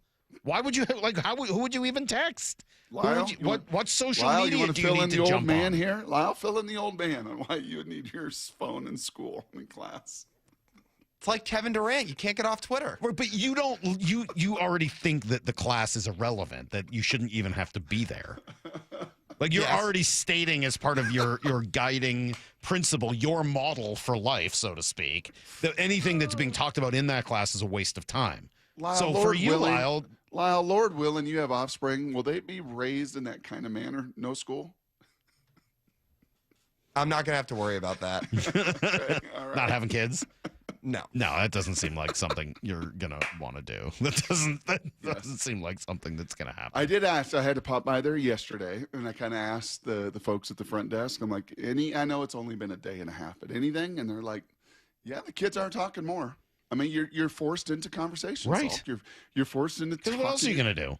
But you know this. You've been around many kids and adolescents. They don't do that. Well, they're struggling with it. They don't. They're know how. really, really struggling with it. So this is an avenue to like, hey, man, put your phones away. Well, and actually engage with the people around you. Actually look them in the eye. All day. It's not like I get it. Once you leave school, like I'm not trying to deprive kids of anything, but I just don't. I can't come up with a good reason why you would need to have your phone in school hours unless you leave campus. I just don't get it. I just literally don't get it. I couldn't come up with it. You got to post photos on, Instagram and Snap. You got to snap your other friends that's that are on fine. the third floor and you're on the first floor. But can't you do that later? No, you got to do it now. You got to do it right now. It feels a little too immediate. I don't know. Yeah. Anyway, that's all I got. That's my thought. I mean, you for guys today. could have Lyle reach out to his high school audience that came in here and saw him. True. That's true. Mercer See what they would High think. School field trip? Yeah. Mercer Island. God, did they love Lyle? Yes. Sure did. They really, really, really loved Lyle. See, if they wouldn't have had their phones that day, they were trying to interact with Lyle and get him to follow them on Instagram. Yeah. This is I use my phone as a clock. All right. I mean, You know, I also use my phone. I don't wear a watch either, and I use my phone. I somehow managed to get through school without a phone on me to tell me the time every 2 minutes. Other people around wear a watch. There's clocks up, and you're in a school. Literally, every single room has a clock. Give me some more of the feedback. And every time you'd look up at the clock, you'd think an hour's gone by, but it was really a minute. No, Lyle, let's be real. Every time you looked up at a face clock, you never learned how to read it. You can't even tell time unless it's digital. Can you tell time on that clock up there that has hands going around in a circle? Shockingly, yes. I'm shocked. My kids had to learn that in school, and if you weren't paying attention that day, you can't even read the stupid time on the clock. It's one of my rare old school skill sets I've somehow mastered. How about cursive? Are you good at cursive, Lyle? No. Who writes in cursive anymore? Nobody's good at cursive. Cursive is the worst. You know what? I'll side with Lyle on this one. They should take cursive and ban it and burn it forever. They're still teaching it? No. No. My kids didn't really. Okay, good. The 503 wants to know if Lyle could babysit their kids. How old are your kids? Do we need to Are call your kids in their CPS on these 30s? people? As long as your kids are older than 30, then yes. Lyle, have you ever babysat? No, and I have zero plans to. So what if your brother, could your brother potentially have kids? I guess you have to ask him. All right, so let's say your brother in the next 5 years decided to have kids. Uncle Lyle. And was back here in Seattle and wanted a night out with his significant other. Yeah. And said, hey, Lyle, would you take the kids for the night? Just one kid. We'll just start with one kid. Would you take the kid for a night so that me and my significant other, my partner, can go out for dinner? He knows better than that. He'd find somebody else, or I'd just reimburse him. So you'd money whip the problem? You'd rather pay for your brother to get another babysitter than actually watch his kid, your niece or nephew? Probably, yeah. That's the worst. At what age do you think you would start being willing to spend time with your niece or nephew? Like when they're like self-dependent, I guess. Like, what do you call it? 10? Yeah, like once they can stay home alone. This is you got to be on your own, yeah. I'm happy to hang out with you, but if I leave in the middle of it, you should be just fine without me. I love you, man. All right, we're going to take a quick break. We'll come right back. We'll give you guys everything you need to know. We've got trash takes coming up, and, we'll probably get to the stuff that I was going to do in that last segment before we got distracted. It's Brock and Salk, Seattle Sports on 710.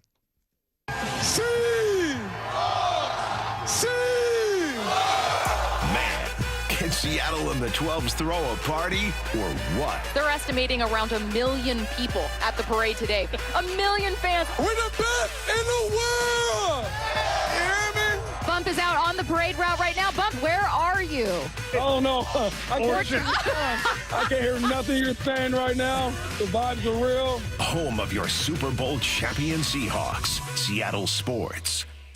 This is so fun for me. For almost a quarter century, 24 years, Sea Star Restaurant and Ron Bar has been Bellevue's and my go-to for fresh seasonal seafood. Was just there last week. In fact, Brock Heward here. And what I love is being able to count on my good friend, Chef John Howie's reputation for excellence behind every single plate. Doesn't matter. Local oysters, sushi. Oh, man, I love my steelhead last week. Cedar plank salmon, Dungeness crab bisque. It really doesn't matter. Everything on the menu has generous portions with true value. Every detail is cared for from the moment you walk in to the friendly thank you on your way out. And whether it's a date night, a business dinner, catching up with friends and family, the welcoming atmosphere and the polished service make conversations flow easily, and everybody leaves impressed. And right now, how about this deal? 3-course dinners in the lounge every night. 3-course dinners in the lounge every night at Sea Star from open to close, starting at just $50 at Sea Star. It's a dining experience you remember. SeaStarRestaurant.com.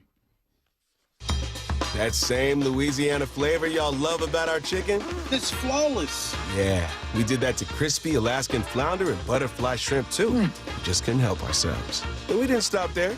You can add lemon pepper or garlic Parmesan rub to that shrimp.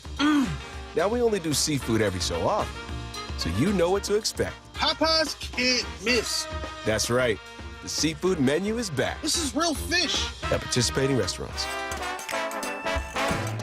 I'm Neil, founder of Clay Room. When I found ceramics, I realized my calling was to give others the space to be creative. So I set out to open my own studio. Having a Chase Ink card has allowed us to grow it and bring people together. Now we're molding a creative community. With the Chase Ink Business Cash Card, you can earn up to 5% cash back on business essentials, so your business can go from here to possible. Chase for Business. Make more with yours. Real business owner compensated for their participation. Cards issued by J.P. Morgan Chase Bank, N.A. member FDIC. Subject to credit approval. Terms apply. Hey Hawk fans, Jake Bobo. Stormy weather is here. How's your roof holding up? Give Techline Roofing a call. With the strongest warranty in the business, Techline has you covered. That's Tekline. Roofing.com. Trust Techline. It took us 93 years to build this reputation, but it'll take just 5 minutes to ruin it. If you think about that, you'll do things differently. Lee Johnson, Auto Family. Texting enrolls you in a recurring automated marketing text messages. Consent are required to purchase. Message and data rates may apply. The team's looking good this season. I think so. Man, I miss playing football. Ever since I turned 40, I just can't find that fire I used to have. Think it could be lower testosterone? What do you mean? I was feeling the same way. After 40, the body has less testosterone, and men lose their edge. That's why I take Nugenix Total T2. That's the testosterone booster, right? Yes, but Total T2 is their brand new formula that skyrockets nitric oxide levels in as little as 3 hours. Since I started taking it, I've been lifting like when we played for Coach Carter. My energy is way up, and it even spiced up things between me and the missus. Are they still giving out complimentary bottles? Yep, just send a text. Text AREA to 42424 for your complimentary bottle of Nugenix Total T2, the next generation testosterone booster. Text now and we'll include a bottle of Nugenix Thermo X, our newest, most powerful fat burner ever, absolutely free. Text AREA to 42424. That's AREA to 42424. These statements have not been evaluated by the FDA. This product is not intended to diagnose, treat, cure, or prevent any disease. Compassion, communication, results. That's Pendergast Law Personal Injury Lawyers. Go to pendergastlaw.com. That's pendergastlaw.com. This month, Pure Talk is honoring Jackson and Lincoln by offering unlimited talk, text, and plenty of data for just $25 a month. Meanwhile, Big Wireless is honoring Benjamin Franklin by charging families hundreds of dollars for the same 5G service. What's up with that? Ben Franklin wasn't even a president. When you switch to Pure Talk, you'll be in business with an American wireless company that supports our vets in a big way and keeps all their customer service in this country. That's important. And you'll be on the same towers the big carriers use, so you'll get the same 5G service without the inflated price. So hang on to your Benjamins and switch to Pure Talk for a Jackson and a Lincoln. No contract, no hidden fees. Dial pound 250, say Mike Rowe, and you'll get 50% off your first month when you switch. That's pound 250, Mike Rowe, for an American wireless company that is truly unprecedented. Pure Talk. Guys, did you know your testosterone affects everything in your system, including how you feel and perform every day? Right now, Revive Men's Health Seattle will check your testosterone for free. Knowing your T levels is the first step in understanding if you have low T. Your testosterone level impacts your energy, libido, sleep, weight, hair loss, mood, and even ED. Maintaining an appropriate T level can change your whole life. Most men start to see changes in their hormone levels in their 30s. Experience and results matter. So what are you waiting for? Get your T levels checked today by local, experienced, and trusted men's health experts. They've helped thousands of men since 2011. They're so confident they can help you, they even guarantee it. Call Revive today and schedule your free testosterone test, free exam, and free consultation.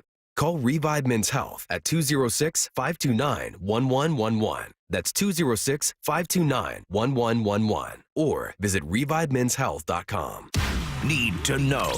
15 minutes past every hour with Brock and Salk. Here's what you need to know. Up first. All right, full squad workouts, Brock. It is spring training time. Everyone is there. They're working out. We're hearing stories about all the guys and who's doing what. Dan Wilson with his first opportunity to meet with the whole group. I mean, yeah, I've got a couple thoughts to relay. It's more just about, again, a season is just full of ups and downs. It's full of a lot of hard work. It's full of stretches where you have to fight. I don't think, you can't forget that. You can't get to the World Series with any kind of shortcut. And I think that's kind of the message today. It's time to start, putting our work in here now and getting prepared just like we have done in the past. And I think that's kind of the message. And I know these guys are ready to do that. So how was that message being received? It sounds like pretty well. Ryan Divish on with you yesterday, Brock, explaining what it feels like there. I think it's like a business-like confidence.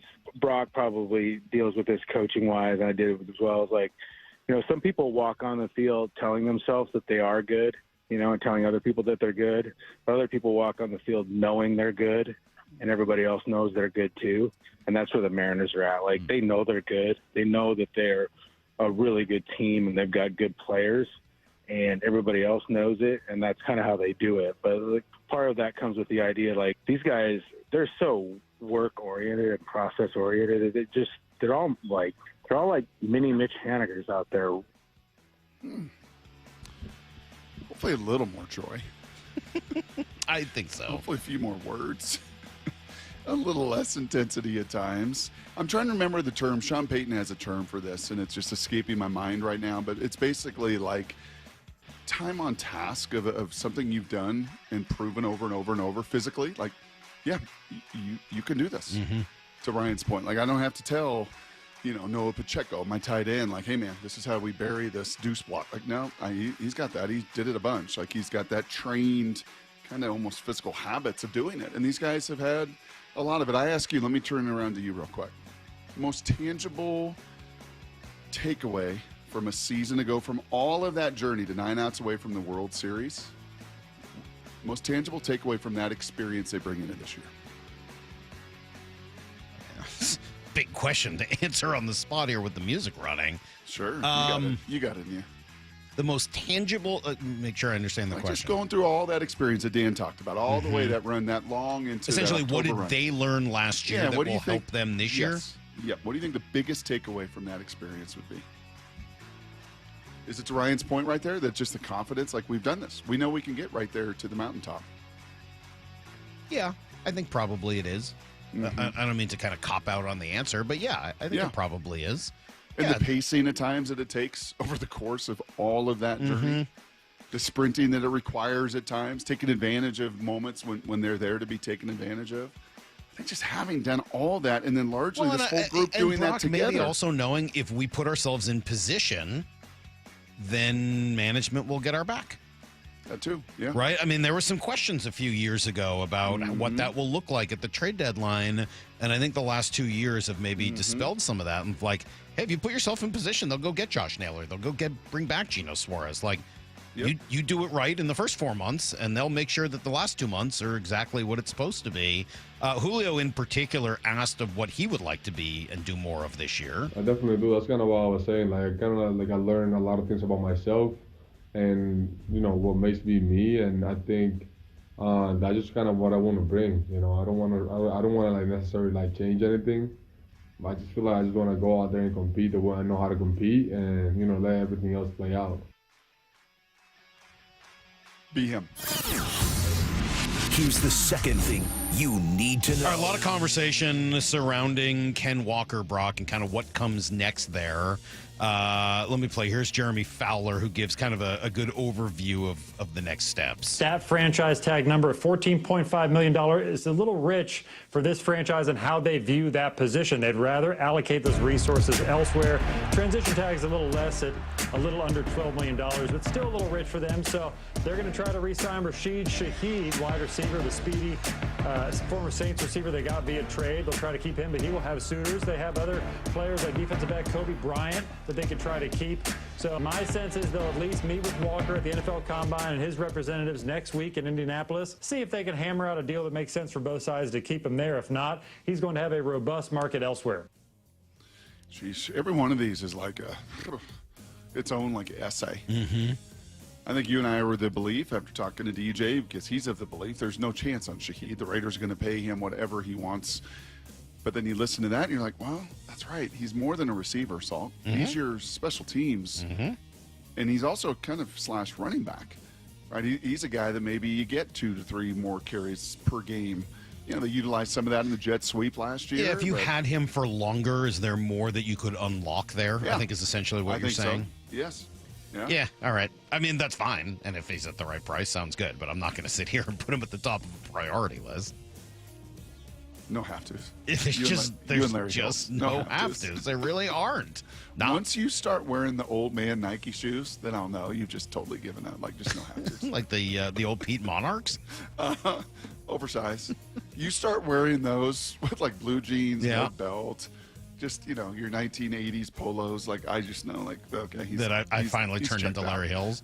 You've just totally checked out. I guess there's still a few things that we're never going to have in common. No have-tos. Just a couple. Here's the third thing you need to know. All right, UW parting ways, or I don't know, Jimmy Doherty's moving on. Their offensive coordinator's no longer here. Let's just say that. And let me just say, Jimmy Doherty truly is like one of my favorite people. Why do you like him so much? Because he was around. I've seen like the whole career arc with him. I've seen the whole growth and maturation. He was really young when he was with Sark, right there in the aughts and into the early teens, and then he just kind of grew up. He matured. He just he went other places, done awesome things. He's a genuine, authentic guy in a sea of inauthenticity. How about that? That's a good reason. You like that? I do, yeah. Just kind of knows who he is, and he's been a tremendous recruiter, but I think he wants to go to the NFL. That is my read on this. I think he'd like to, like many of these college coaches. Heck, like the head football coach in Northern Illinois, who is now your new Seattle Seahawks running back coach. And that guy is fun, by the way. We've played some of his clips over the years on the show. Oh yeah. He's an open book. He is a fun, gregarious, like good football coach too. Yeah, and we're gonna like him. Oh, cool. He's fun. All right. So he leaves Northern Illinois to take the vacant running back's job at the Seattle Seahawks. And yeah, I think folks want to get out of the total inauthentic, just absolute no rules, no holds barred chaos of college football and get to the NFL. Well, and get an opportunity to go join this coaching staff where obviously some really interesting things are happening, right? If you have your finger on the pulse and want to learn and want to get better and all of that, I would think that this would be a pretty good place to try to get that done. So, all right, that is everything you need to know. 15:15 every hour here on the Brock and Salk Show. We got trash takes coming up in about 20 minutes. Did you guys figure out your trash takes? I know there was some challenge earlier. Yeah, gosh, I don't know if I can find one trashier than what Lyle sent. Really? It is like the epitome of trash. It's so trash. It's such trash. Well, I mean, Brock, go back to your stable. You've got like 3 or 4 people that you go to each time. And didn't Dion say anything? Or oh, no. Christian Fourier went into Dion, though. Oh, really? Did he go into Dion? Wow. I don't know.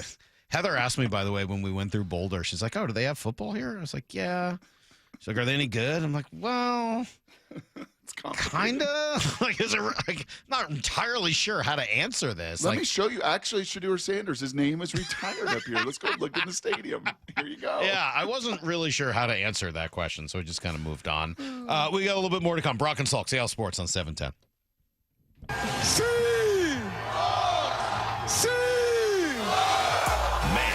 Can Seattle and the 12s throw a party or what? They're estimating around 1 million people at the parade today. 1 million fans. We're the best in the world!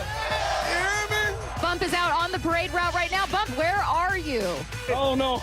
I can't hear nothing you're saying right now. The vibes are real. Home of your Super Bowl champion Seahawks. Seattle Sports. All right, guys, it is so cool to have the trophy back here in Seattle where it's supposed to be. That game now starting to fade into the rear view. We're all starting to focus on baseball opening day, just a month and a half, 2 months away. And so, yeah, let's start thinking right now about making a commitment so that by opening day, you're good to go. So you feel your very best. People all over our region could lose 20, 30, 40, 50 pounds by the start of baseball season. It starts with a call to Eastside Weight Loss Clinic. 50-minute phone call gets it started. I did this program and lost 10 pounds in a week. I lost 35 pounds in 8 weeks without going to the gym, without having to take any pills, no injections, no fake food. It's all real food that you buy at the grocery store. The recipes are great. The coaching is perfect. I love the accountability. I thought that was really important. So, yeah, do it for yourself this year. Lose all that weight. Book your 15-minute consult at eastsideweightlossclinic.com. That's eastsideweightlossclinic.com. Dr. Ryan Coogan, D.C. Results may vary.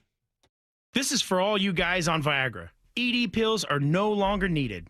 The brutal side effects like 4-hour headaches, blurred vision, and that flush feeling can all be put behind you with our treatment. Here at West Coast Men's Health, we have a better approach to ED. Acoustic wave therapy creates blood flow circulation by safely removing the plaque in your arteries, and restoring function naturally. Guys, let me be clear. Pills will never fix your problem. Our equipment is the latest technology, and our medical staff is the best in the industry. So give West Coast Men's Health a call today. Speak with our clinic manager. Ask him any question you like, how it works, the science behind it, and even the cost. If you suffer from ED or Peyronie's disease, give West Coast Men's Health a call today.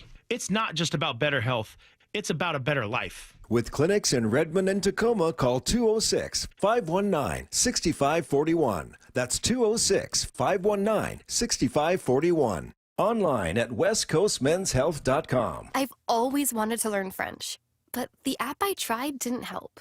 If you want to memorize words in another language, there's an app for that. But if you want to really learn another language, there's Babbel. Babbel was designed by over 200 language learning experts to be the most effective way to learn another language. With other language learning apps, I was just playing games. I wasn't really learning. Babbel's different. Every time I open the app, I can choose to work on my writing, speaking, or listening. And it saves my mistakes for me to review, so I'm constantly improving.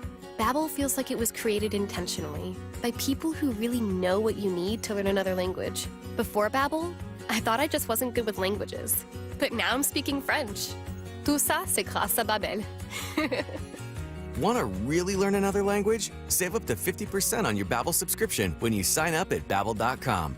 That's Babbel.com to save up to 50%. Babbel.com.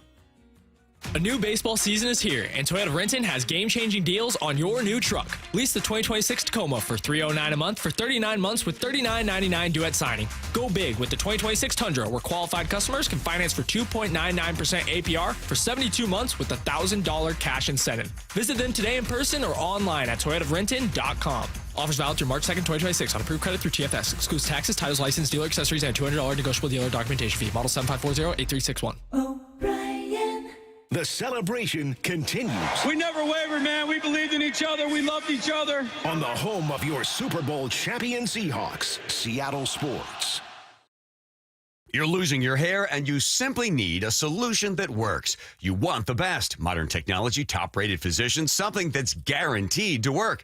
Guys, you need world-class Dr. Perungo and his team at Advanced Hair. Advanced Hair has completely redefined hair restoration. From the experience itself to their unmatched results. Receding hairline, bald spot, thinning hair, maybe all three like I had. Get your hair back with Advanced Hair's simple one-day treatment that begins to regrow your own natural hair the very next day. Advanced Hair has changed tens of thousands of lives, including mine. And get this, Advanced Hair is once again the winner of the 425 Business of the Year. For your free consultation, call 425-449-8185. Right now, you'll get $250 off and 250 free hair grafts. Refine your hairline with the team that redefined hair restoration. That's 425-449-8185. Or for the before and afters, visit advancedhair.com. Forget Cloud 9. We're headed to Cloud 10 with prizes up to $10,000 in cash. Hearts will be racing every Saturday night in February as two lovely winners are drawn every hour from 6:30 till 10:30. Will you be one of Cupid's cash board winners? Visit daily to claim your free entry and find out. Don't forget, your Reef Rewards card can save you up to 25 cents per gallon at Lummi Bay Market next to Silver Reef. Silver Reef Casino Resort, located off I-5 exit 260. We've all been there. Sleepless nights, mind racing, wondering if your business's security service is really protecting what matters. At Bay Alarm, we can put your security insecurities to bed. Video security, burglar alarms, fire alarms, access control, 24/7 monitoring, and more. Our advanced technology and personalized support ensure you can rest easy, knowing we're here for you, your people, and your business. Visit bayalarm.com to talk to a local security expert. Bay Alarm, we got you. This hour is brought to you by Davis Law Group. From the Quantum Fiber Studio, you're listening to Brock and Salk. Weekdays 6 to 10. On Seattle Sports and 97.3 FM HD2. Been good to get back today, and we'll do trash takes coming up in 15 minutes, Brock. There's so much. Here's the thing tomorrow? Yeah. Here's the thing tomorrow? I know. I heard there was some good stuff last week. You haven't had, like, hey, here's the thing in a month. I know. I heard there was some good stuff last week. There was some good stuff. I heard actually a friend of mine left a message, and I didn't get a chance to hear it. She didn't know I was not going to be there, so I'll have to go back. Oh, yeah, there was one mad at you about soccer. And they I'm sure I know kind of who lumped that Brock was. into it. Yep. Hey, you know the World Cup's going to be here? in June? I do. Crazy. You found someone to rent your house to yet? No, I don't think we're going to be able to pull that off. No, okay. I heard tickets are like $2,000. I swear to God, if you gave me $2,000 to go to one of those games, I wouldn't go. I mean, if you want to come and stay with us again, rent your place. I would. I mean, I'll just charge. I'll take a little percentage. Take a little percentage off the top for that. Yes. It's been mostly optimism today, right? As we're getting excited about Mariners and getting down there next week. And we'll have our opportunity to just kind of get the feel of the team. I think Shannon gets there today. So hopefully we can chat with her tomorrow morning and check in with Shannon and, all that stuff. Hanging over this whole year, though, is going to be whatever is going on with the potential for a work stoppage next off season and into next year. And now you got the news coming out, yesterday about Tony Clark. That was a bizarre story, and I still don't think we know all of it. He, of course, is the head of the union. He was a former player. You may remember him. He's huge, tall guy. I mean, one of the tall. 6'7". Yeah, he's 6'7". A big dude. Playing first base for the Tigers for a while, the Red Sox, the Yankees. He bounced around a little bit, maybe the Mets. I feel like he was with the Mets. But so he abruptly resigns. There was already some sort of internal investigation going on regarding his about potential improprietary use of funds. Turns out he was having an inappropriate relationship with his sister-in-law who he had hired for the union. The whole thing is a mess. So he's out. The union gets together yesterday and essentially says, okay, he's out. Then we got to talk about who's going to be coming in, which, frankly, I think that they were probably going to do anyway because it's sure. And I would think they would have somebody in place fairly quickly because it does feel like it's time for the wartime consigliere, right? I know Lyle doesn't know what the Godfather is, but there's people who are, perfect for peace. And then when you're going to war, you got to get the person who's ready for war. Mm-hmm. And I think they're about to go to war. I think the owners are ready to go to war. And so the players are probably going to have to gear up to go to war. Jeff Passan, though, continuing to put at least a little bit of optimism out there. Here is what Jeff said. When the collective bargaining agreement expires December 1st, Tony, I anticipate Major League Baseball will lock the players out. But a work stoppage is different from a work stoppage with games missed. And do I anticipate that at the end of the day, the games will be missed? I think a lot of it depends on what we see by the middle of February and if there's momentum toward a deal, because mid-March is really the drop-dead date for missing games. And it's the same thing we went through in 2022. I anticipate it happening again in 2027. Yeah, I appreciate Jeff even offering a kernel of optimism. I have none.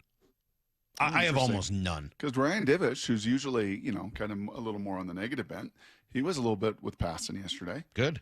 He was a little bit hope they're right. Yeah, there can be all this conversation. There's going to be all this hubbub. There's going to be all this buildup. But push comes to shove. I think both sides know they're not in a place of leverage to miss games.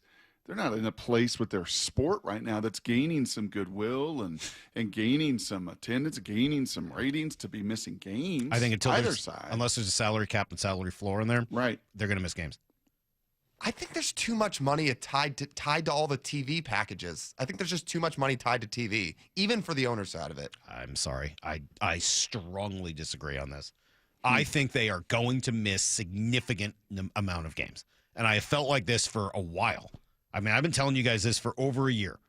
I truly believe in my heart of hearts that they are going to miss significant time and that the only thing that will bring them back is some sort of a salary cap floor situation. Mm-hmm. That at the end of the day... You don't think these players of this age, of this vintage, not the players of 10, 20, 30 years ago. If this group of players agrees, okay, fine. Yeah. I mean, that would be the amendment to my statement. I think they miss games unless the players cave and find a way to be okay with a salary cap and floor. But, unless the players change their decades-old view on that. Have you chatted with any players about this? Nope, I have not. Yeah. I've not chatted with players. I have talked to people in and around the game. I've not really talked to players about it. Kind of curious, honestly. It's a good question. Maybe spring training isn't the time to do it, and hope springs eternal, and they're all getting ready for the WBC, and they're all in this business-like approach and doing all their work. But I am going to make a point, just at the appropriate time, off the air, just to get a sense and a feel. Players? This group of players has to some degree. Right, this isn't the 80s and 90s. This isn't where it was America's pastime. I don't know, man. This isn't where the ratings were. What is it that Bryce Harper said? You bring up the word salary cap and it's going to punch him, right? Get the you-know-what out of our clubhouse and send to Rob Manfred. Brock, look, you might be right. I hope you are. But I just, in my view, this comes down to the game has changed. The revenue has changed. It used to be, TV money is gone. Local TV revenue is gone. And the salaries go up while the revenue goes down.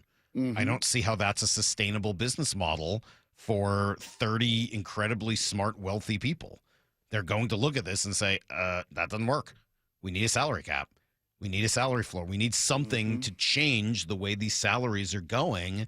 And oh, by the way, that gets mixed with the Dodgers spending whatever it was, 12 times. I mean, it's just not sustainable. And unless the players agree, I think they're done. That? No, I don't. Interesting. I don't think so. Here's a little more from Jeff on whether or not they could do something without a cap. You can make an argument, and I think a pretty profound argument, that the system isn't working for all of baseball right now when the Dodgers are paying $550 million for players and the Miami Marlins have a $70 million payroll. The disparity there is enormous. But is there a compromise? Is there a solution to be found without a cap being put into place? I believe that there is. The question at this point is, are the parties that are involved willing to go and find that? Because if not, the 2027 season really is in jeopardy at that point. I just think the owners are going to say, no, we're just not doing this anymore. The salaries keep going up and our income keeps going down. In what business? And the owners also look at we spoke of models an hour ago for quite some time individually within their own businesses, but the model of professional sports, when you look at what the NFL has done and what it has created league-wide, what even the NBA has done with their different, I forget what they call them, aprons, which kind of create a tax system and a cap and such, and even the NHL with a hard cap. I think that model from the 30 owners would look at it and go, guys, this is pretty good. And oh, by the way, we can negotiate and that percentage of the cap and that percentage of the revenue and the things that we share and where it always gets tricky, Brock, is on opening up the books. That's always where it gets tricky. Right? Remember the conversation, the last NFL lockout was leading into 2012, right? Or whatever it was, 11, 12? And I think it was 11. And the big thing was the owner said, okay, we're not making enough. We got to do this, that, and the other. And the players are like, okay, well, show us the books. And they're like, no. Sure. So that issue of. But at least you have the Green Bay Packers. It's a publicly owned. It did help. You some window into, some of that, not all of it, but it gave you some window into that. And I don't know, are these 30 owners going to be willing to share their books? No shot. No, of course And their not. models are so completely different, right, as we talked about earlier. Yeah, I mean, that's where I run into a lot of a problem. And I think that's where a lot of players are going to run into a problem is those owners are going to ask players and they're going to ask fans to take their word that they don't have the money for this anymore on the premise of, trust me, bro. It's like, well, player salaries are all public. That is always a owners are challenge. not, and they won't share it. But I don't think they're going to. That's a good point, Lyle. And often I think that is the way these negotiations go. The one thing that the owners will have in their favor this time is that they don't need to prove to us that TV revenue has gone away. We know that's happened. I mean, that's not up for debate. Right? The entire RSN, Regional Sports Network model, has failed in 25 of the 30 cities or whatever the number is, somewhere along those lines. So, we know that. You're right. No one's going to see their books or know exactly how much money they're making or not making. And if they were to say, we're now losing money or whatever, I don't know whether there's any reason to believe a group of owners who say that. But I think we can all agree that they're not bringing in the revenue they were 5, 10, 15 years ago. I mean, that's just, and you can look at the that's just looking at valuations. television. Look at Hollywood. Everyone is having this problem. The other area is the valuation of your team and your franchise.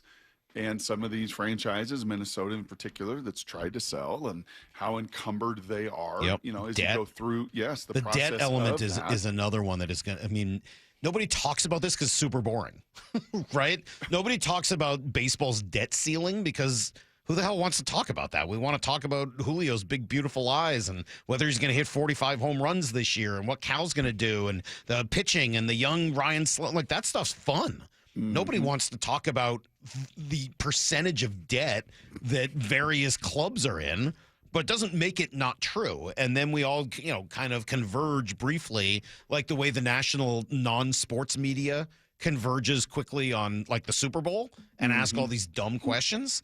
We kind of do the same thing, and all of a sudden we become experts in, business models and revenue and this, that, and the other, and we're not, and I'm not going to pretend like I am either, but things like debt are a huge, huge part of the way these businesses are run these days, and most of us don't have a clue what that looks like. So anyway, I don't mean to cast any awful shadow over this season, and we're just going to enjoy the year without paying too much attention to this. And I think the Mariners have put themselves in a great spot for this season and even beyond.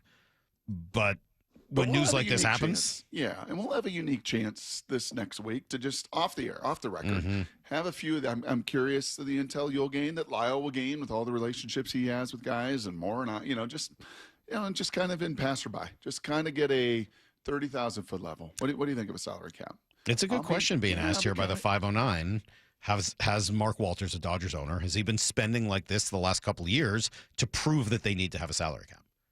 Short-term hit in order to have maybe. I don't know. I mean, I don't know him well enough to know how that works, but I think it's a perfectly fair question. And meanwhile, have you been following any of the the NBA tanking thing, which kind of goes along with this? And did you read any of Mark Cuban's comments on it? Yes. You know me, I love Mark Cuban. I think he's such a smart, interesting fella. And like, I really tended to agree with his. Basically what he said was, tanking's not the problem. Of course we tank sometimes. The teams, fans rather are smart. They know that, like, you can't win every single year, and you're not going to win every time they come to a game. They want to win championships, and if tanking is the best way to get there, they're okay with it now and again. But you can't overcharge them while you're doing it, and you got to limit the prices and the expectation level and all that. I thought it was pretty well said. Yeah, you know what it is, honestly, and I was looking at salaries of NHL players yesterday for some odd reason. What it is everybody's chasing the NFL. At the end of the day, I mean, that's kind of what this is, right? Baseball is chasing them. Basketball is chasing them. And, man, have they been outclassed and outdistanced. The NBA, like, just their all-star game, the ratings, players don't care. I mean, it's just NHL is chasing to kind of get their mark. Everybody's chasing this Goliath that just does not slow down, right? I mean, the NFL just does not give them. It's a Seahawks defense just suffocating the life out of Drake May in that pocket. Like, yeah, good luck. Good luck. And that's why, to me, like, come on, baseball. Come on, man. You're gaining some little momentum. You're gaining some young stars. You're gaining some market share. You're trying to figure out some of your economics. Are they? Yeah, the numbers for the World Series are pretty good last year. Yes. Like, you're starting to do some of these things. Just don't give your opponent any more room to keep running from you. I don't know, man. I don't know whether it's good. I don't know that the momentum is enough to have them not go about going to the mat or going to the mattresses, since this is a big Godfather thing. And R.I.P. to Tom Hagen himself, the great Robert Duvall, who passed away over the weekend. I mean, he was super. He's in his 90s, so it's not like 95. A huge surprise. But Robert Duvall is one of the best ever. I mean, just pretty good, man. Just so good. All right, let's do some trash takes. Get it together. Don't look like trash. Trash takes. It's a bunch of trash. Oh gosh, I thought it was trash. On Brock and Salk. That's a terrible take. Oh gosh. Oh gosh. Disgust. That's such disgust. Oh gosh. All right. Jalen Milroe gonna beat out Sam Darnold. Should he get more reps? Who said that? I don't know. Somebody. Who said that? No, it's just going back to, the first, was that training camp or OTAs? What was that? Where Sam was really bad. Turns out the training camp was really good. It was training camp. Turns out the defense is really good. And that, for the record, was not the question. No, it was not. What was the question? The question was, is there a scenario in which there's competition? Yes. And the answer was no. Now we know. No harm, no foul. All right, Brock, what's your trash take? I tried to find something. I'm sorry. I mean, Lyle nailed it. If Lyle wants to use it, Lyle sent it last night in the email. I tried last night in late time. People are too smart right now. I tried this morning. I tried throughout a couple segments to find a few things. Heck, I even went to my Emmanuel Acho well to try to find something better than this. And there's nothing trashier than this. This is the trashiest of the trashiest. We used to kind of like Mick Cronin when he was at Cincinnati. Just tough guy. And even at UCLA, Westwood, and bringing teams to the national title game and, trying to make the powder blue tough. He's just become a whiner. He become a baby. Is he still at UCLA? He's still at UCLA. And oh, by the way, how do those Big Ten schools, football's one thing when you got to play a couple road games. Have you seen UW, Oregon, USC, and UCLA's road records in the Big Ten basketball? Not good. I mean, horrific. They got no chance. You're not going to Michigan, Ohio State. Come on. So let me hear Mick Here's Cronin. Mick Cronin just unloading on a young reporter. I feel like you need to set it up. So Bruins center Xavier Booker was a 5-star recruit who signed with Michigan State, didn't do very well there, then transferred to UCLA, and Michigan State's crowd section was taunting him. Okay. They're getting after him. Booker's done some student section chanting Booker's name. I could give a rat's ass about the other team's student section. Okay. I just meant overall the way that you I would like to give you a kudos for the worst question I've ever been asked. Did you like You should take it. the preparation of the... Do you really think I care about the other team's No, I don't student section? think you care about the other Are you team. raising your voice at me? No, I'm just Yeah, you are. talking. Yeah, you are. Come on, dude. No reason. Come on. Yes, you are. Everybody's standing here listening to you. Everybody. This is on camera. They can hear you. I answered the question. I could give a rat's ass about the other team's student section. I coach UCLA. I don't care about Michigan State students. I mean, who cares? What a chump. On so many levels. What a chump. We have all these conversations, Mark, about different coaching styles. Yes. And coach your team the certain way you want to coach them hard. Go ahead, go coach them hard. Well, but as we said, but to belittle and demean reporters like you are, I think it does turn out that the Mick Cronins, the Bobby Knights, all these people over the years who have success coaching that way have a tendency to eventually take it too far. Right? Not everyone, I'm sure you come up with an example of somebody who didn't, but it sure feels like when you move down that road, and I like that style of coaching, don't get me wrong, I love it. It's really hard to balance it and not take it too far, and that's embarrassing. He should be ashamed of himself. That's disgusting. Lyle, what do you got? You raise your voice at me? Oh my God, what a tool. The irony of him, too, saying, this is on camera, everybody can see it, and now he is getting cooked. As he should. This morning. Yep. Yeah. Kid asked a perfectly reasonable question, by the way, and he's right. He's not asking about the student section. He's asking about the emotions and how the kid handled it and this, that, and the other. Ugh. All right, Lyle, what do you got? That was the big one. Yeah. And Brock went first, so he used it, and credit to him. Then I'll give you credit, Lyle. What's up? I'll share the crown if it happens to win. It's really your crown. All right. Well, there was that, and then I'm sure somebody's going to find it right after I say it, but there was a radio host in New England who was getting on Seahawks fans a few days after the Super Bowl. I was trying to find that, and Really? I could not. Yeah. Who was it? It's not it's not Tony Maz. It's not Felger. It's not. I was trying to remember his name, but for the life of me, I could not find that clip.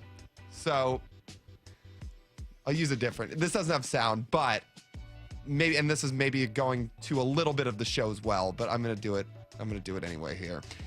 There's a tweet that says, as you see here. What's up? Well, just play the sound. There's no sound. There's no sound. There's no sound. All right, then you're out. More. Give me yours. Lyle, we've run out of time. He's going to read it. He's going to read the We're tweet. out of time. No, go ahead. More can go. Brock stole yours. It's fair. I think it's fair. You can share Brock's. Yeah, you and me, Lyle, together. Peanut butter and jelly. All right, I was going to revisit our friend Felger that everyone loves so much that you had on the show, and him trying to clean up his takes after the Super Bowl. Oh, nice. I like this. I definitely had the gap between the teams wrong. I thought it was close in terms of talent, in terms of overall team, and it turns out it wasn't. Certainly not last night. The talent level felt like a decided advantage for the Seattle Seahawks. And while I say that part of the reason you should feel better than you might is that you're not sort of lamenting one play one sequence. It was there, and we blew it. The refs screwed us. We got unlucky on that. There's none of that, right? You can just sort of walk away from that game and say, you never really had a chance. And that's, I think, a little easier to take. You should feel better because you got blown out? Yeah. He's like, I was wrong, but actually there's a silver lining here. It wasn't like you lost by a field goal. Oh, he's a gamer, isn't he? He is a gamer. Felger? Yeah. Somebody put it that way, and I think that is so. The whole thing's a game constantly. I kind of agree with that take, though, Maura. I got to tell you. Like, you just got beat. Like, there's nothing worse than suffering the agony. Like, wouldn't it have been better if the Seahawks had just gotten crushed in 2014? Anything's better than the lamenting, or 2005 with the refs. Like, that stinks. That's the worst. Yeah, I'm with. I think I'm going to go with Phil. I'll go with Brock. I mean, Mick Cronin. That's awful. Lyle, you can share in the victory. You and Brock. Yep. I was gonna pivot to Dov Kleiman. That's what I was getting to. The Chiefs bench that swung out, and it says no team is better in the league than the Chiefs because they have an extra swing out on their bench for like back reps. Their bench press. That one was pretty good. No, I'm sorry. You're not allowed to take what I now believe to be a parody account and use it for trash takes. But you can share in Brock's victory. Thank you guys can share together. All right. In the Mick Cronin. That's bad. That's really laughably bad. Great job. Tomorrow we will have Here's the Thing. So hopefully you've submitted something through the Seattle Sports app. Looking forward to that. We'll check in with Shannon. Boss Lady's really looking She loves that. What's your favorite segment of the week on our show? Let's see, Shannon. Please try to keep them between 30 and 45 seconds. If it's longer than that, it's hard for me to get them on. Salk, the world's biggest Felger apologist. Yeah, well, pretty much. I do kind of like. I like the guy. Feels like you love him. Love him? I'm always entertained by him. He's You very divorced me entertaining. for him. Be fair. No, I wouldn't. Working with him every day? Are you crazy? No. Absolutely no. For a week? He's not that kind of relational person. That's Show not who he swap is. for a week? I'd work with Felger for a week, but not forever. No thanks. All right, we got to go. We'll be back tomorrow morning. Excuse me, at 6 a.m. Bump and Stacy coming up next. I saw them outside, so looking forward to that. And until tomorrow, the hey. Is it tomorrow? See you, everybody. Good to have you back. Get to the chopper!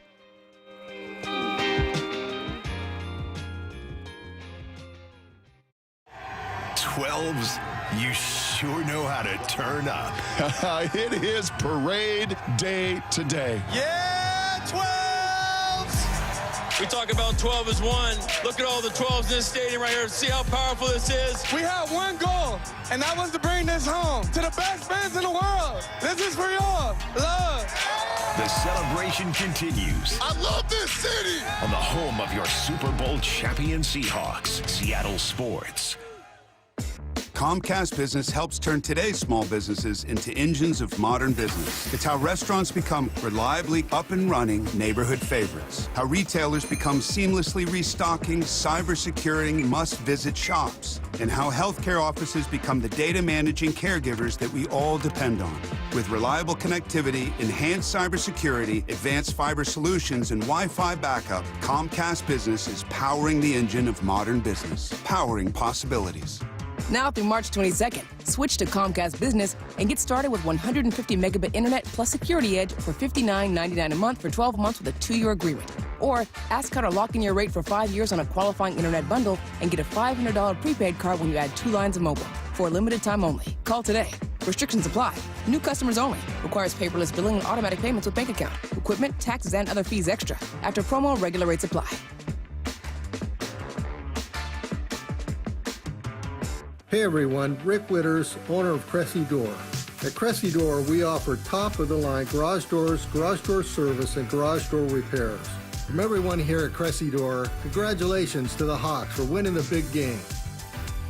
For over 113 years, Pacific Lamp and Supply Company has been your #1 lighting specialist in Washington, from the Space Needle in Seattle all the way to the Riverwalk in Spokane. With the largest lighting inventory in Washington, Pacific Lamp's knowledgeable and experienced staff can assist with any lighting issue, including intricate lighting and control designs. Plus, they work with all utilities in Washington to get you the best available lighting rebates. Pacific Lamp and Supply Company, Washington's lighting experts since 1912. Visit pacificlamp.com. Lee Johnson Auto Family, the LJ way. When you buy a new vehicle from Lee Johnson, you'll get a lifetime powertrain warranty included. Snapshot from Progressive wasn't created for just anybody. Oh no, we made it for you. Gradual breakers. You keep your eyes on the road, so you've seen it all. As long as it all happened directly in front of you, like a Swedish masseuse, your foot knows exactly the right amount of pressure to apply to the brake. That's why your passengers feel totally relaxed with you behind the wheel and occasionally super sleepy. With Snapshot, safe drivers like you get personalized rates based on your driving habits. Sign up today at Progressive.com. Progressive Casualty Insurance Company and Affiliates. Snapshot not available in California or from all agents. Get in the zone, AutoZone. Welcome to A to Z Savings, our biggest sale of the year. Happy to be here. Can I get some rotors? Would you like brake pads with that? How much are the brake pads? Free with Duralast rotors. Free. Really? Really? Free. I also need some oil. Would you like an oil filter with that? Yeah. How much is that? Free with the oil. Free. Really? Really. Free. It's part of A to Z Savings with hundreds of deals. From A to free.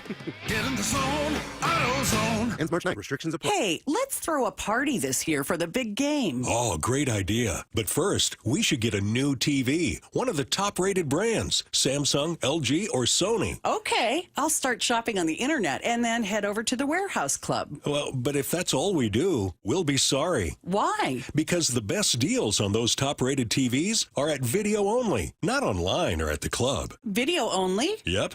We can save up to $500 if we shop smart. Or we'll be sorry. Let's talk about your hair. Well, maybe after we talk about my hair. I've got great hair, as you know, and it's because of Advanced Hair. Yep, Advanced Hair Restoration. Their simple one-day treatment offers life-changing results that I can attest to. Guys, it's not magic, but it's close to it. They put hair where you need it most, and bam, it grows. It's actual science. Advanced Hair has top-rated physicians, modern technology, and best of all, you get your very own natural hair that begins to regrow the very next day. It's even guaranteed to grow for life. So schedule your free consultation now at 425-449-8185. Mention Curly to qualify for $250 off and 250 free hair grafts. It's a limited time offer. Advanced Hair, the winner of the 425 Business of the Year, and the team that gave me my hair back. More importantly, they'll do the same for you.